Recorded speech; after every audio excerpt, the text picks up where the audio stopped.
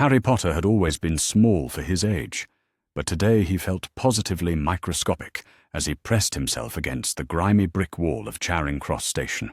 The early morning crowd surged around him in endless waves of hurried commuters, their footsteps creating a thunderous symphony that should have drowned out everything else.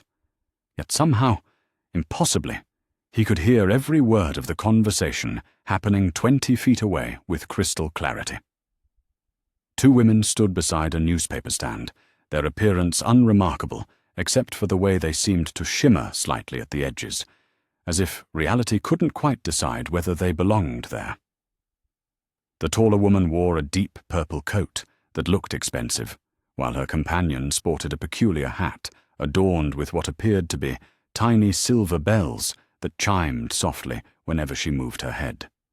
Most people would have dismissed them as eccentric fashion choices, but Harry had learned to recognize the signs. These were witches.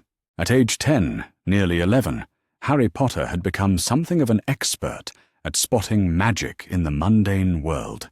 Years of unexplained incidents, whispered conversations that stopped when he entered rooms, and the constant, gnawing sensation that vast secrets were being kept from him had honed his awareness to a razor's edge.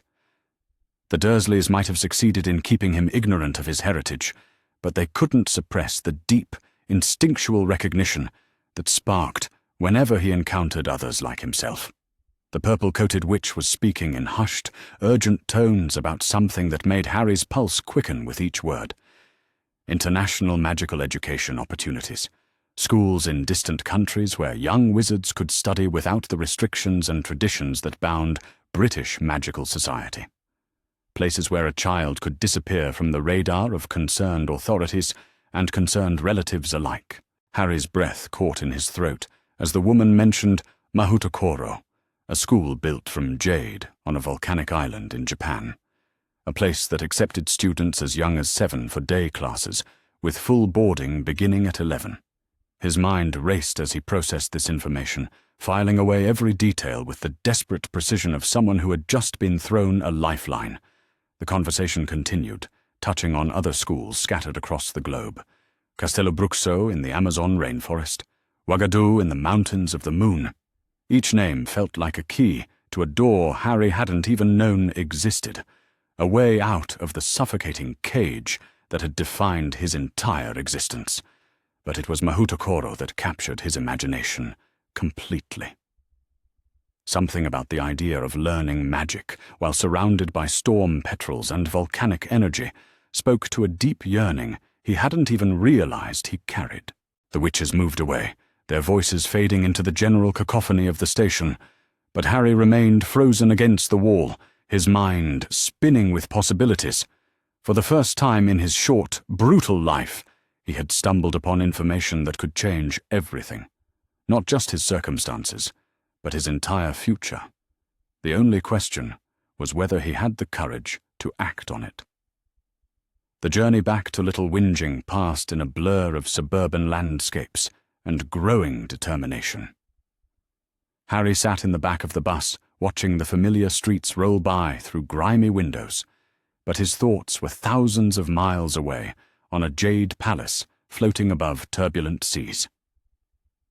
By the time he reached Privet Drive, a plan had begun to form in his mind, dangerous and desperate and absolutely necessary. The Dursleys were in rare form that evening, their cruelty reaching new heights as they discussed their upcoming anniversary celebration. Uncle Vernon's voice boomed through the thin walls of Harry's cupboard as he detailed the expensive restaurant reservation, the new dress Aunt Petunia had purchased, and their plans to leave Dudley with friends for the evening. Harry lay on his thin mattress, listening to their self-congratulatory chatter, while calculating how many hours he would have alone in the house. 3 hours. That would be enough. The next morning brought a rare moment of freedom when Aunt Petunia announced she was taking Dudley shopping for new school clothes, leaving Harry to tend the garden while Uncle Vernon worked late at his office. The moment their car disappeared around the corner, Harry abandoned his assigned weeding and sprinted toward the local library, his heart hammering against his ribs with each step. The librarian, Mrs. Fletcher, was a kind woman who had always taken pity on the small, poorly dressed boy who spent his summers reading everything he could get his hands on. She didn't question his request for books about Japan, travel procedures, and international documentation. If anything, she seemed pleased by his apparent interest in geography and cultural studies. Harry buried himself in the reference section, surrounded by atlases and travel guides, absorbing information with the focused intensity of someone whose life depended on it. He learned about visa requirements, passport applications, and the Byzantine procedures that governed international travel for minors. Most importantly, he discovered that a child traveling with proper documentation and sufficient funds could, with enough careful planning, navigate the system without arousing immediate suspicion. The plan that emerged from his research was audacious in its simplicity. Harry had always been clever, far cleverer than the Dursleys gave him credit for, and years of surviving their household had taught him the art of misdirection and careful observation. He had noticed things, important things, like the way Uncle Vernon hid his business papers in the study, like the location of Aunt Petunia's emergency cash fund, like Dudley's habit of leaving money scattered carelessly around his room. But most importantly, he had noticed the letter. It had arrived 3 weeks ago, bearing the crest of Gringotts Wizarding Bank, addressed to the cupboard under the stairs, 4 Privet Drive. Uncle Vernon had intercepted it before Harry could see the contents, but not before Harry caught a glimpse of the return address and the official seal. The letter had been tossed hastily into the kitchen bin, buried beneath coffee grounds and orange peels, forgotten in the Dursleys' haste to pretend it had never existed. Harry had retrieved it that very night, smoothing out the crumpled parchment by the light of his small flashlight. The contents had been a revelation that changed everything he thought he knew about his circumstances. A trust vault, established by his parents, accessible to him upon his 11th birthday. Funds that had been growing with interest for nearly a decade, accumulating into a sum that represented true freedom for someone clever enough to claim it. The letter had also contained something else, a small, seemingly insignificant mention of international banking agreements that allowed Gringotts account holders to access their funds through partner institutions in major magical communities worldwide, including Japan. Harry's research over the following weeks had been methodical and thorough. He learned about international phone calling procedures, memorizing the numbers he would need. He studied currency exchange rates and travel costs. Most importantly, he practiced the voice he would need to use, aging his tone by several years and affecting the confident accent of someone accustomed to wealth and privilege. The pieces had been falling into place for weeks, but it wasn't until he heard those witches talking at Charing Cross that Harry realized he had everything he needed for more than just escape. He had the tools for complete transformation. The anniversary celebration provided the perfect opportunity. Uncle Vernon and Aunt Petunia departed in a flurry of expensive cologne and self-importance, leaving detailed instructions about Harry's chores and stern warnings about the consequences of any misbehavior. Dudley had been deposited at his friend Piers's house for an evening of video games and junk food, his absence ensuring that Harry would have the house entirely to himself for the crucial hours ahead. Harry waited exactly 30 minutes after their departure before beginning his carefully rehearsed routine. First, he retrieved the emergency cash from Aunt Petunia's hiding place behind the flour canister, counting out exactly £200 in mixed bills. Next, he gathered Dudley's scattered pocket money from various locations around his cousin's disaster of a bedroom, adding another £50 to his growing collection. The most dangerous part came next. Uncle Vernon's study was strictly off-limits, protected by multiple locks and the sort of paranoid security measures that suggested truly valuable secrets lay within. But Harry had been watching and learning for months, noting the location of the spare key and the pattern of Uncle Vernon's security checks. The filing cabinet contained exactly what Harry had hoped to find: birth certificates, passports, and most importantly, Uncle Vernon's business correspondence with international clients. Harry photographed everything with Dudley's expensive instant camera, then carefully returned each document to its precise, original position. Back in his cupboard, Harry spread his stolen treasures across the small floor space, organizing them with the methodical precision of someone planning a military campaign. The cash would cover immediate travel expenses. The documents would provide templates for the forgeries he would need, and the camera film, once developed, would give him all the reference materials necessary to create convincing paperwork. The next 2 weeks passed in a carefully orchestrated dance of deception and preparation. Harry took advantage of every unsupervised moment to advance his plan, whether that meant visiting the local print shop to experiment with document formatting or practicing his phone voice in the privacy of his cupboard. He studied maps of Heathrow Airport until he could navigate its terminals blindfolded, memorized flight schedules to Tokyo, and researched the cheapest possible accommodations for a young traveler arriving alone. The breakthrough came when Harry discovered that several travel agencies offered special packages for student cultural exchange programs. By presenting himself as a precocious youth interested in Japanese culture and education, complete with a carefully forged letter of recommendation from a fictitious private tutor, Harry was able to arrange not just transportation, but also temporary accommodation in a youth hostel specifically designed for international students. The final piece of the puzzle fell into place when Harry realized he could use his emerging magical abilities to his advantage. Years of accidental magic had taught him that his emotions could influence the physical world in subtle but measurable ways. Strong desire could make objects move. Fear could shatter glass. And apparently, a desperate need to appear older and more mature could subtly influence how others perceived him. Harry practiced this newfound ability with careful precision, learning to project an aura of quiet confidence that made adults treat him with unexpected respect. It wasn't true transformation, more like a gentle nudge to their subconscious expectations, but it was enough to convince a harried travel agent that the small boy with the oversized glasses was actually a mature 12-year-old traveling on legitimate business. The night before his planned departure, Harry lay in his cupboard surrounded by the carefully organized components of his new life, forged documentation that would pass casual inspection, enough cash to last several weeks if he was careful, contact information for the hostel in Tokyo, and, more importantly, for someone who might be able to help him reach Mahoutokoro. Everything he needed to disappear completely from the life that had never truly belonged to him.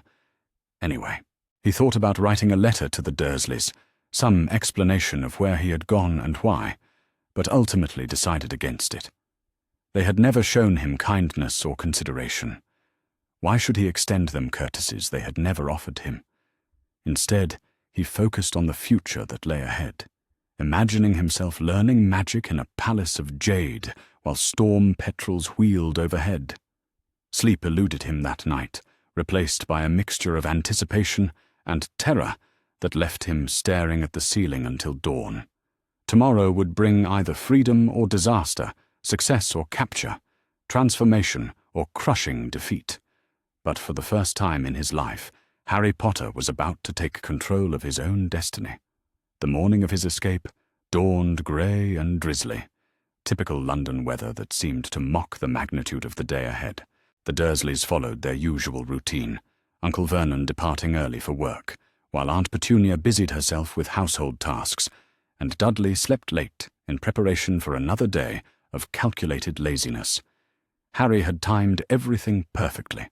His flight departed at 2 in the afternoon, giving him exactly enough time to reach Heathrow, check in, and disappear into the International Departure Lounge before the Dursleys realized anything was amiss.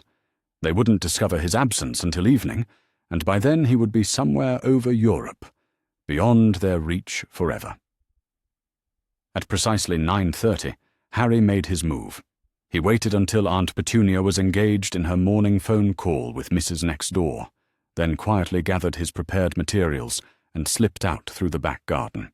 His backpack contained only the essentials: a change of clothes, his precious documentation, the money he had accumulated, and a small notebook filled with carefully researched information about his destination. The bus to London passed without incident. Harry's enhanced confidence helping him blend seamlessly with the other travelers. He had perfected the art of appearing unremarkable, just another student on his way to some perfectly ordinary appointment. The driver barely glanced at his carefully calculated fare, and his fellow passengers paid him no attention whatsoever. Heathrow Airport proved more challenging than anticipated. Despite his research and preparation, the sheer scale of the operation threatened to overwhelm him. Thousands of people moved through the terminals with purposeful efficiency, while announcement systems blared constant updates in multiple languages.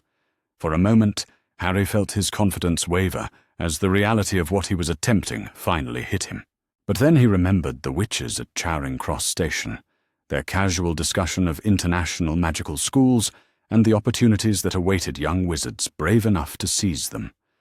He thought about the Jade Palace floating above volcanic seas, about storm petrels and cherrywood wands, and the chance to learn magic without the suffocating oversight of people who viewed him as property rather than a person. The check-in process went more smoothly than Harry had dared hope. His forged documentation passed inspection without question, helped by his carefully projected aura of quiet maturity. The airline staff treated him with the professional courtesy reserved for unaccompanied minors traveling on legitimate business, asking only the standard questions about his destination and the purpose of his visit. "Educational exchange program," Harry replied smoothly, his practiced voice carrying exactly the right note of youthful enthusiasm tempered by serious purpose. He was looking forward to learning about Japanese culture and educational methods. His fictitious guardian had arranged everything through the proper channels. All the paperwork was in order. And remarkably, impossibly, it was. The departure lounge provided temporary sanctuary, a neutral zone where Harry could finally allow himself to believe that his plan might actually succeed. He found a quiet corner near the windows, watching planes taxi along distant runways, while his mind raced through final preparations. In 6 hours he would be in Tokyo. In 12 hours he would be making contact with someone who might be able to help him reach Mahoutokoro. In 24 hours he might finally be free. The announcement for his flight came sooner than expected. Passengers requested to begin boarding at Gate 15. Harry gathered his belongings with hands that trembled only slightly, taking one last look around the departure lounge that had sheltered his dreams for the past 2 hours. Everything familiar was about to disappear forever, replaced by possibilities he could barely imagine. As he walked toward the gate, Harry felt a strange sensation building in his chest, something that might have been hope if he had been brave enough to give it that name. For the first time in his short, difficult life, he was choosing his own path, making decisions based on his own desires rather than the expectations of others. The boarding pass felt like a talisman in his hand as he approached the airline staff, their professional smiles welcoming him into a new chapter of existence. Behind him lay 10 years of cupboards and cruelty, of questions without answers and potential without outlet. Ahead lay uncertainty, challenge, and the slim but precious possibility of finding where he truly belonged. Harry Potter stepped onto the plane that would carry him away from everything he had ever known, his heart filled with a mixture of terror and anticipation that felt remarkably like coming alive. The engines began their steady rumble as the aircraft prepared for departure, and Harry settled into his window seat to watch England fall away beneath him, growing smaller and smaller until it disappeared entirely into the clouds below. For the first time in his life, he was exactly where he chose to be. The cherrywood wand arrived on a morning when spring blossoms were falling like snow across the Jade Palace, each petal carrying subtle magical energies that seemed to dance in harmony with Harry's increasingly sophisticated understanding of elemental magic. Master Fujiwara, the most renowned wandmaker in Japan, had traveled personally to Mahoutokoro to present Harry with a wand that represented far more than simply another magical tool. It was formal recognition of his complete integration into Japanese magical society, and his achievement of the sort of mastery that typically required years of dedicated study. The ceremony took place in the palace's most sacred chamber, a circular room at the very heart of the floating structure, where generations of Mahoutokoro's greatest students had received recognition for exceptional achievement. Cherry trees grew directly from the jade floor, their roots somehow drawing nourishment from the magical energy that kept the entire palace aloft. Sunlight filtered through translucent walls that seemed to be made of crystallized morning mist, creating an atmosphere of ethereal beauty that felt appropriate for such a momentous occasion. Master Fujiwara was a small, elderly man whose hands moved with the precision of someone who had spent decades coaxing magic from organic materials through patience, skill, and deep understanding of the natural forces that connected all living things. His own wand, crafted from ancient bamboo that had grown for centuries in soil enriched by dragon tears, seemed to hum with barely contained power as he prepared the ritual that would bind Harry permanently to his new magical focus. The cherry wood itself had been selected through divination processes that took into account not only Harry's current magical signature, but also the trajectory of his continuing development. The wood came from a tree that had grown on the slopes of Mount Fuji for over 300 years, its grain shaped by volcanic forces and seasonal changes that had created unique resonance patterns perfectly suited to Harry's combination of British and Japanese magical training. But it was the wand's core that truly made it extraordinary. Rather than containing a single magical substance like phoenix feather or dragon heart string, Harry's new wand incorporated multiple elements that reflected the integrated approach to magic that had characterized his education at Mahoutokoro. A strand of storm petrel feather provided connection to the aerial magic that had brought him to the school. Volcanic glass from Minami Iwo Jima itself linked the wand to the elemental forces he had learned to channel and direct. And at its heart, a fragment of jade from the palace walls created permanent bond with the institution that had become his true home. The wand-bonding ceremony required Harry to demonstrate his mastery of the philosophical principles that governed Japanese magical practice, while simultaneously showing his continued connection to the British magical traditions that formed the foundation of his original training. The integration was complex and demanding, requiring him to weave together disparate magical approaches in ways that honored both while transcending the limitations of either single tradition. As Harry raised the cherrywood wand for the first time, he felt a surge of magical connection that exceeded anything he had experienced with borrowed or practice wands. The tool seemed to respond to his intentions before he fully formed them, translating subtle mental directions into precisely controlled magical effects with an efficiency that bordered on telepathic communication. It was like having a direct extension of his nervous system that could channel and focus magical energy with unprecedented precision. The demonstration that followed showcased capabilities that impressed even Master Fujiwara, whose long experience with exceptional students had made him difficult to surprise. Harry performed a complex sequence of magical exercises that seamlessly integrated defensive techniques from British tradition with harmonic principles from Japanese philosophy, creating protective shields that were both more powerful and more elegant than anything achievable through single tradition approaches. But more remarkable than the technical proficiency he displayed was the emotional equilibrium he maintained throughout the demanding demonstration. The mental disciplines he had developed through months of training in Japanese meditation techniques allowed him to channel significant magical power without losing control or allowing the energy to destabilize his psychological balance. Master Fujiwara's evaluation of Harry's performance emphasized not just the exceptional nature of his magical abilities, but also the wisdom and maturity that characterized his approach to wielding power. This young man, the wandmaker observed to the assembled faculty, has achieved in months what typically requires years of study to develop. More importantly, he has learned to use his abilities in service of harmony and protection rather than mere dominance and control. The recognition ceremony concluded with formal presentation of documents that established Harry's status as a full member of Japanese magical society, with all the rights and responsibilities that such membership entailed. These were not merely honorary titles, but legal designations that would allow him to participate in magical governance, pursue advanced magical research, and eventually teach at institutions throughout the Asian magical community.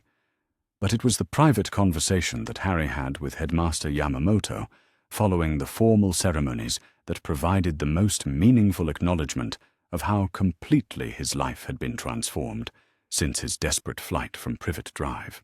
The headmaster's office, with its panoramic views of volcanic landscapes and storm-swept seas, had become a place where Harry felt genuinely comfortable discussing his thoughts and plans for the future. "Your development during your time here," the headmaster said with obvious satisfaction, "has exceeded even our most optimistic projections. But more important than your magical achievements has been your growth as a person who understands that true power lies not in the ability to impose your will on others, but in the capacity to create harmony and cooperation among diverse forces and perspectives."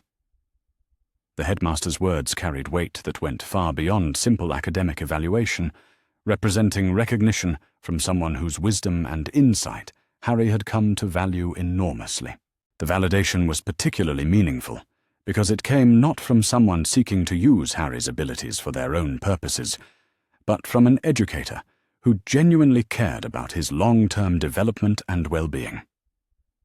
The conversation that developed during their meeting touched on possibilities for Harry's future that would have seemed fantastical just months earlier. Advanced magical research that could bridge the gap between Eastern and Western traditions, teaching opportunities that would allow him to share his unique perspective with future generations of magical students, diplomatic roles that could help facilitate international magical cooperation on scales that had never been achieved before.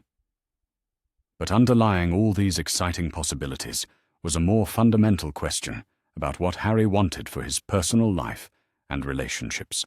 The transformation he had undergone since arriving at Mahoutokoro had been so complete and so rapid that he was only beginning to understand what kind of person he had become and what kind of life would make him truly happy. It was this question of personal happiness that led naturally to thoughts of Sakura May, whose presence in his life had become increasingly central to his sense of well-being and purpose. Their friendship had deepened gradually over the months of shared study and mutual support, evolving into something that felt like love, though Harry lacked the experience to be entirely certain of his own emotions. Sakura had been present during the wand ceremony, her expression radiating pride and affection in ways that made Harry's heart race, with possibilities he had never dared to consider seriously. The idea that someone as wonderful as Sakura might care for him, not because of his fame or his magical abilities, but simply because of who he was as a person, still felt almost too good to be true. Their relationship had been complicated by the various crises and diplomatic negotiations that had surrounded Harry's presence at the school, but now that his status had been legally secured and his future at Mahoutokoro confirmed, they were free to explore deeper emotional connections without the constant anxiety about possible separation or disruption. The conversation that finally brought their feelings into the open took place during one of their evening study sessions, as they worked together on advanced magical theory in the library's quiet alcoves. Cherry blossoms from the palace gardens drifted through the windows, creating a romantic atmosphere that seemed designed to encourage honest emotional expression. Sakura's admission that she had come to care for Harry far more deeply than simple friendship would normally warrant was delivered with the same gentle dignity that characterized all her interactions. But her vulnerability in sharing such personal feelings was unmistakable. Harry's response was equally heartfelt, acknowledging emotions that he had been afraid to examine too closely for fear that they might be based on gratitude rather than genuine affection. The conversation that followed was both awkward and wonderful, as two young people with limited experience in romantic relationships attempted to navigate feelings that were powerful enough to be overwhelming. But their existing friendship provided a foundation of trust and mutual respect that made honest communication possible even when discussing topics that left them both feeling exposed and uncertain. What emerged from their tentative exploration of romantic possibilities was recognition that their feelings for each other were both genuine and deep enough to provide a foundation for something more serious than adolescent infatuation. Neither of them was prepared to make dramatic commitments about their future, but both acknowledged that they wanted to continue developing their relationship to see where it might lead. The transformation of their friendship into something that might eventually become love was celebrated by their classmates and teachers with the sort of warm approval that suggested the entire Mahoutokoro community had been hoping for exactly this development. Chen Wei-ming's reaction was particularly gratifying, his obvious delight in their happiness reflecting the genuine friendship that had developed among the three of them during Harry's months at the school. But it was the response from Harry's adoptive family that provided the most meaningful validation of this new chapter in his personal life. The Tanaka family had formally adopted Harry through magical ceremonies that created bonds as strong as those formed by blood relation, giving him the sort of stable family foundation he had never experienced before. Mr. and Mrs. Tanaka's acceptance of Sakura as someone who might eventually become a permanent part of Harry's life was expressed with the sort of warm welcome that made clear they viewed his happiness as their primary concern. Their home in Tokyo had become a refuge where Harry could experience normal family life, complete with gentle guidance, unconditional support, and the sort of loving attention that helped heal wounds created by years of neglect and abuse. The legal adoption had been accomplished through magical contracts that were recognized throughout the international magical community, providing Harry with official family connections that offered both emotional security and practical benefits. As a member of the Tanaka family, he had access to networks of relationship and support that extended throughout Japanese magical society and beyond. But more importantly, the adoption represented acknowledgement that he was valued not for his fame or his magical abilities, but simply for who he was as a person. The Tanakas had chosen to welcome him into their family because they cared about his well-being and wanted to provide him with the sort of stable foundation that every young person deserved during their formative years. The family ceremonies that celebrated Harry's formal integration into the Tanaka household were conducted according to ancient traditions that emphasized continuity, mutual obligation, and the sacred nature of chosen family bonds. Cherry blossoms featured prominently in the decorations, symbolizing the beauty and fragility of life, while acknowledging that some relationships could transcend biological connection to create bonds that were even stronger than those formed by accident of birth. Harry's participation in these ceremonies required him to acknowledge specific responsibilities to his new family, while also receiving formal promises of support and protection that would continue throughout his life, regardless of what challenges he might face in the future. The mutual obligations created through magical adoption were considered sacred in Japanese magical culture, creating relationships that were honored and protected by both law and tradition. And the emotional impact of finally belonging to a family that genuinely wanted him was almost overwhelming, requiring Harry to process feelings of gratitude and relief that he had never experienced before. The contrast between his new circumstances and the years of abuse and neglect he had endured with the Dursleys was so dramatic that he sometimes had difficulty believing that his current happiness was real and permanent. But gradually, as weeks passed without crisis or disruption, Harry began to internalize the security that came from knowing he was valued and protected by people who cared about his welfare. The constant vigilance and emotional armor that had characterized his interactions with adults were slowly replaced by the sort of openness and trust that allowed for genuine relationship and personal growth. The news from Britain that arrived during the final weeks of his first academic year at Mahoutokoro provided sobering reminder of the larger magical world beyond the protective environment of the school and his adoptive family. Reports of increasing Voldemort activity and the growing desperation of British magical authorities painted a picture of escalating conflict that was affecting magical communities throughout Europe. Letters from Hermione Granger, who had apparently learned of Harry's location through her extensive research into international magical education, provided personal perspectives on the deteriorating situation at Hogwarts and in British magical society generally. Her descriptions of the fear and confusion that characterized daily life under the growing threat of dark magic made Harry grateful for his decision to build his life outside the reach of conflicts that seemed to offer no clear resolution. But Hermione's letters also carried requests for Harry to consider returning to Britain to help fight against Voldemort, suggesting that many people still viewed him primarily as a symbol or weapon rather than as a person with his own legitimate interests and preferences. The assumption that his magical abilities created obligations to sacrifice his personal happiness for the collective good was exactly the sort of thinking that had motivated his original escape from British magical society. Harry's response to these requests was thoughtful but firm, acknowledging his sympathy for those suffering under Voldemort's terror while maintaining his commitment to building his life according to his own values and priorities. He had found peace, purpose, and genuine happiness at Mahoutokoro, and he was not willing to abandon those achievements merely because others believed he had obligations that superseded his personal welfare.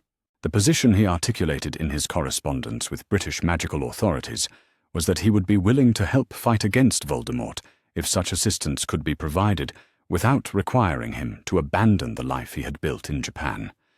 His unique magical abilities and cross-cultural education might indeed prove valuable in confronting dark magic, but any collaboration would need to respect his autonomy and his commitment to the people and institutions that had supported his development. This position represented a fundamental shift from the traditional expectation that young wizards would sacrifice their personal preferences to serve the needs of the magical community as defined by adult authorities. Harry was asserting his right to determine his own role in larger conflicts, while acknowledging that his abilities might create opportunities for meaningful contribution to collective welfare. The response from British magical authorities to Harry's qualified offer of assistance was mixed, with some appreciating his willingness to help, while others expressing frustration with his refusal to accept traditional obligations and expectations. The idea that someone of Harry's significance might choose his own terms for participation in magical conflicts challenged fundamental assumptions about authority and obligation that governed British magical society. But it was Dumbledore's personal response to Harry's position that proved most significant for future relations between them. Rather than expressing disappointment or attempting to pressure Harry into compliance with traditional expectations, the elder wizard acknowledged the wisdom and maturity that characterized Harry's approach to balancing personal autonomy with collective responsibility. Dumbledore's letter recognized that Harry's development at Mahoutokoro had created capabilities and perspectives that might actually prove more valuable to the fight against Voldemort than anything he could have achieved through conventional British magical education. The integration of Eastern and Western magical traditions had given Harry unique tools for confronting dark magic, while his emotional stability and philosophical grounding provided resources for sustained resistance that mere technical training could never supply. More importantly, Dumbledore seemed to understand that Harry's insistence on maintaining his autonomy and his connections to his chosen family represented strength rather than selfishness. The security and happiness he had found at Mahoutokoro had transformed him from a damaged child into someone capable of making meaningful contributions to the broader magical world, but only if those contributions were offered freely rather than extracted through obligation or manipulation. The academic year concluded with celebrations that honored not only Harry's exceptional achievements, but also the broader success of international educational cooperation that his presence had helped to establish. The consortium model developed for his unique circumstances had already been adapted for other students whose development might benefit from cross-cultural magical education, creating opportunities that would influence magical learning throughout Asia and beyond. Harry's own plans for the coming years included continued advanced study at Mahoutokoro, deeper exploration of his relationship with Sakura, and gradual assumption of teaching responsibilities that would allow him to share his unique perspective with future generations of international students. These were goals that reflected his genuine interests and values rather than external expectations or obligations imposed by others. The storm petrels that had carried him to Mahoutokoro less than a year earlier now recognized him as someone who belonged to their aerial realm, greeting his presence with the sort of respectful attention they typically reserved for the most accomplished magical practitioners. Their acceptance symbolized his complete integration into the magical ecosystem that supported the floating palace and everything it represented. As Harry stood on the palace's highest tower on the final evening of his first academic year, watching sunset paint volcanic waters in shades of gold and crimson, he reflected on the extraordinary transformation that had occurred since his desperate flight from Privet Drive. The frightened child who had boarded a plane to Tokyo had discovered not just magical abilities, but also the love, respect, and security that made life worth living.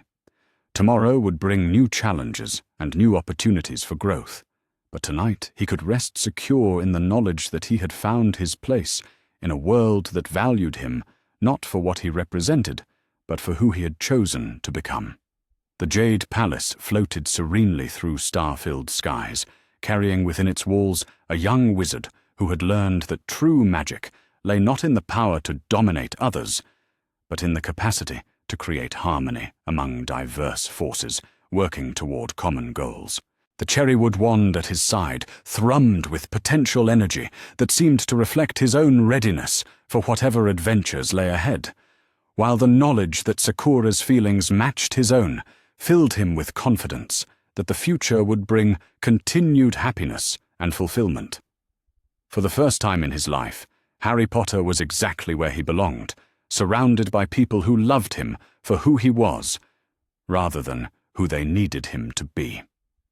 The expedition to study magical volcanic sites across Japan began at dawn on the summer solstice, when the alignment of celestial forces created optimal conditions for observing the deep connections between astronomical patterns and terrestrial magical energy.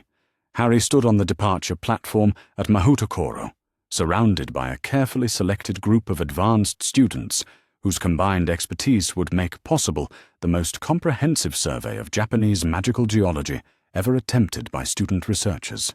The storm petrels that would carry them on their journey were larger and more magnificent than the birds used for routine transportation, their dark feathers shimmering with protective enchantments that would allow them to fly safely through the intense, magical fields surrounding active volcanic sites. Kazeno Kokoro, who had carried Harry to Mahoutokoro on his first day, seemed to approve of his transformation from nervous newcomer to confident expedition leader, her ancient eyes reflecting recognition of someone who had earned the right to undertake such ambitious magical research. The team Harry had assembled represented the best of Mahoutokoro's international student community. Chen Wei-ming brought expertise in geological divination that would allow them to locate hidden magical formations beneath seemingly ordinary landscapes. Sakura Mei's specialization in healing magic would prove essential for maintaining the team's health during exposure to intense volcanic energies. Kim Sung-jun, a fourth-year student from Korea, possessed unparalleled skill in protective ward construction that would keep them safe while conducting close-range observations of dangerous magical phenomena. But it was the presence of Yuki Tanaka, a brilliant third-year student whose research into the historical connections between volcanic activity and magical development had already earned recognition from faculty throughout Asia, that made the expedition truly significant. Her theoretical frameworks for understanding how magical communities had evolved in response to geological forces provided the conceptual foundation that would allow their observations to contribute meaningfully to academic knowledge. The first site on their itinerary was Mount Aso, whose massive caldera had been shaped by magical forces for thousands of years, and whose current activity patterns reflected the complex interaction between natural geological processes and deliberate magical intervention by generations of Japanese wizards. The flight south from Minami Iwo Jima took them over landscapes that seemed to pulse with barely contained magical energy, volcanic peaks rising from forests that had been shaped by centuries of careful magical cultivation. As they approached Mount Aso, Harry felt his lightning bolt scar beginning to resonate with the volcanic energies below, though the sensation was entirely different from the painful intrusions he had experienced during Voldemort's attacks on Mahoutokoro. Instead of hostile invasion, this felt like recognition, as if the magical forces that had shaped his own development were somehow connected to the ancient powers that governed Japanese volcanic activity. The landing site Yuki had selected was a natural amphitheater carved from volcanic stone, its walls decorated with symbols that had been inscribed by magical researchers over centuries of study. The location provided ideal conditions for conducting the sort of detailed magical analysis that would allow them to understand how geological and magical forces interacted to create the unique phenomena they had come to observe. The first day of research focused on basic magical surveying, using techniques that Harry had mastered during his advanced training at Mahoutokoro to map the energy patterns that flowed through the volcanic landscape. His cherrywood wand proved exceptionally sensitive to these forces, allowing him to detect subtle variations in magical intensity that provided clues about the underlying geological structures that shaped them. Chen's divination work revealed a complex network of magical formations that extended far beneath the visible landscape, connecting Mount Aso to other volcanic sites throughout Kyushu, in patterns that suggested deliberate design rather than random geological accident. The implications were staggering, pointing toward magical engineering projects that must have required coordination among magical communities across vast distances and extended periods of time. Sakura's monitoring of the team's health during prolonged exposure to intense magical fields demonstrated the sophisticated understanding of protective medicine that she had developed through years of specialized study. The techniques she employed drew on traditional Japanese healing practices that had been adapted specifically for the unique challenges faced by magical researchers working in dangerous environments. Kim's protective wards proved their worth repeatedly as the team ventured closer to areas of active magical geological interaction, his shields deflecting energies that could have caused serious injury to unprotected researchers.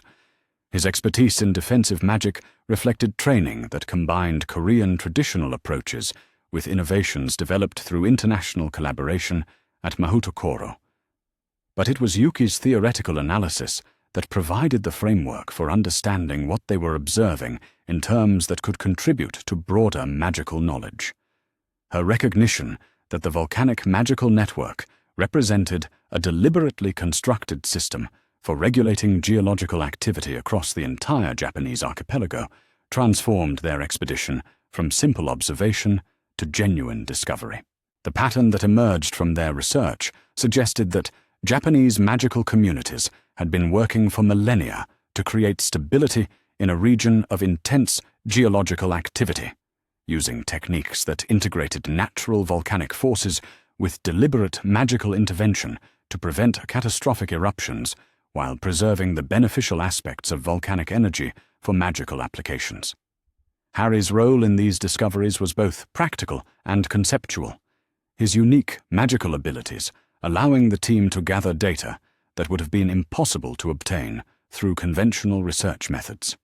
His connection to volcanic forces, which had made him vulnerable to Voldemort's attacks, proved to be an invaluable asset when applied to legitimate research purposes under controlled conditions. The technique he developed for safely interfacing with volcanic magical fields drew on everything he had learned about emotional regulation and elemental harmony during his training at Mahoutokoro. By maintaining perfect philosophical balance, while opening himself to the powerful forces flowing through the landscape, he could serve as a living instrument for measuring and analyzing magical phenomena that were too complex for traditional magical devices to handle. The second week of their expedition took them to Mount Fuji, whose spiritual significance in Japanese magical culture had made it the subject of intensive study for centuries. The magical formations surrounding Japan's most sacred mountain were more complex and more carefully protected than anything they had encountered at Mount Aso, requiring special permissions and elaborate ritual preparations before they could begin their research. The approach to Mount Fuji was conducted according to ancient protocols that emphasized respect for the spiritual forces that governed the mountain's magical significance. Harry found himself participating in purification ceremonies that prepared him mentally and emotionally for contact with magical energies that were considered sacred by Japanese magical communities. The experience of conducting research on Mount Fuji provided Harry with deeper understanding of how magical and spiritual traditions could be integrated to create approaches to natural forces that were both practically effective and philosophically satisfying. The techniques developed by generations of Japanese magical practitioners represented sophisticated understanding of the relationships between human consciousness, magical energy, and natural geological processes. The data they gathered during their Mount Fuji research sessions revealed magical formations that were even more ancient and more sophisticated than those they had observed at Mount Aso. The mountain appeared to serve as a central node in a magical network that extended throughout the Japanese islands, regulating and coordinating volcanic activity across vast distances through mechanisms that combined geological engineering with spiritual practice. Harry's growing understanding of these ancient magical systems provided new perspectives on his own abilities and their potential applications. The same techniques that allowed him to interface safely with volcanic magical fields could potentially be adapted for other forms of magical research, creating opportunities for discoveries that might advance magical knowledge throughout the international community. The recognition that his unique circumstances and training had created capabilities that could serve broader scientific and educational purposes was both exciting and sobering, suggesting responsibilities that extended well beyond his personal development and happiness. The question was how to balance his commitment to his own chosen life with the opportunities to contribute to collective magical knowledge that his abilities made possible. The third week of their expedition focused on dormant volcanic sites where magical interventions had successfully prevented eruptions that could have caused catastrophic damage to both magical and Muggle communities. These locations provided opportunities to study successful applications of the geological magical engineering that they had been observing throughout their journey.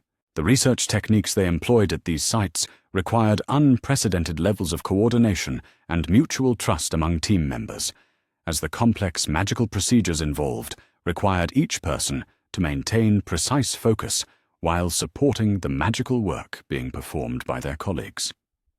Harry found himself serving as the central coordinator for these group efforts, his emotional stability and philosophical training allowing him to maintain the sort of calm focus that kept the entire team working effectively together.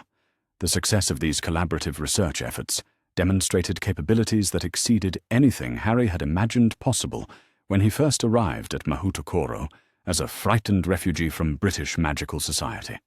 The confident young researcher who could coordinate complex magical procedures while maintaining perfect emotional equilibrium bore little resemblance to the damaged child who had fled Privet Drive in desperate hope of finding something better. The personal growth that accompanied his academic achievements was perhaps even more significant than the research discoveries themselves. The expedition had provided opportunities to test his abilities under challenging conditions while working with peers who valued his contributions and respected his leadership. These experiences confirmed that his development at Mahoutokoro had created not just magical capabilities, but also the sort of personal qualities that would serve him well throughout his life. The relationships he had built with his research teammates were based on mutual respect and genuine friendship rather than celebrity, or the need to manage a famous but problematic individual. Chen, Sakura, Kim, and Yuki treated him as an equal whose insights and abilities contributed to collective success, creating the sort of collaborative environment that brought out the best in everyone involved. The romantic relationship that continued to develop between Harry and Sakura during the expedition was enriched by opportunities to work together on meaningful projects that reflected their shared values and interests. Their professional collaboration revealed aspects of each other's character that deepened their personal connection, while their growing emotional intimacy enhanced the effectiveness of their magical teamwork. The news from Britain that reached them during the final week of their expedition provided sobering contrast to the productive and harmonious environment they had created for their research.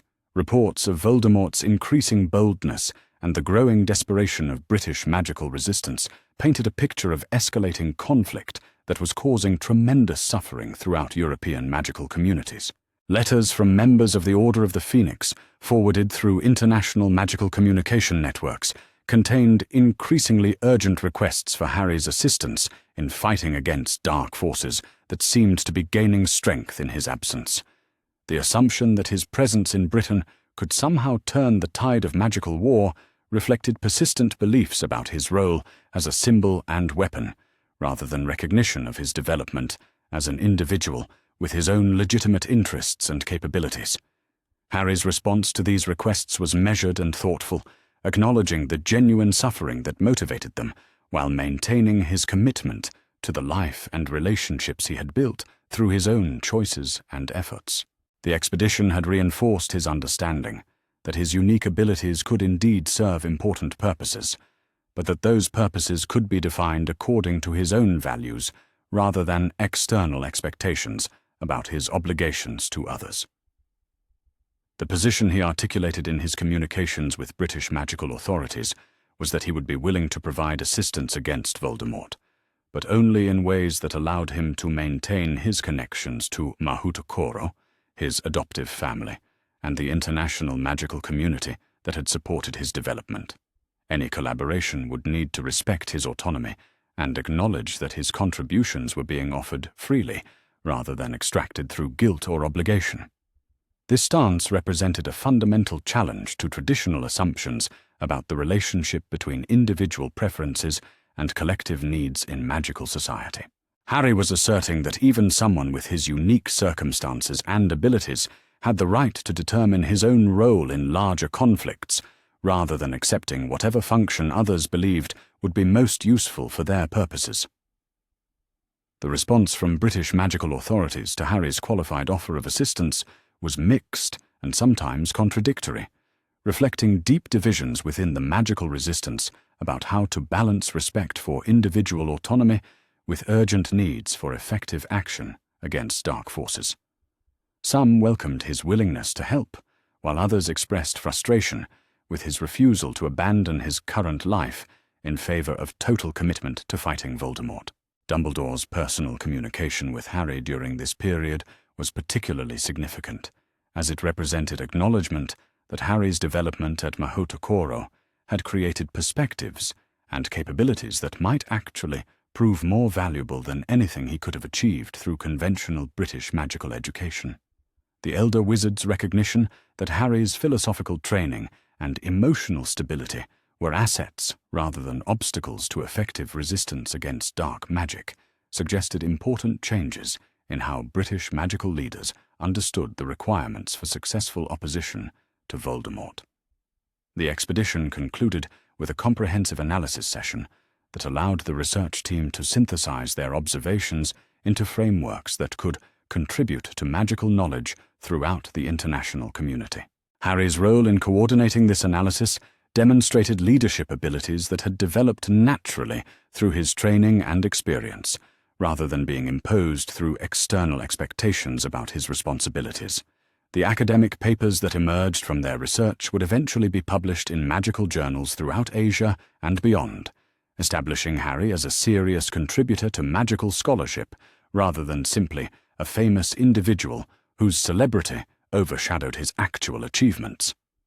The recognition that his work deserved attention based on its intrinsic merit rather than his reputation was particularly satisfying, confirming that his transformation from victim to capable young wizard was complete and irreversible. The return journey to Mahoutokoro took them over landscapes that had become familiar during their weeks of research, volcanic peaks and magical forests that now held personal significance as sites where Harry had tested and confirmed his developing abilities. The storm petrels that carried them home seemed to approve of the successful completion of their ambitious research project, their flight patterns expressing the sort of satisfaction that suggested recognition of worthy achievement.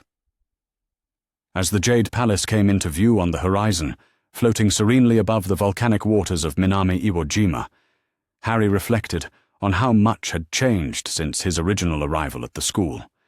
The frightened refugee who had first glimpsed the palace from the back of Kaze no Kokoro had been replaced by someone capable of leading complex research expeditions and contributing meaningfully to international magical knowledge. The personal relationships that had sustained him throughout the expedition would continue to enrich his life as he pursued advanced studies and began taking on teaching responsibilities at Mahoutokoro. The love he shared with Sakura, the friendship he had built with Chen and his other classmates, and the family bonds that connected him to the Tanakas provided the sort of stable foundation that would support whatever challenges and opportunities lay ahead.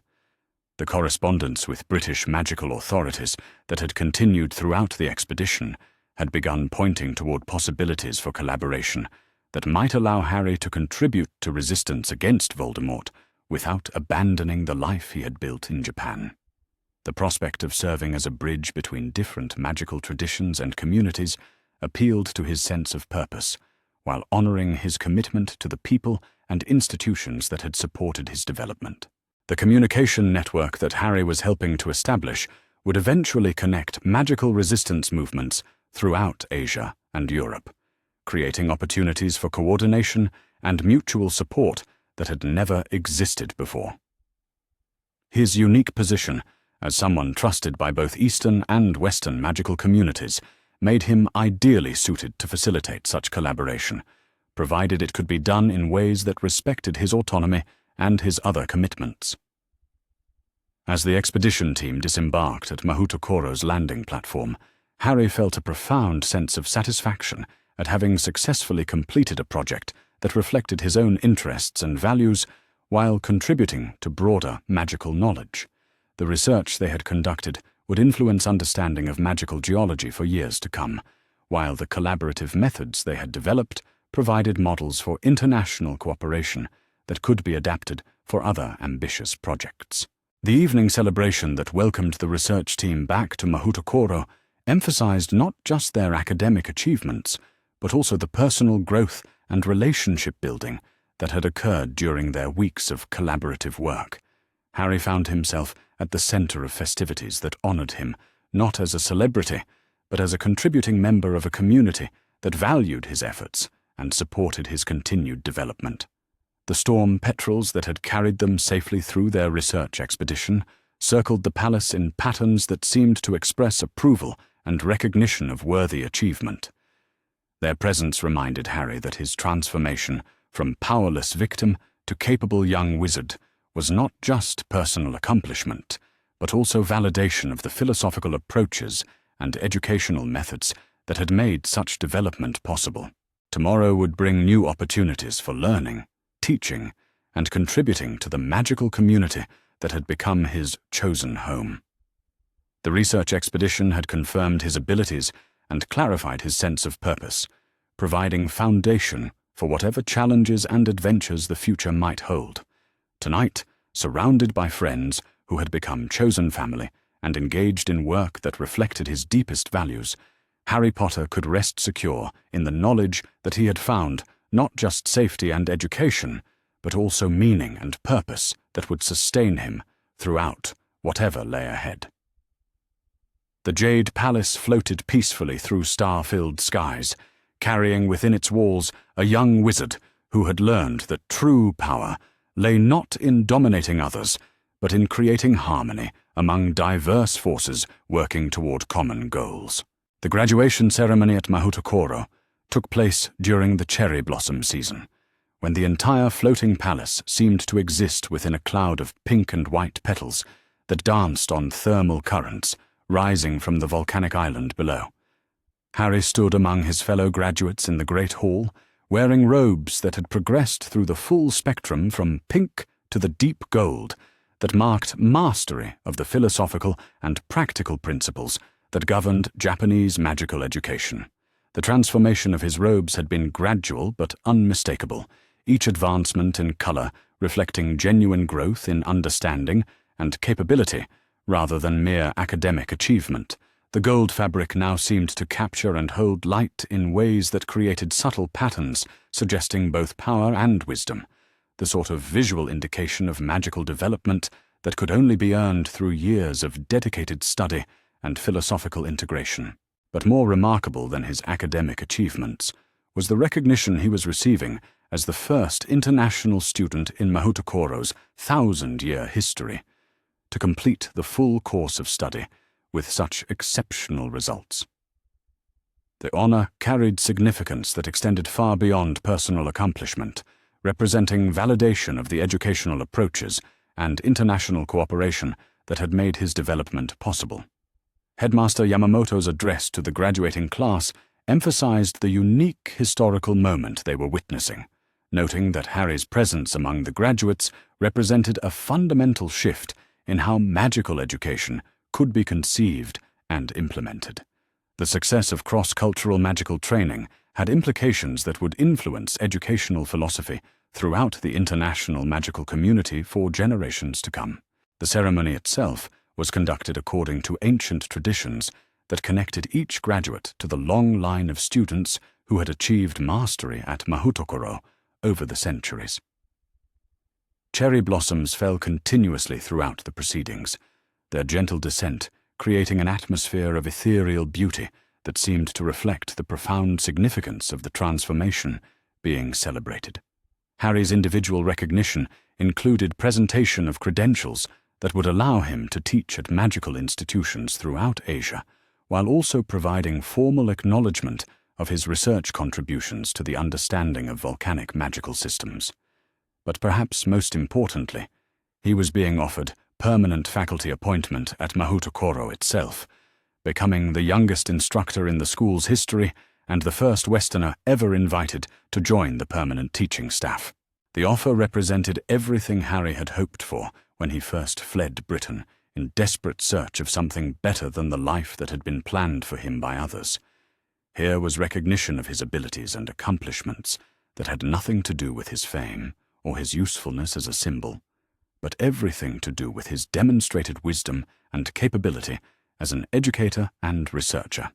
The decision to accept the teaching position had been easy, reflecting values and priorities that had been clarified through years of growth and self-discovery at the school that had become his true home.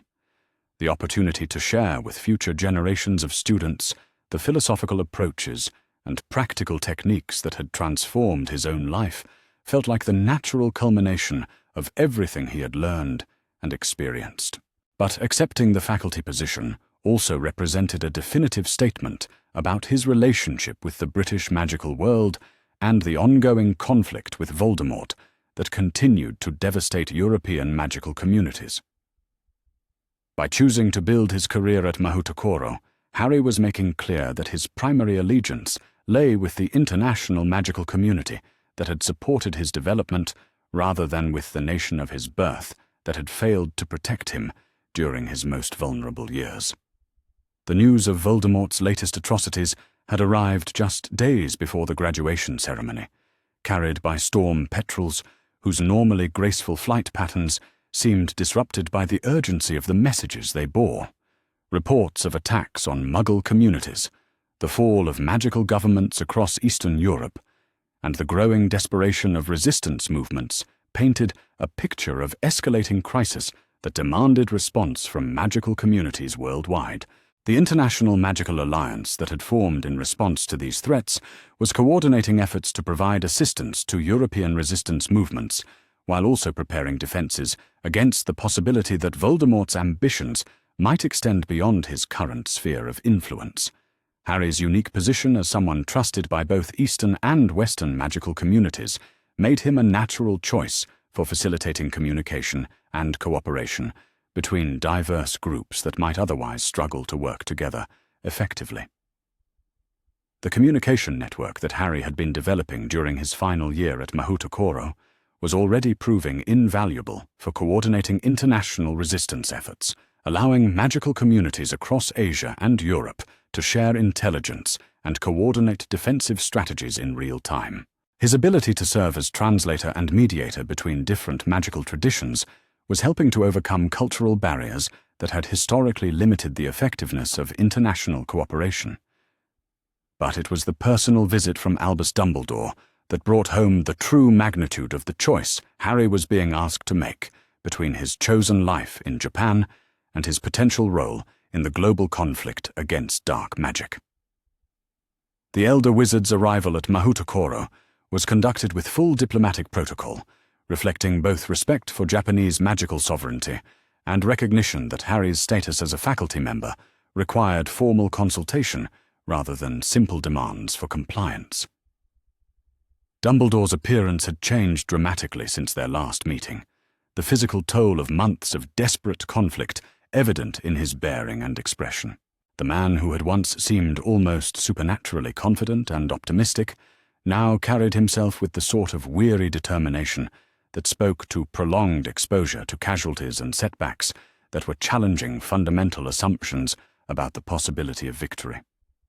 The private conversation that took place in Headmaster Yamamoto's office was conducted with the sort of grave formality that reflected the historic significance of the decisions being discussed. Dumbledore's presentation of the current situation in Europe was comprehensive and deeply troubling, painting a picture of systematic destruction that threatened to unravel centuries of progress in magical civilization. Voldemort's strategy, according to Dumbledore's analysis, was designed to destroy not just the political structures that governed European magical society, but the philosophical foundations that made civilized magical life possible. The Dark Wizard's attacks on international cooperation, his systematic targeting of educational institutions, and his deliberate cultivation of fear and mistrust among different magical communities represented a comprehensive assault on everything that Harry had come to value during his time at Mahoutokoro. The implications of Voldemort's success would extend far beyond Europe to threaten magical communities worldwide, including the international educational cooperation and cultural exchange that had made Harry's own development possible. The philosophical integration and cross-cultural understanding that characterized institutions like Mahoutokoro could not survive in a world dominated by the sort of rigid ideological purity that Voldemort was attempting to impose through terror and violence. Dumbledore's request for Harry's direct involvement in the conflict was presented not as obligation or expectation, but as an opportunity to defend values and institutions that had proven their worth through their positive impact on his own life.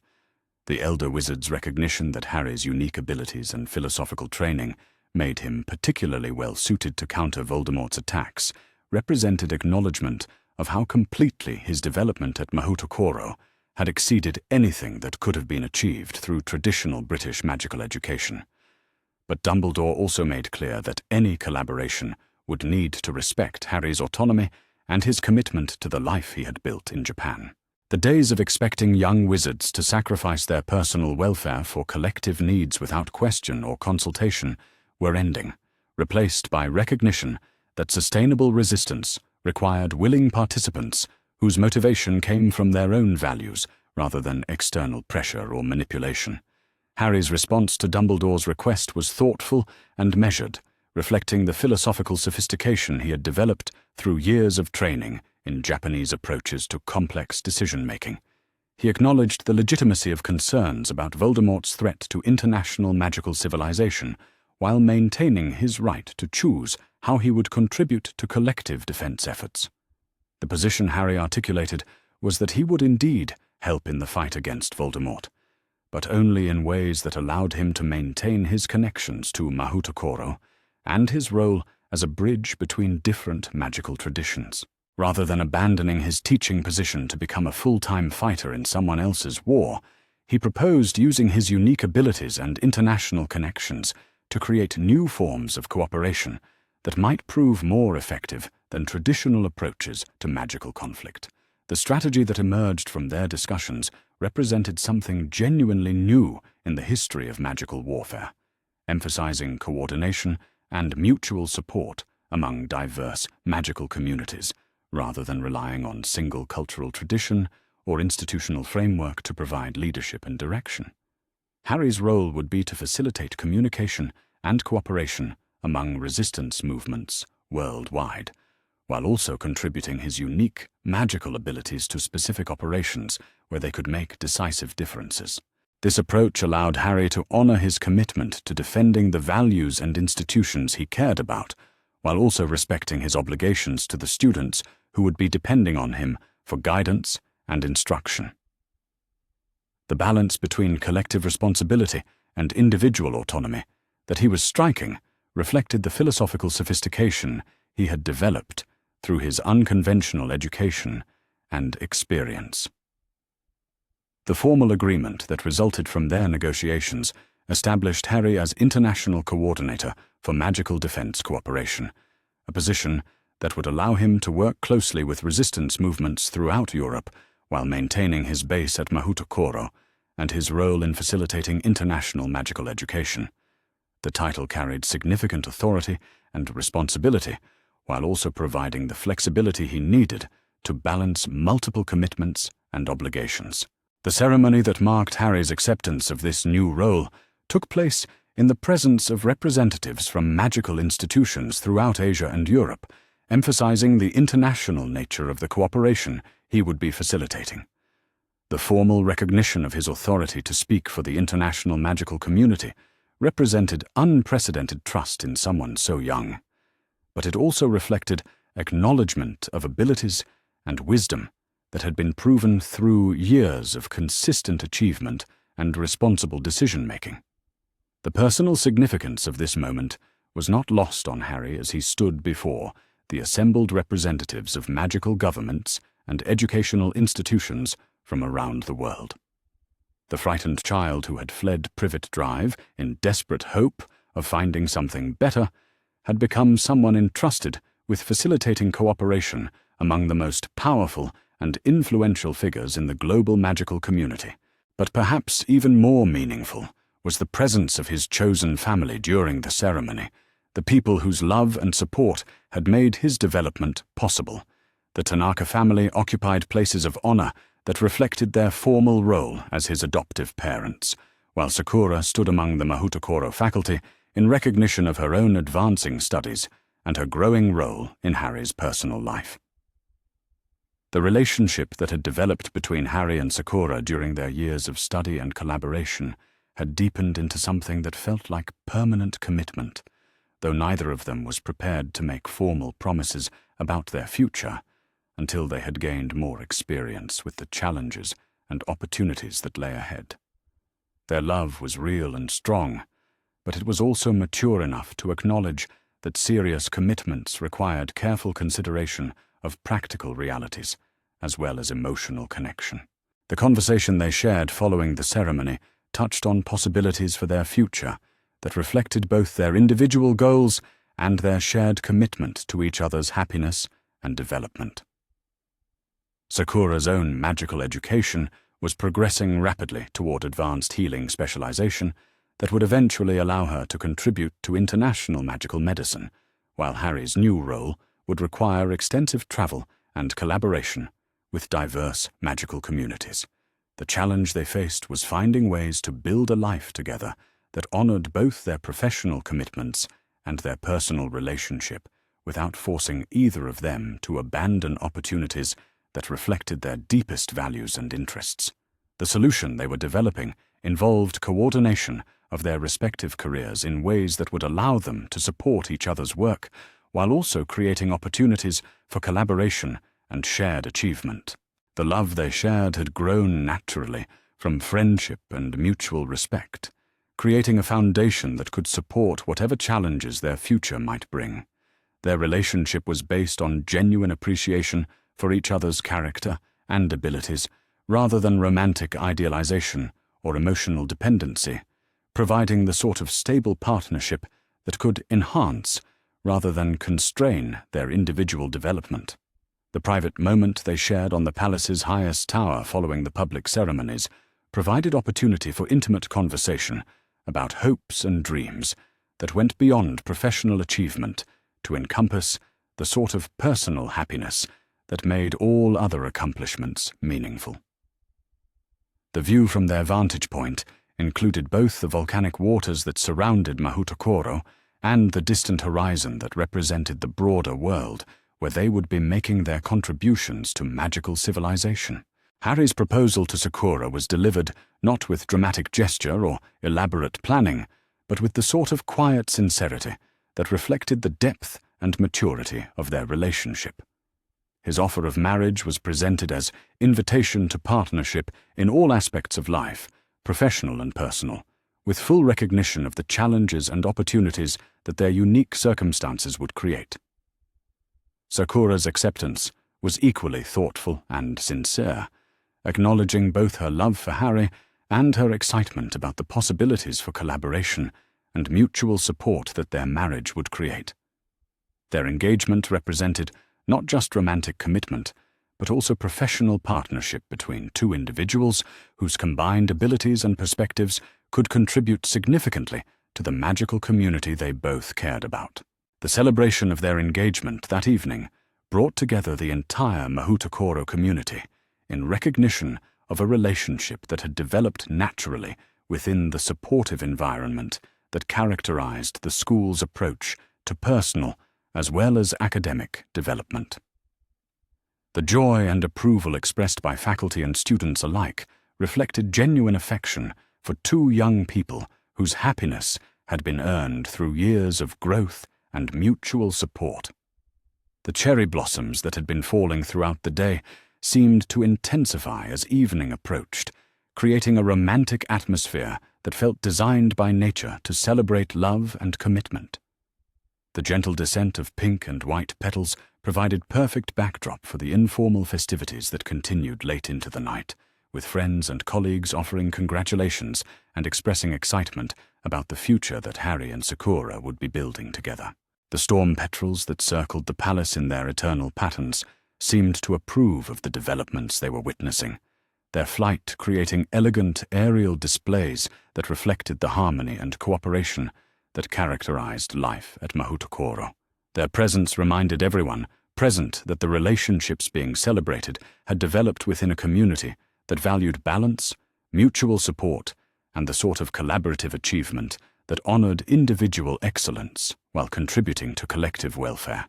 As the evening drew to a close and the various celebrations began winding down, Harry found himself standing once again on the observation platform where he had first glimpsed the Jade Palace during his desperate flight from Britain. The view that had once seemed impossibly beautiful and hopelessly beyond his reach now represented home, family, love, and purpose that had been achieved through his own courage and determination. The transformation from powerless victim to respected educator, international coordinator, and beloved partner represented more than personal achievement.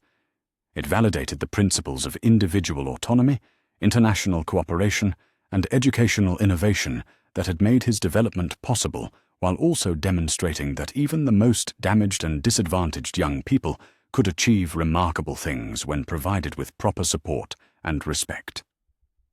The correspondence that had arrived throughout the day from magical communities around the world offered congratulations not just on his engagement and his new international role, but also on the example he had provided of what could be achieved through courage, wisdom, and commitment to values that honored both individual needs and collective welfare.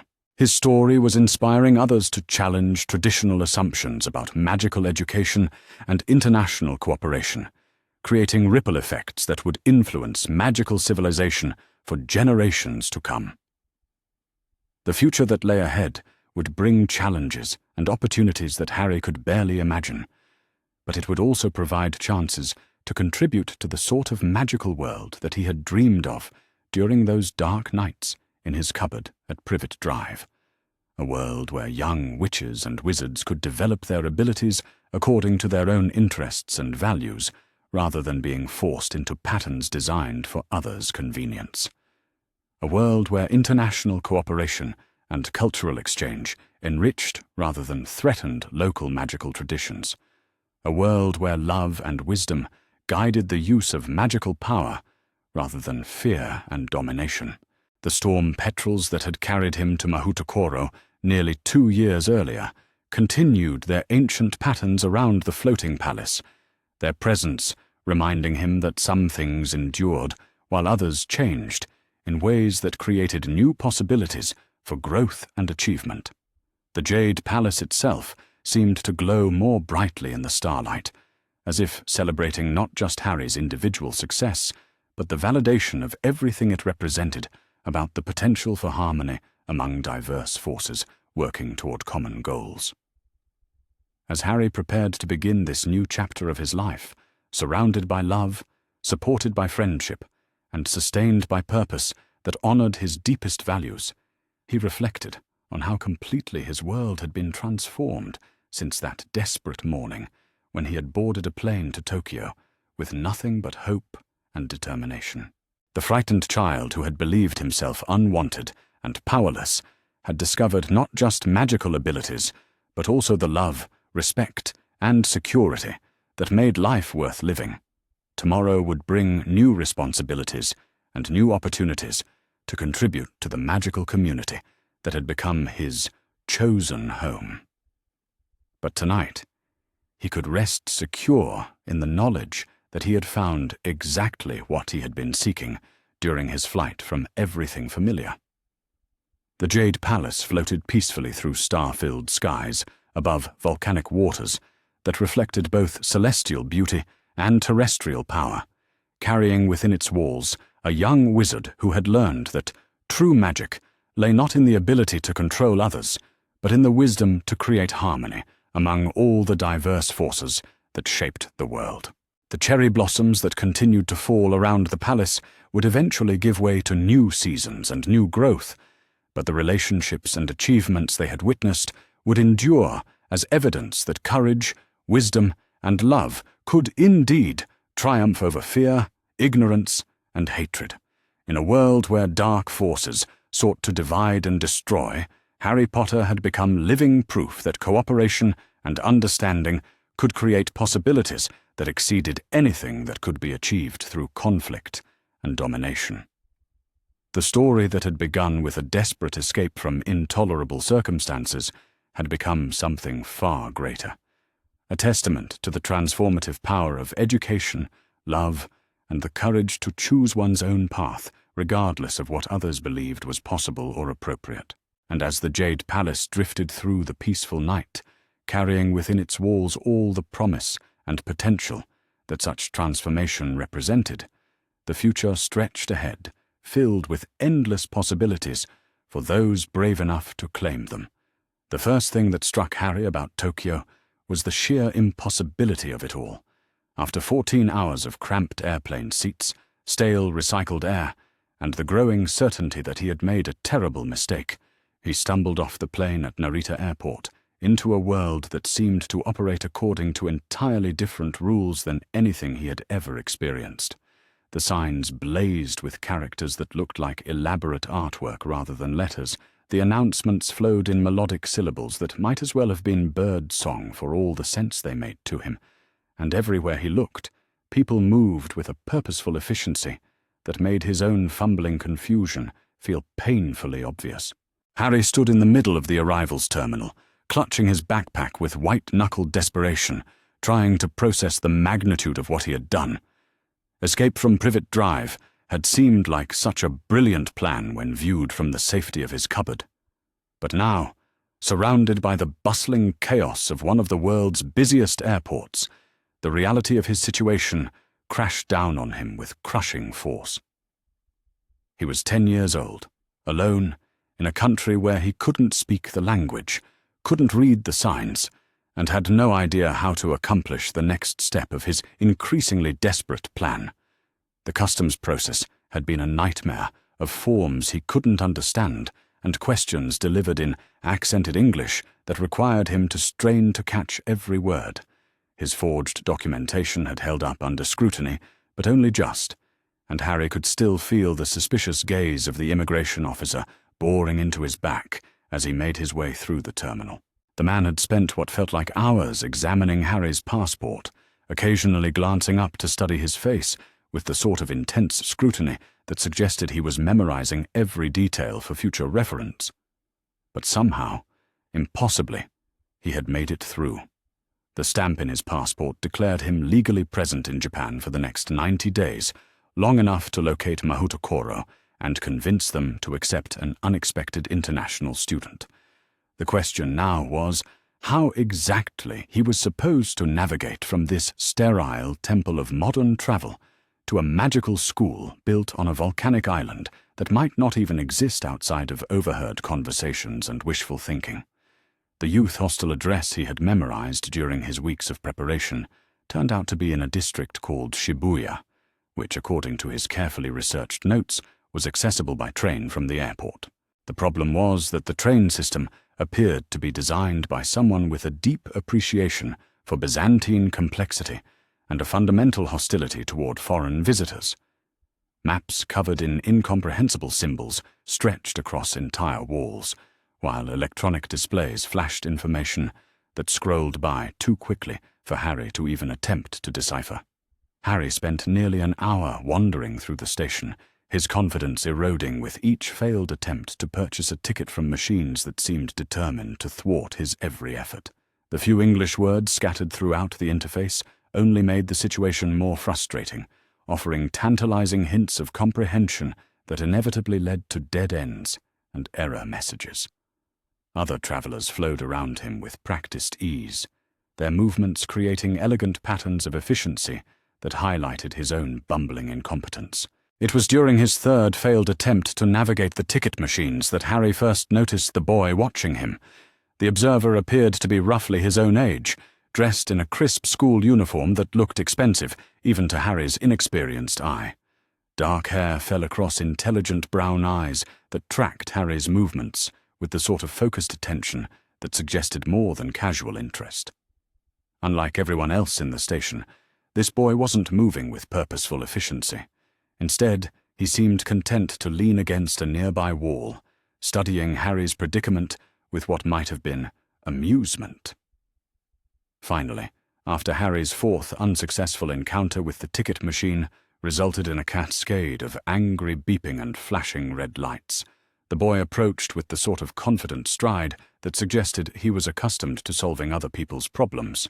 His English, when he spoke, was careful but clear, each word precisely enunciated in a way that suggested extensive study rather than natural fluency. "Excuse me," the boy said, his tone carrying a formality that seemed oddly adult coming from someone so young. "You appear to be having difficulty with the ticketing system. Perhaps I might be of assistance." Harry turned to face his potential rescuer, relief flooding through him so quickly that he felt momentarily dizzy. "Yes, please," he managed to say, his voice cracking slightly with the strain of the past several hours. "I'm trying to get to Shibuya, but I can't figure out how to make this machine work. Everything is in Japanese, and I don't understand any of it." The boy nodded gravely, as if Harry's predicament was exactly what he had expected to hear. "I am Tanaka Kenji," he said, offering a slight bow that seemed entirely natural despite its formality. "I attend school in this area, and am quite familiar with the transportation system. May I ask what brings you to Japan? You seem quite young to be traveling alone." Harry hesitated, acutely aware that his answer could determine whether this encounter led to help or to uncomfortable questions he wasn't prepared to answer. The story he had practiced during the long flight felt inadequate now, faced with someone who might actually understand the cultural complexities he was attempting to navigate. But desperation won out over caution, and he found himself offering a simplified version of the truth. "I'm here for educational purposes," Harry said, trying to project the sort of confidence he had practiced in airport bathrooms and airplane lavatories. "I'm interested in studying Japanese educational methods, particularly in specialized schools. I have contacts who might be able to arrange something, but first I need to get to my accommodation in Shibuya." Kenji's expression didn't change, but something flickered behind his eyes, a moment of recognition or understanding that was there and gone so quickly, Harry almost missed it. Specialized schools, Kenji repeated thoughtfully. There are indeed many such institutions in Japan, some more specialized than others. What particular type of education are you seeking? The question hung in the air between them, weighted with implications that Harry was only beginning to understand. This was clearly a test of some kind, though he couldn't determine exactly what was being tested or what the correct answer might be. All he had to guide him was the instinct that had served him so well in recognizing the witches at Charing Cross Station, the same deep awareness that whispered to him now that this conversation was far more important than it appeared on the surface. Magic, Harry said quietly, the word barely audible above the ambient noise of the station. I'm looking for a school that teaches magic. The change in Kenji's demeanor was immediate and profound. The careful formality remained, but it was joined by something that might have been excitement or relief or recognition of a fellow traveler on an impossible journey. Kenji glanced around the crowded station, checking to ensure their conversation remained private, then leaned closer with the air of someone about to share a significant secret. I believe I understand your situation better now, Kenji said, his voice dropping to match Harry's whispered tone. And I believe I may be able to help you in ways that extend far beyond simple train directions. But first, we should move this conversation to a more private location. There are many ears in public places, and not all of them are friendly to young people pursuing unconventional educational opportunities. The ticket purchasing process, under Kenji's expert guidance, proved to be remarkably straightforward once the linguistic barriers were removed. Within minutes, Harry found himself following his new guide through a maze of platforms and connections that would have taken him hours to navigate alone. The train itself was a revelation of punctuality and efficiency, arriving exactly on schedule and delivering them to Shibuya with clockwork precision. But more important than the transportation was the conversation that unfolded during their journey. Kenji, it turned out, was not just a helpful stranger with good language skills. He was a day student at Mahoutokoro School of Magic, commuting daily from his family's home in Tokyo to the Jade Palace floating above the volcanic island of Minami Iwo Jima. His initial interest in Harry hadn't been random kindness, but rather the recognition of another young wizard in distress, guided by the same instinctual awareness that had served Harry so well in identifying magical individuals. The storm petrels, Kenji explained, as their train wound through the urban landscape of Greater Tokyo, arrive at Tokyo Bay every morning at precisely 7:30 to collect the day students. The journey to the school takes approximately 45 minutes, depending on weather conditions and the mood of the birds. They are intelligent creatures, far more so than most people realize, and they have been known to refuse transport to individuals whose intentions they find questionable. Harry listened with growing amazement as Kenji described a world that exceeded even his most optimistic fantasies. Mahoutokoro, according to his new guide, was indeed built from mutton-fat jade and did indeed float above a volcanic island. But more importantly, it was a school that welcomed students from across the magical world, provided they could demonstrate both magical ability and a genuine commitment to learning in harmony with nature. The philosophy of the school, Kenji continued, is quite different from what you might expect if you are familiar with European magical education. We do not emphasize competition or individual achievement in the way that Western schools often do. Instead, we focus on balance, on finding the proper relationship between the wizard and the natural forces that surround us. Magic is not something to be conquered or commanded, but rather something to be understood and worked with in cooperation. Harry found himself nodding along with concepts that resonated deeply with instincts he hadn't even known he possessed. The idea of magic as cooperation rather than domination felt fundamentally right in a way that he couldn't fully articulate. Perhaps it was his years of powerlessness at the hands of the Dursleys, or perhaps it was something more fundamental about his nature.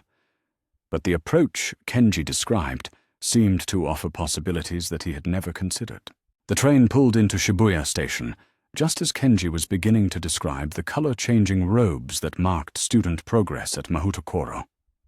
New students, he explained, began with robes of pale pink that gradually shifted through the spectrum as their understanding and ability developed. The most advanced students wore robes of deep gold, though such achievement was rare and typically required years of dedicated study. The youth hostel proved to be exactly as advertised in Harry's research, a clean but basic facility designed to provide affordable accommodation for young international travelers. The check-in process went smoothly, helped by Kenji's presence and his ability to translate when Harry's carefully practiced Japanese proved inadequate to the task. The room Harry was assigned was small but private, with a narrow bed, a tiny desk, and a window that looked out onto a bustling street filled with neon signs and endless streams of pedestrians. But more valuable than the accommodation was the invitation that Kenji extended as they stood in the hostel lobby, surrounded by the quiet conversations of travelers from around the world. "My family," Kenji said, with the same careful formality that seemed to characterize all his speech, "would be honored to have you as a guest for dinner this evening. My parents are quite familiar with the process of international magical education, and I believe they might be able to provide guidance regarding your situation that would prove most valuable." Harry accepted the invitation with a mixture of gratitude and trepidation that left his hands shaking slightly as they walked through the streets of Shibuya toward Kenji's family home. The neighborhood they entered was quiet and residential, a stark contrast to the commercial chaos surrounding the train station. Traditional houses sat alongside more modern constructions, creating an architectural timeline that spoke of centuries of gradual change and adaptation. The Tanaka family home occupied a corner lot behind a well-maintained garden that seemed to shimmer with the same subtle magic Harry had learned to recognize in individuals. The building itself appeared to be traditional in design, but as they approached the front door, Harry caught glimpses of details that suggested the influence of magical enhancement. Wind chimes that moved without any breeze, garden stones that seemed to glow faintly in the gathering twilight, a doorway that appeared to be slightly larger on the inside than the outside. Kenji's parents, Mr. and Mrs. Tanaka, greeted Harry with a warmth that was both formal and genuinely welcoming. Mrs. Tanaka, a small woman with intelligent eyes and graying hair, spoke excellent English and immediately set about making Harry feel at home. Mr. Tanaka, taller and more reserved, nonetheless offered the sort of respectful attention that Harry had never experienced from an adult authority figure. The dinner that followed was a revelation in multiple ways. The food itself was unlike anything Harry had ever tasted, a careful arrangement of flavors and textures that seemed designed to complement each other in precise harmony. But more important than the cuisine was the conversation that developed as the meal progressed. The Tanakas, it became clear, were not just familiar with international magical education, but were actively involved in facilitating such arrangements. Mr. Tanaka worked as a liaison between Mahoutokoro and magical families around the world, helping to coordinate the admission process for international students and ensuring that cultural transitions proceeded as smoothly as possible. Mrs. Tanaka served on the school's admissions committee, evaluating applicants and matching students with appropriate programs of study. Together, they had assisted dozens of young wizards in finding their place within the Japanese magical education system. "Your situation," Mrs. Tanaka said, as they moved from dinner to tea service in the family's small but elegant living room, "is not without precedent. We have encountered other young people who found themselves in need of educational alternatives to what was available in their home countries. The process of international transfer can be complex, but it is certainly possible for someone with genuine magical ability and sincere motivation." Harry felt a surge of hope so intense it was almost physically painful. For the first time since leaving London, he began to believe that his desperate plan might actually succeed. But along with the hope came a new understanding of the challenges that lay ahead. This wasn't just a matter of showing up at a school and asking to be admitted. There were procedures to follow, evaluations to undergo, and cultural expectations to meet. The first step, Mr. Tanaka explained, would be a formal demonstration of magical ability conducted by qualified assessors from the school. This evaluation would take place at Mahoutokoro itself, requiring Harry to make the journey to the volcanic island where the Jade Palace stood.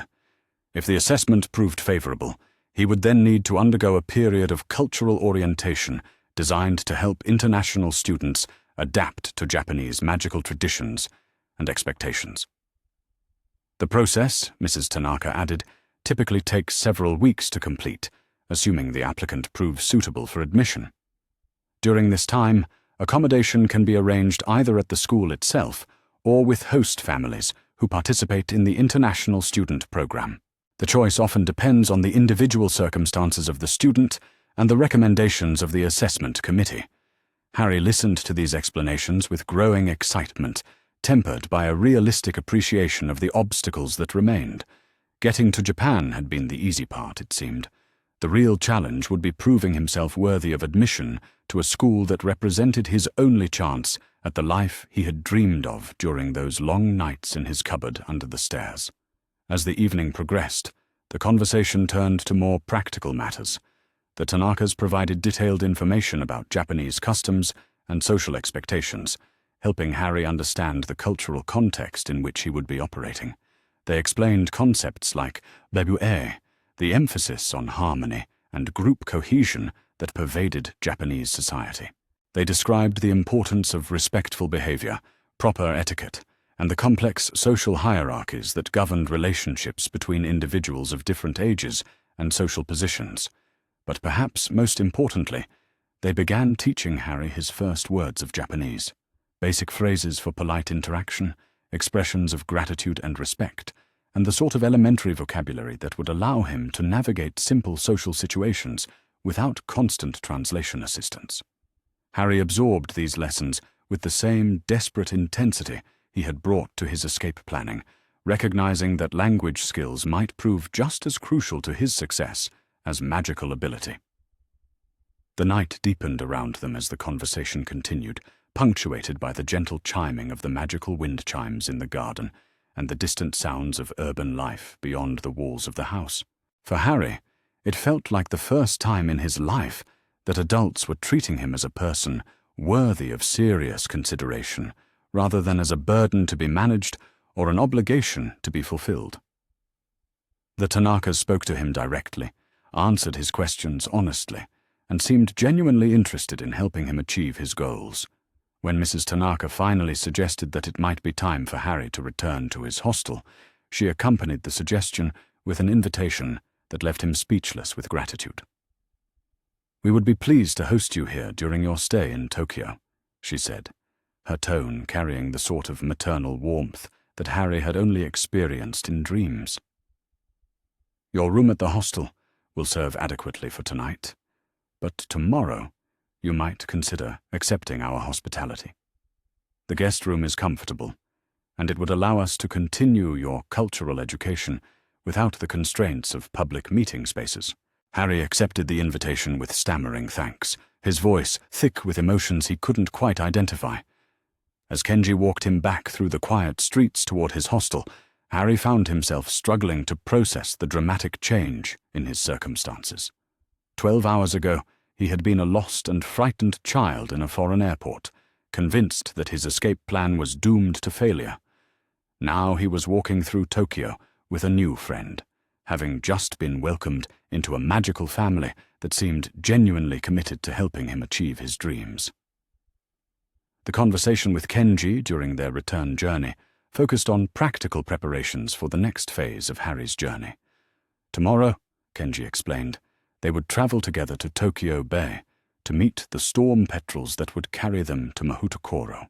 The journey itself would serve as Harry's first real test, as the intelligent birds were known to refuse transport to individuals whose motivations they found suspect, or whose magical signatures seemed incompatible with the school's philosophy. "You should prepare yourself," Kenji warned as they paused outside the hostel entrance, "for the possibility that the assessment process might reveal challenges you have not yet anticipated. International students face unique difficulties at Mahoutokoro, not because they are unwelcome, but because they must learn to approach magic in ways that may conflict with their previous training or natural inclinations. The transition can be difficult, even for students who are ultimately successful."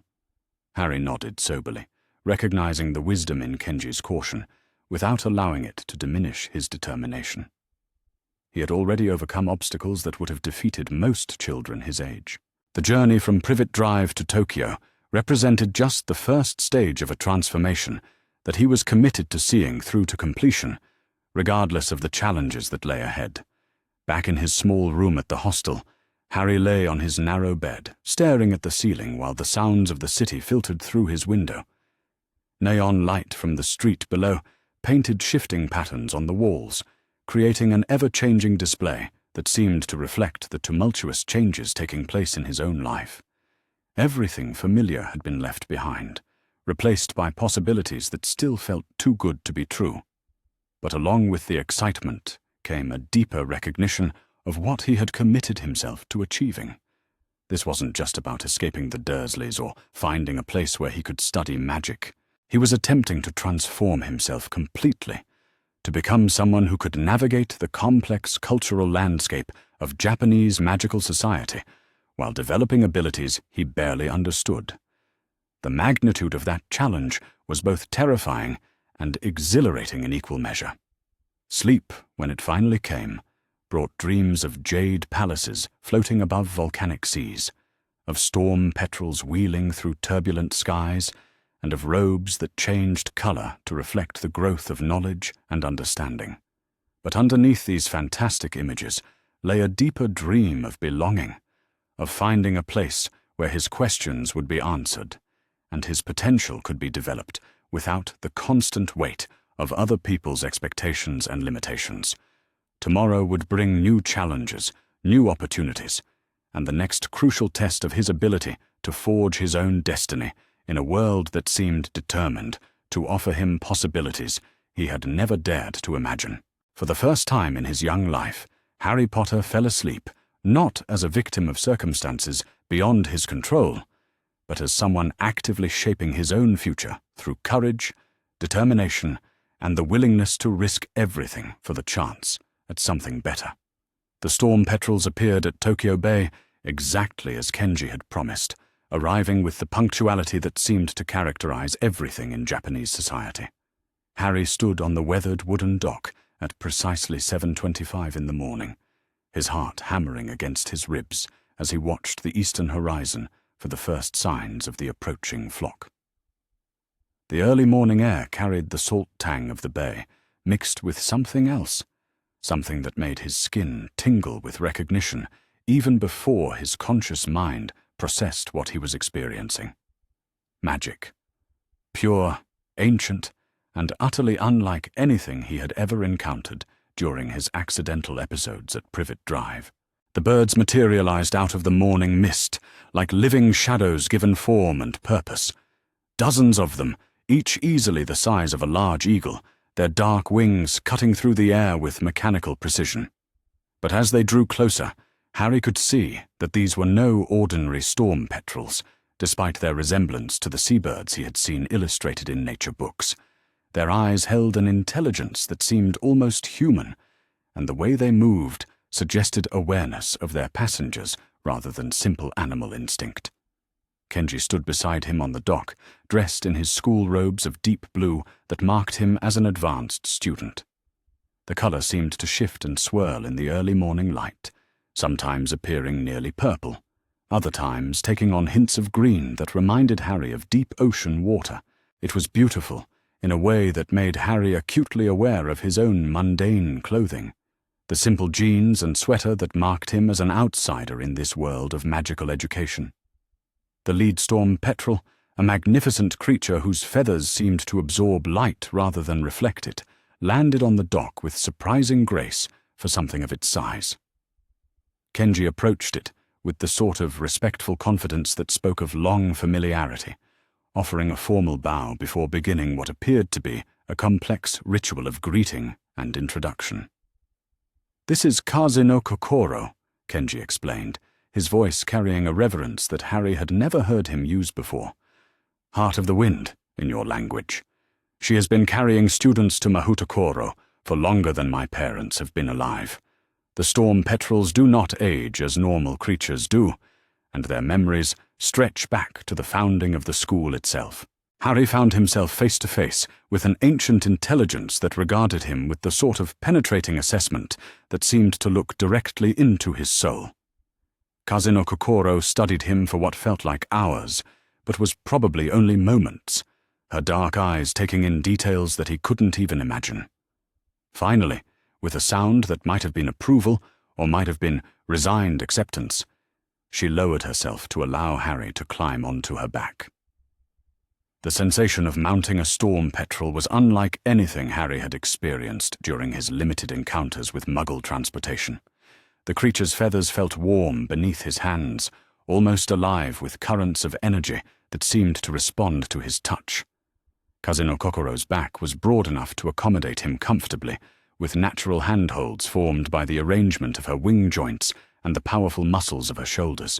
Kenji climbed aboard his own mount, a smaller petrel whose blue-grey feathers matched his school robes almost perfectly. Around them, other day students were completing their own boarding procedures, the entire process carried out with the sort of quiet efficiency that Harry was beginning to recognize as characteristic of Japanese magical culture. No shouting, no confusion, no wasted motion. Just a carefully choreographed dance of preparation that spoke of centuries of refined tradition. The takeoff was breathtaking in the most literal sense.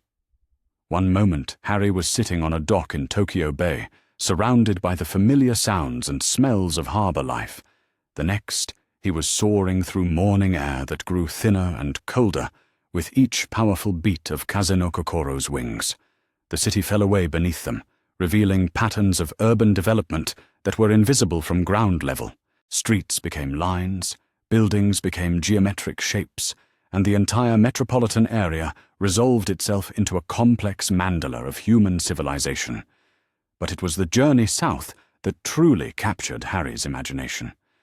As they flew away from the urban sprawl of Greater Tokyo, the landscape below transformed into something that seemed to exist outside of normal time.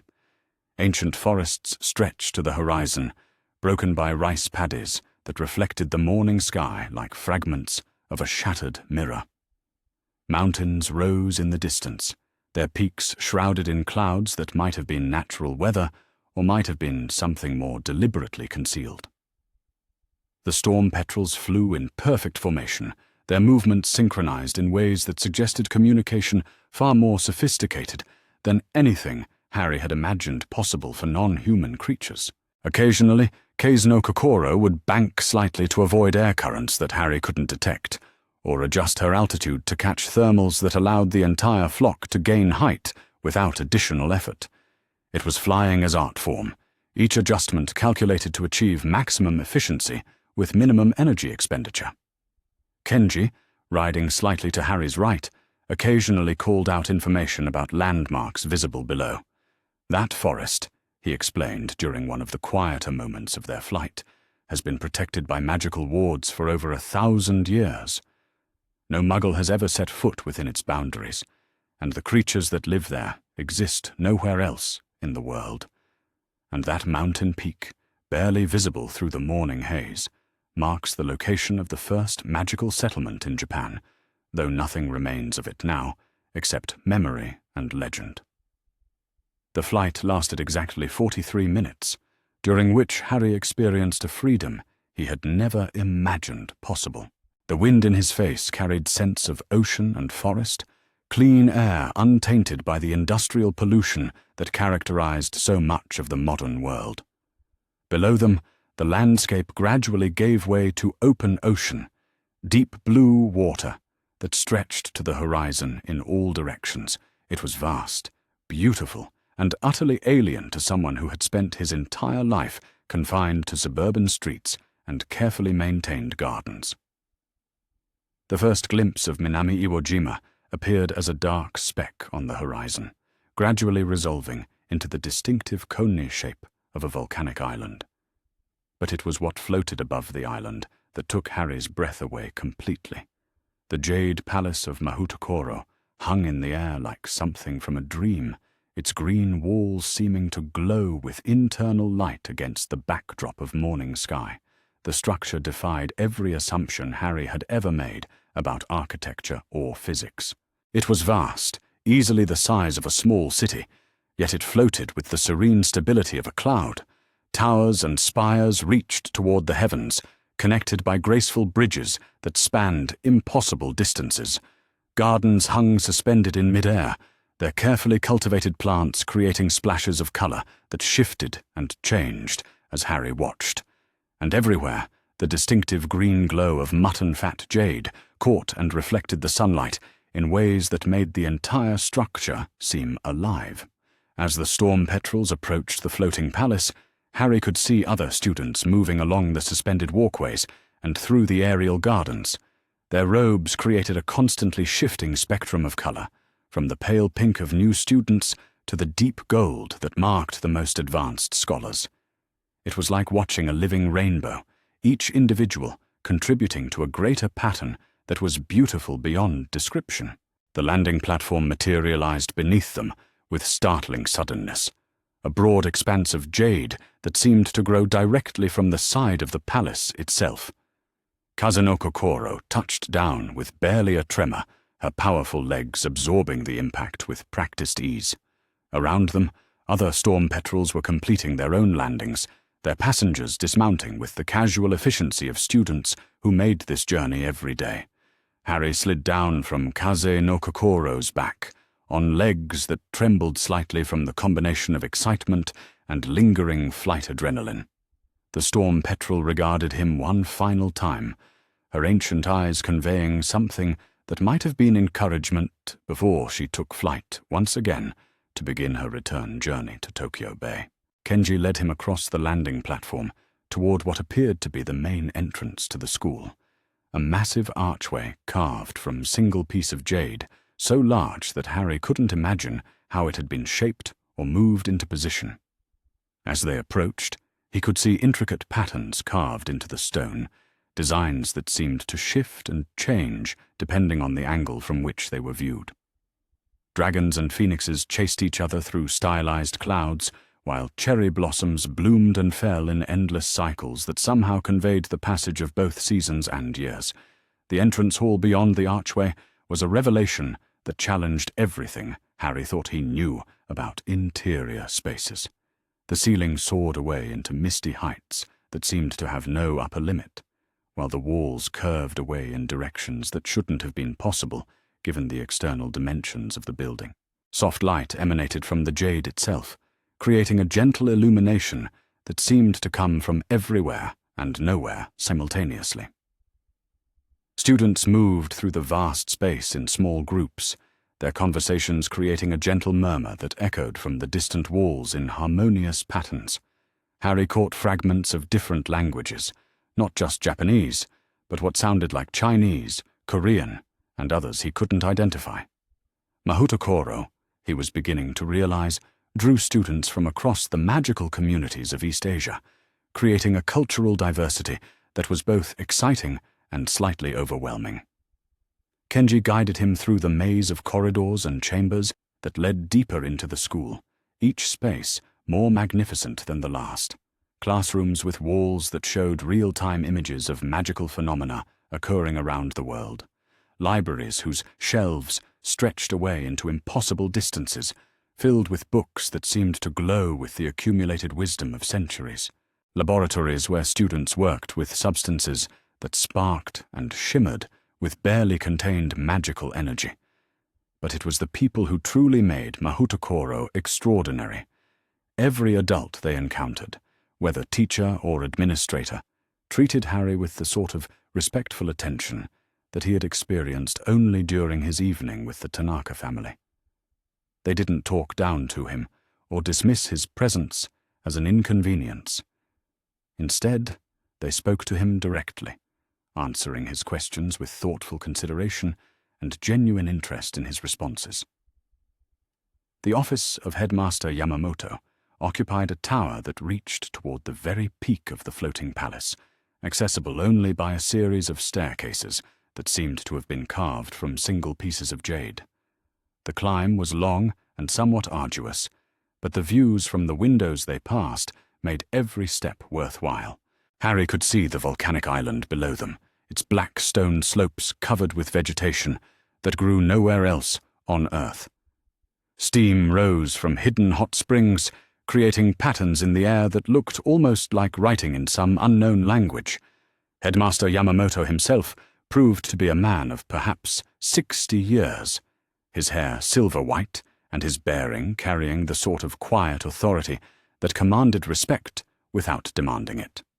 He was dressed in robes of deep gold that seemed to capture and hold the light, marking him as someone who had achieved the highest levels of magical understanding. But more impressive than his obvious power was the warmth in his dark eyes, a kindness that seemed to encompass anyone who entered his presence. "Welcome to Mahoutokoro, young Potter-san," the headmaster said, his English accented but perfectly clear.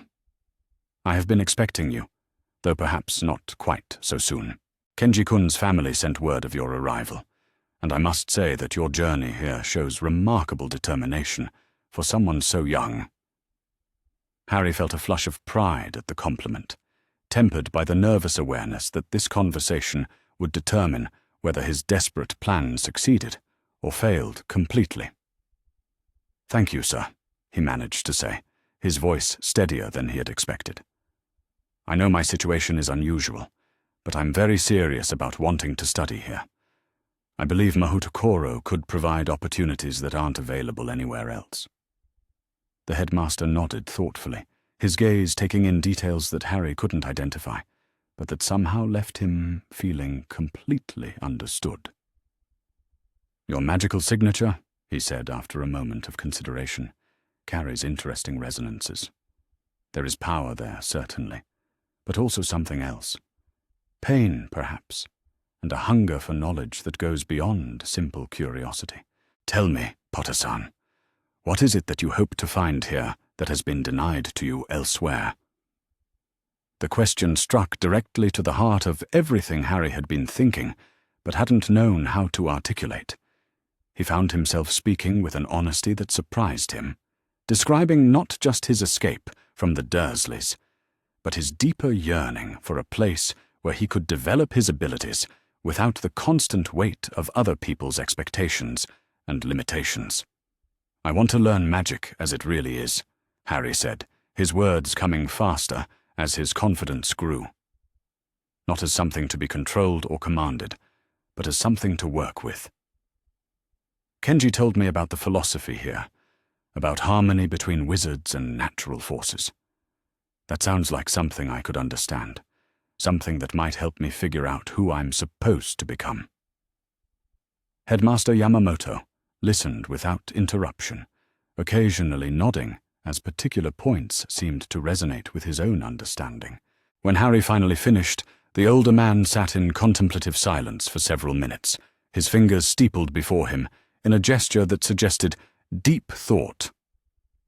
"Your instincts are sound," the headmaster said finally.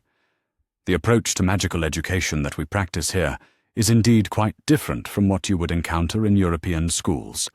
We believe that magic flows most naturally when the practitioner is in harmony with themselves, their environment, and the greater patterns that govern the natural world.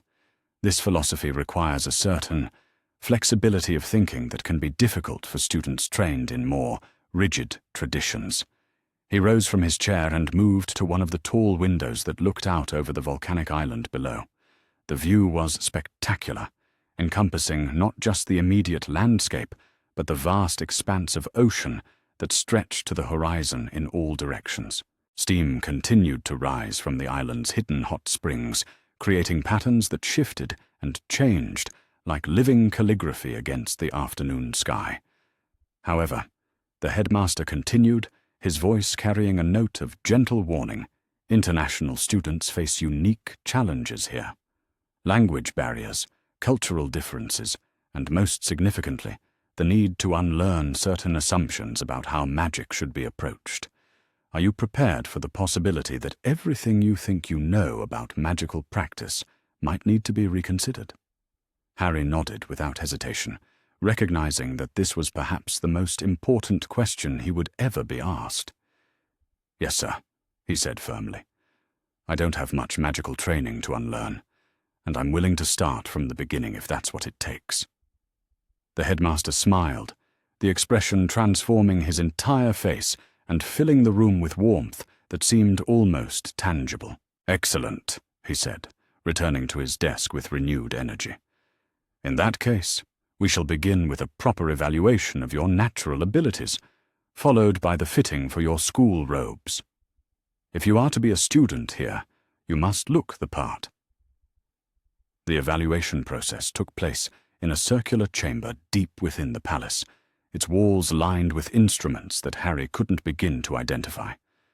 Some resembled the scientific equipment he remembered from his brief encounters with Muggle education, while others looked like nothing he had ever seen before.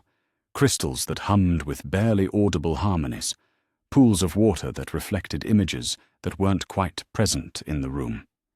Mirrors that seemed to show depths far greater than their physical dimensions should have allowed. Headmaster Yamamoto conducted the assessment himself, assisted by several other faculty members whose robes indicated advanced expertise in their respective fields. The tests themselves were unlike anything Harry had expected. Rather than being asked to perform specific magical acts, he was invited to interact with various objects and materials, while the instruments recorded his responses. "Place your hand on this crystal," one of the teachers instructed, indicating a spherical gem that seemed to contain swirling galaxies of light. "Do not attempt to do anything specific. Simply allow yourself to be present with it and observe what occurs." The moment Harry's palm touched the crystal's surface, the entire chamber filled with a gentle radiance that seemed to emanate from within the stone itself. The swirling patterns of light accelerated, creating complex mandalas that pulsed in rhythm with Harry's heartbeat. Around the room, several of the other instruments began responding as well, their various displays showing activity that caused the observing teachers to exchange meaningful glances. "Remarkable," one of them murmured in Japanese, apparently forgetting that Harry might not understand. Such resonance from an untrained child is quite unusual.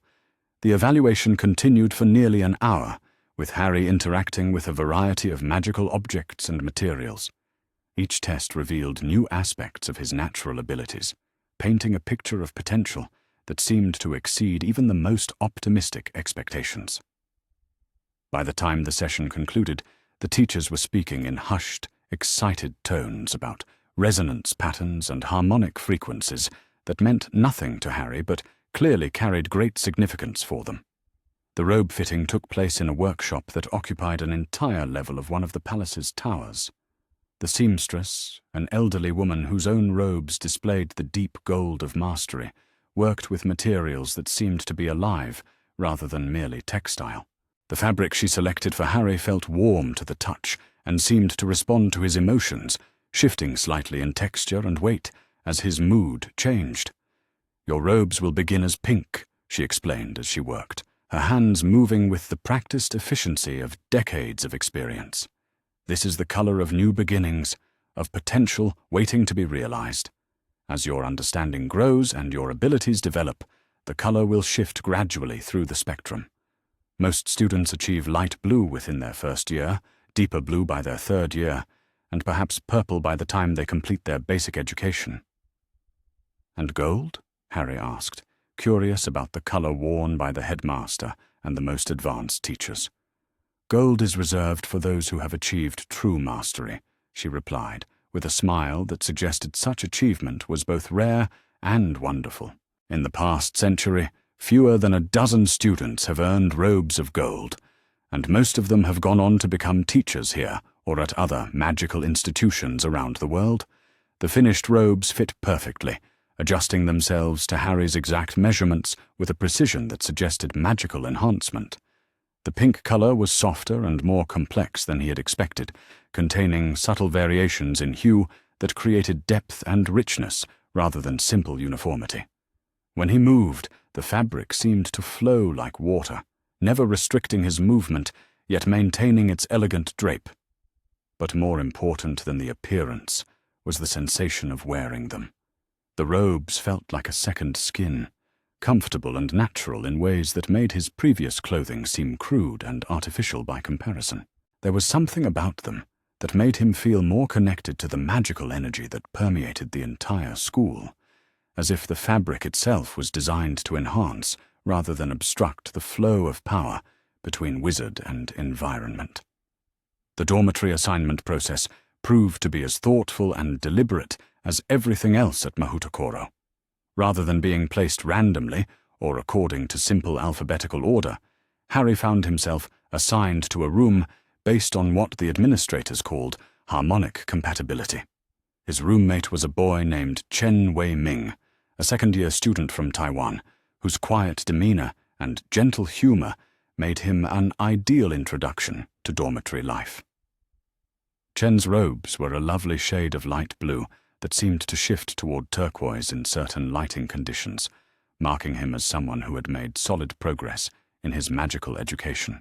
He spoke excellent English, having studied the language since childhood, and proved to be an invaluable guide to the complex social dynamics that governed student life at the school. The most important thing to understand, Chen explained, as he helped Harry arrange his few possessions in the beautifully appointed dormitory room, is that everything here is about balance and harmony. Competition exists, certainly, but it is competition with yourself rather than with others. The goal is not to surpass your classmates, but to discover the full extent of your own potential. Harry nodded, filing away this crucial piece of information, along with everything else he was learning about his new environment. The concept of non-competitive education was alien to everything he had observed about the Muggle world, but it felt intuitively right in ways that he was only beginning to understand. The evening meal in the Great Hall provided his first opportunity to observe the full student body in action. The hall itself was a masterpiece of architectural impossibility, its ceiling open to the night sky, despite being located within the floating palace. Stars wheeled overhead in patterns that seemed more organized and purposeful than random celestial mechanics should have allowed, while gentle breezes carried the scent of cherry blossoms and ocean air. Students from dozens of different countries sat together at long tables that seemed to be carved from single pieces of jade, their conversations creating a polyglot symphony that somehow managed to be harmonious rather than cacophonous. Harry caught fragments of Chinese, Korean, Vietnamese, Thai, and what might have been Mongolian, along with the Japanese that was becoming increasingly familiar to his ears. The food itself was a revelation that challenged every assumption Harry had ever made about institutional meals. Rather than the bland, uniform preparations he expected from a school dining hall, each dish was a work of art that pleased the eye as much as the palate. Vegetables arranged in patterns that echoed the movement of wind through grass, soups that seemed to contain entire landscapes in miniature, rice prepared with such attention to detail that each grain seemed to have been individually considered. But more impressive than the cuisine was the atmosphere of mutual respect and consideration that governed every interaction. Students helped each other with unfamiliar foods, translated conversations for classmates who spoke different languages, and included newcomers in their discussions with genuine warmth. It was community in the truest sense, a gathering of individuals who had chosen to support each other's growth and development rather than compete for limited resources. As the meal progressed, Harry found himself drawn into conversations with students from across the Asian magical community. He met a girl from southern China who specialized in healing magic that incorporated traditional herbal knowledge, a boy from Korea whose family had practiced divination for over 20 generations, twin sisters from Thailand who could communicate telepathically, but only when working magic together. Each conversation revealed new aspects of the magical world that extended far beyond anything he had imagined during his years of isolation at Privet Drive. Magic, he was beginning to understand, was not a uniform phenomenon that manifested identically across all cultures. Instead, it was something that took on the characteristics of the people and environments where it was practiced, creating rich variations that reflected the full diversity of human experience. When the evening meal concluded, Chen guided him through the process of evening meditation that marked the end of each day at Mahoutokoro. Students gathered in small groups throughout the palace, finding quiet spaces where they could reflect on the day's lessons and prepare their minds for the learning that would come tomorrow. The practice was simple but profound, involving a combination of breathing exercises and focused attention that helped quiet the constant chatter of thoughts and worries that typically occupied Harry's mind. As he followed Chen's gentle guidance, Harry felt a sense of peace settling over him that he had never experienced before. It was as if all the tension and anxiety that had defined his existence at Privet Drive was finally beginning to drain away, replaced by something that might eventually become genuine serenity. Later, as he lay in his comfortable bed looking out through the window at stars that seemed close enough to touch, Harry reflected on the extraordinary day that had brought him from nervous anticipation to genuine hope. Tomorrow would bring his first formal magical classes, along with continued language instruction and cultural orientation. There would be challenges ahead, certainly, and moments of confusion and difficulty as he adapted to ways of thinking and being that were entirely foreign to his previous experience. But for the first time in his young life, Harry Potter fell asleep not as someone running away from an intolerable situation, but as someone running toward a future filled with possibility and promise. The Jade Palace floated serenely through the night sky above volcanic seas, carrying within its walls a small boy who had finally found his way home. 3 weeks into his studies at Mahoutokoro, Harry Potter discovered that magic was nothing like what he had imagined during those long nights in his cupboard at Privet Drive. The revelation came during his morning elemental harmony class, as he sat cross-legged on a mat woven from storm petrel feathers, watching Professor Sato demonstrate the proper technique for communing with volcanic energy that flowed beneath the floating palace. The difference began with the most fundamental assumption Harry had carried about magical practice. In his limited experience with accidental magic, power had always felt like something that erupted from within him during moments of intense emotion, wild and uncontrolled, and often destructive. He had assumed that learning magic would involve harnessing that internal force, bending it to his conscious will through study and practice. But Mahoutokoro taught something entirely different. Magic, according to the philosophy that governed every aspect of education at the school, was not something to be controlled, but rather something to be joined. The power that animated the universe flowed through all things, connecting every creature, plant, stone, and breath of air in an endless web of interdependent energy. A wizard's role was not to command this force, but to find their proper place within it, allowing their individual will to harmonize with the greater patterns that governed natural law. The distinction was subtle, but profound, requiring Harry to unlearn instincts that felt fundamental to his nature. Every time he attempted to force magical energy to bend to his desires, the exercises failed with results that ranged from merely embarrassing to occasionally spectacular. But when he managed to quiet his conscious intentions and simply allow himself to become part of the larger flow, remarkable things began to happen.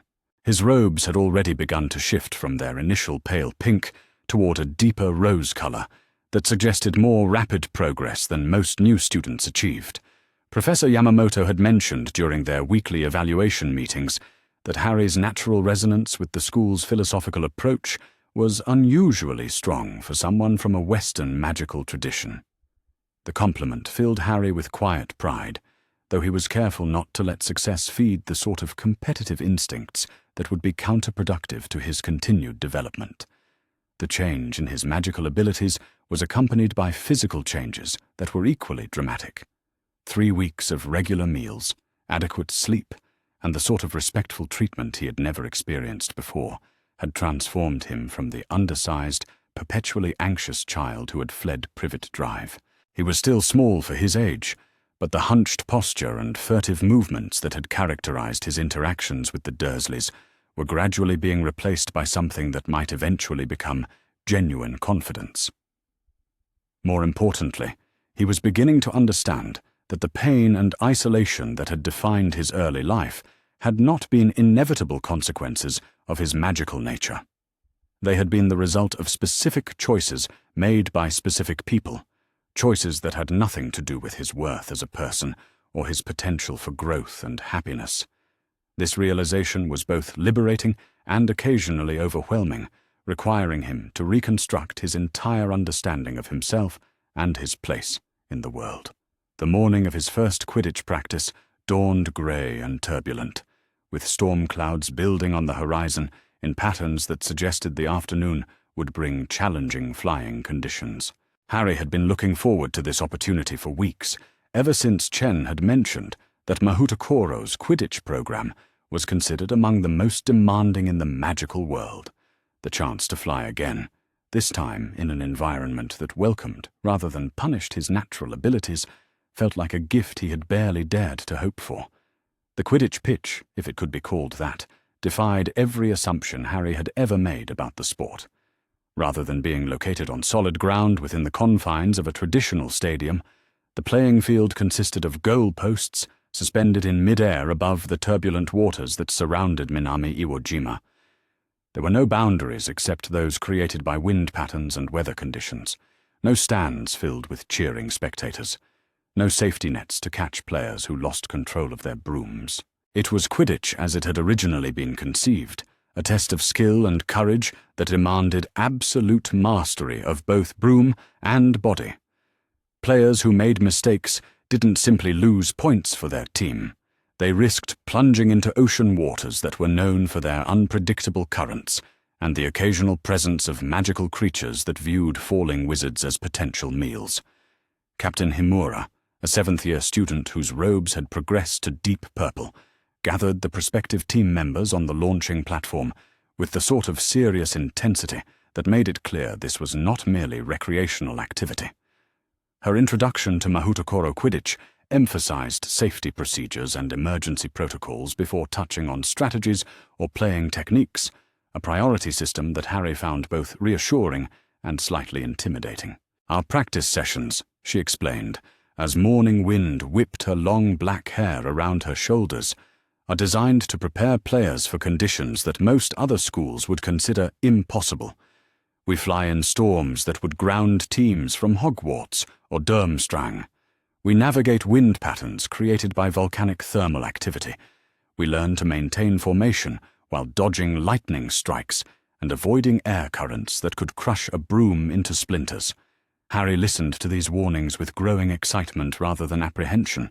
The dangerous conditions that might intimidate other students felt like opportunities to him, chances to push his abilities beyond anything he had previously imagined possible. Flying had always been the one area where he felt truly confident, the one activity that made him feel capable and strong, rather than small and powerless. The broom he was issued for practice was unlike anything he had seen during his brief exposure to Muggle descriptions of Quidditch equipment. Rather than being constructed from traditional materials like ashwood and birch twigs, Mahoutokoro brooms were grown from living bamboo that had been cultivated in soil enriched with volcanic ash.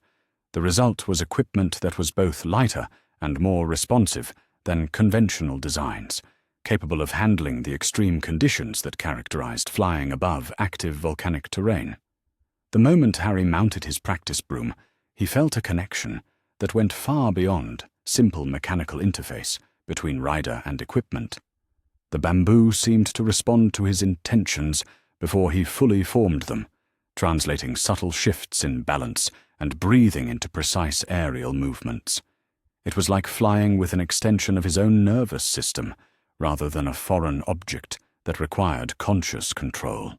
The first practice exercise involved basic flight patterns designed to test each candidate's ability to maintain control in challenging wind conditions.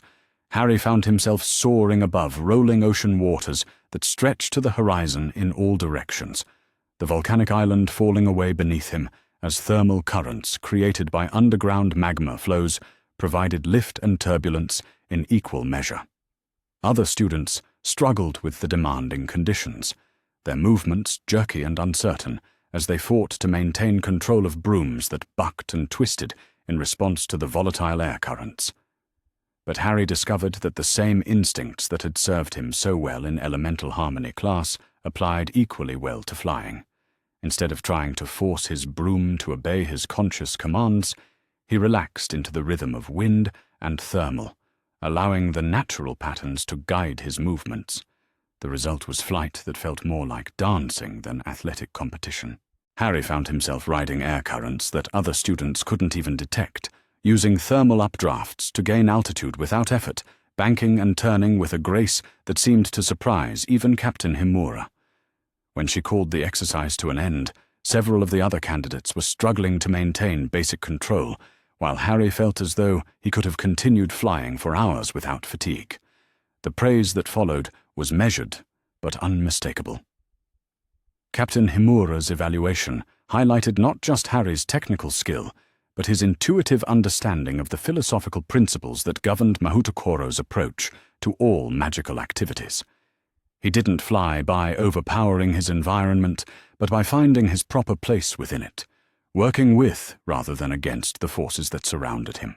"Your natural affinity for aerial harmony," she said, as they stood on the landing platform, watching storm clouds build on the distant horizon, suggests that you may be suitable for positions that require exceptional spatial awareness and environmental sensitivity. We will continue your evaluation over the coming weeks, but I believe you show considerable promise for advanced team placement. The words filled Harry with quiet satisfaction that had nothing to do with competition or comparison with other students. This was recognition of abilities that were authentically his own, developed through patience and practice rather than inherited privilege or accident of birth. It felt like the beginning of an identity that belonged to him rather than to other people's expectations and plans. But it was during his evening advanced theory class that Harry encountered the most significant challenge to his growing confidence. Professor Nakamura, whose gold robes marked her as one of the school's most accomplished masters, had begun introducing concepts of magical resonance that required understanding of principles Harry had never encountered before. The lesson focused on the interaction between individual magical signatures and environmental energy patterns, with particular emphasis on how wizards could learn to detect and interpret the complex information streams that flowed through what she called the fundamental matrix of reality. It was advanced material that pushed even the senior students to their intellectual limits, requiring mathematical concepts that Harry's limited Muggle education had never addressed. As Professor Nakamura worked through increasingly complex diagrams on a chalkboard that seemed to extend into dimensions Harry couldn't quite perceive, he found himself struggling to follow explanations that assumed knowledge he simply didn't possess. The other students in the class, most of them several years older and with extensive previous magical education, followed the discussion with ease that highlighted his own deficiencies. For the first time since arriving at Mahoutokoro, Harry felt the familiar sensation of being fundamentally inadequate to the challenges before him. The confidence he had been building through success in practical applications crumbled as he confronted the reality of his educational limitations. He was, despite his natural abilities and growing magical resonance, still just a 10-year-old boy with enormous gaps in his knowledge and understanding. The moment of crisis came when Professor Nakamura called on him to explain the relationship between harmonic frequency and elemental affinity, a question that required integration of concepts from several different areas of study. Harry stared at the complex diagrams covering the chalkboard, acutely aware that every other student in the class was waiting for his response, and found himself completely unable to formulate even a basic answer. "I'm sorry, Professor," he said finally, his voice small and uncertain in the vast classroom. "I don't understand the question," I don't have enough background knowledge to follow what you're explaining." The admission felt like failure of the most fundamental kind, a public acknowledgement that he didn't belong in this advanced educational environment, despite his initial success. Harry braced himself for the sort of dismissive reaction he had learned to expect from authority figures, the impatient frustration that inevitably followed any display of ignorance or inadequacy. Instead, Professor Nakamura regarded him with the same thoughtful attention she gave to all her students, her expression conveying consideration rather than judgment. The silence that followed his admission stretched for several seconds, long enough for Harry to imagine catastrophic consequences, before she spoke with the sort of gentle authority that somehow made him feel supported rather than criticized. "Thank you for your honesty, Potter-san," she said, her tone carrying warmth that surprised him. Academic courage is among the most important qualities a scholar can possess, and acknowledging the limits of one's knowledge requires more integrity than pretending to understand concepts that remain unclear. We shall address your preparation gaps through additional study sessions designed to provide the foundation you need for advanced theoretical work. The response was so unexpected, so fundamentally different from every educational interaction Harry had ever experienced, that he found himself struggling not to cry from sheer relief. Instead of being punished for his ignorance, he was being offered support to overcome it. Instead of being made to feel stupid, he was being praised for intellectual honesty. It was an entirely new way of thinking about learning and education, one that prioritized growth over performance and understanding over mere compliance. The additional study sessions began that very evening, conducted in Professor Nakamura's private office, with materials specifically selected to address Harry's unique educational needs. Rather than simply assigning remedial work that would occupy his time without advancing his understanding, she designed a curriculum that built systematically from concepts he could grasp toward the advanced theories that would eventually allow him to participate fully in graduate-level discussions. The work was challenging but not overwhelming, presented at a pace that allowed for genuine comprehension rather than mere memorization. Professor Nakamura proved to be a gifted teacher whose explanations illuminated rather than obscured the elegant patterns that connected different areas of magical theory. Under her guidance, Harry began to understand that the gaps in his knowledge were not permanent disabilities, but temporary conditions that could be addressed through patient effort and appropriate instruction. More importantly, he began to understand that intelligence was not a fixed quantity that people either possessed or lacked, but rather a capacity that could be developed through practice and proper support. The Dursleys had convinced him that his academic struggles were evidence of fundamental intellectual inadequacy, but Professor Nakamura demonstrated that his difficulties stemmed from lack of preparation rather than lack of ability. The revelation was transformative in ways that extended far beyond academic performance. As Harry's theoretical knowledge began to catch up with his intuitive understanding, his practical magical abilities showed corresponding improvement. Concepts that had seemed mysterious became comprehensible, allowing him to approach magical exercises with confidence based on understanding rather than mere instinct. His robes continued their gradual shift from pink toward blue, the color change accelerating as his grasp of fundamental principles strengthened. Other students began seeking his assistance with practical applications, recognizing that his unique perspective as someone learning magical theory and practice simultaneously offered insights that more traditional educational pathways sometimes missed. But it was his growing friendship with Sakura Mae that provided the most significant source of personal growth during these early weeks at Mahoutokoro. Sakura was a third-year student whose specialization in healing magic had earned her robes of lovely lavender that seemed to shift toward silver in certain lighting conditions. She was quiet, thoughtful, and possessed of a gentle strength that reminded Harry of everything he had imagined a true friend might be like. Their friendship began during one of the informal study sessions that characterized evening life at the school, as students gathered in common areas to work on assignments and share knowledge across year levels and areas of specialization. Harry had been struggling with a particularly complex exercise in elemental manipulation when Sakura approached with an offer of assistance that seemed motivated by genuine kindness rather than obligation or expectation of reciprocity. Her teaching style complemented Professor Nakamura's theoretical approach with practical insights gained through years of hands-on experience with healing applications of basic magical principles. Where the professor helped Harry understand why particular techniques worked, Sakura showed him how they felt when properly executed, providing the sort of embodied knowledge that could only be transmitted through direct experience. Under her patient guidance, Harry learned to recognize the subtle sensations that indicated proper magical alignment, the internal awareness that distinguished successful technique from mere wishful thinking. She taught him breathing patterns that enhanced magical resonance, meditation practices that improved concentration and emotional stability, and visualization methods that helped translate theoretical understanding into practical application. But more valuable than any specific technique was the experience of being treated as someone worthy of patient attention and careful instruction.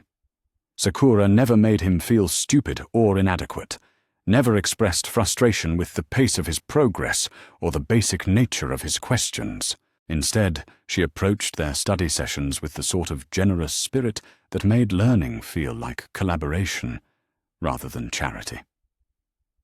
The friendship that developed between them was unlike anything Harry had ever experienced. Sakura was interested in his thoughts and opinions, curious about his experiences and perspectives, genuinely pleased by his successes, and supportive during moments of difficulty. She treated him as an equal, despite the differences in their age and educational backgrounds, creating a relationship based on mutual respect rather than hierarchy or obligation. It was during one of their evening study sessions that Harry first mentioned the strange dreams that had begun plaguing his sleep shortly after his arrival at Mahoutokoro. The dreams were vivid and disturbing, filled with images of dark corridors, flashing green light, and a voice that spoke in sibilant whispers about power and revenge. They felt different from ordinary nightmares, more real and immediate, as though he was witnessing actual events rather than products of his subconscious imagination. Sakura listened to his description with growing concern, her expression becoming more serious as he described the recurring elements that appeared in multiple dreams. The green light, in particular, seemed to capture her attention in ways that suggested recognition rather than simple sympathy for his distress. "These dreams," she said carefully, "do they always feature the same voice? And does this voice ever speak directly to you, rather than simply being overheard as part of the scene you are witnessing?" Harry nodded, surprised by the specificity of her questions. The voice did indeed seem to be addressing him directly during the most intense portions of the dreams, speaking about destiny and power, and the inadequacy of those who claimed to act in his best interests. The words were often unclear upon waking, but the emotional impact lingered throughout the following days, creating a persistent sense of unease that he had attributed to homesickness or adjustment stress. "I believe you should discuss these dreams with Headmaster Yamamoto," Sakura said, with the sort of gentle firmness that brooked no argument. Dreams that feel more real than ordinary sleep experiences can sometimes indicate magical phenomena that require professional evaluation. It is important not to dismiss such experiences as mere products of stress or imagination. Her concern was sufficiently convincing that Harry scheduled a meeting with the headmaster the following day. Despite his reluctance to admit that something might be wrong with his adjustment to school life, the conversation took place in Headmaster Yamamoto's office during the lunch period, when the normal bustle of academic activity provided privacy for discussions that required discretion. The headmaster listened to Harry's description of his dreams with the sort of focused attention that suggested he was hearing information of considerable importance. Occasionally, he asked questions about specific details, particularly regarding the visual and auditory characteristics of the voice that seemed to be addressing Harry directly. His growing concern was evident, despite his efforts to maintain the sort of calm demeanor that would not increase Harry's anxiety. "These dreams," Headmaster Yamamoto said after Harry finished his account, "suggest the possibility of psychic intrusion by an external consciousness. Such phenomena are rare, but not unknown, particularly in cases involving wizards who possess unusual natural abilities, or who have been exposed to traumatic magical experiences during childhood." Harry felt a chill that had nothing to do with the temperature in the office. The idea that someone might be able to enter his dreams, to speak directly to his mind while he slept, violated his sense of personal privacy in ways that made him feel fundamentally unsafe. If his own thoughts were not secure from intrusion, where could he find refuge from those who meant him harm? The headmaster seemed to recognize his distress, offering reassurance with the sort of authoritative confidence that made it easier to believe that solutions existed for even the most troubling problems.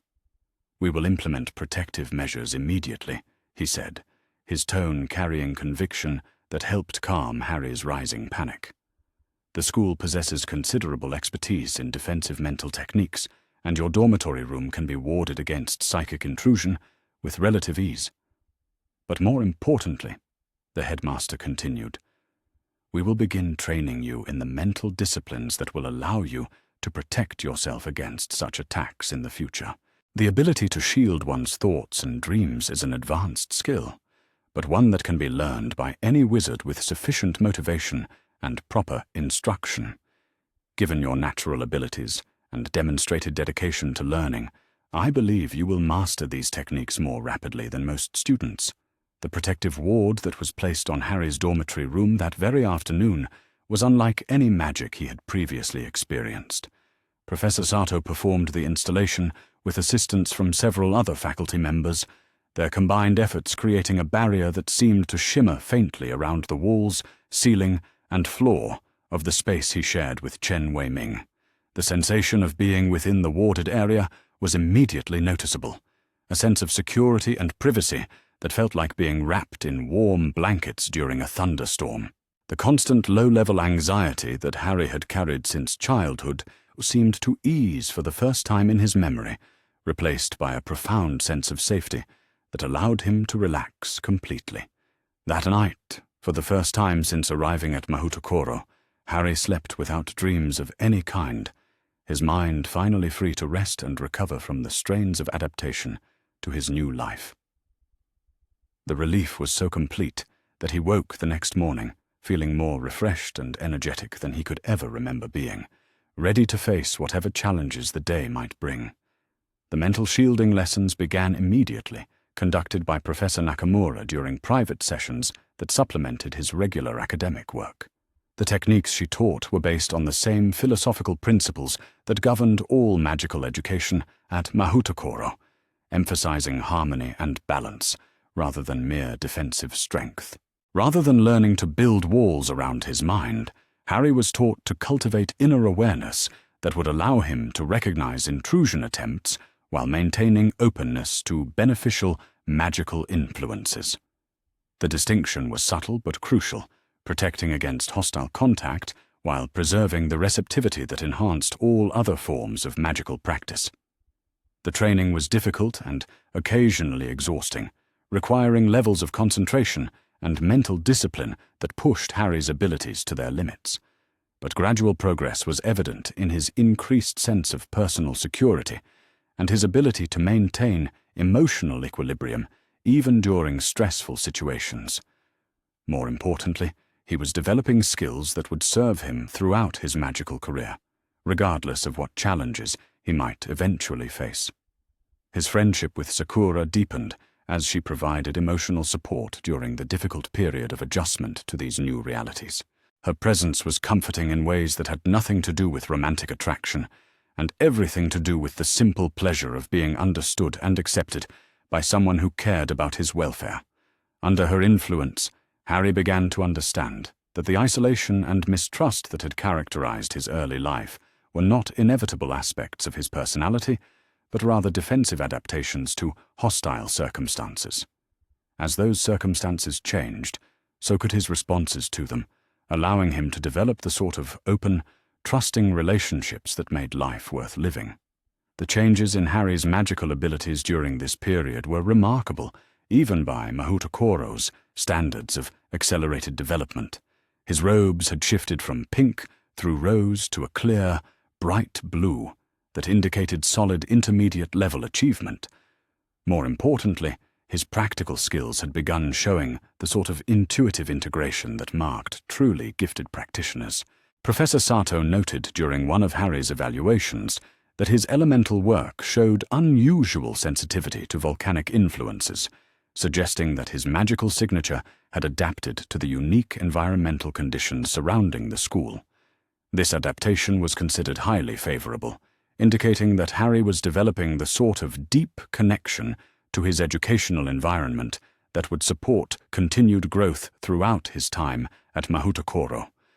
But perhaps the most significant development was the letter that arrived via Storm Petrel during the final week of October, bearing the seal of Hogwarts School of Witchcraft and Wizardry.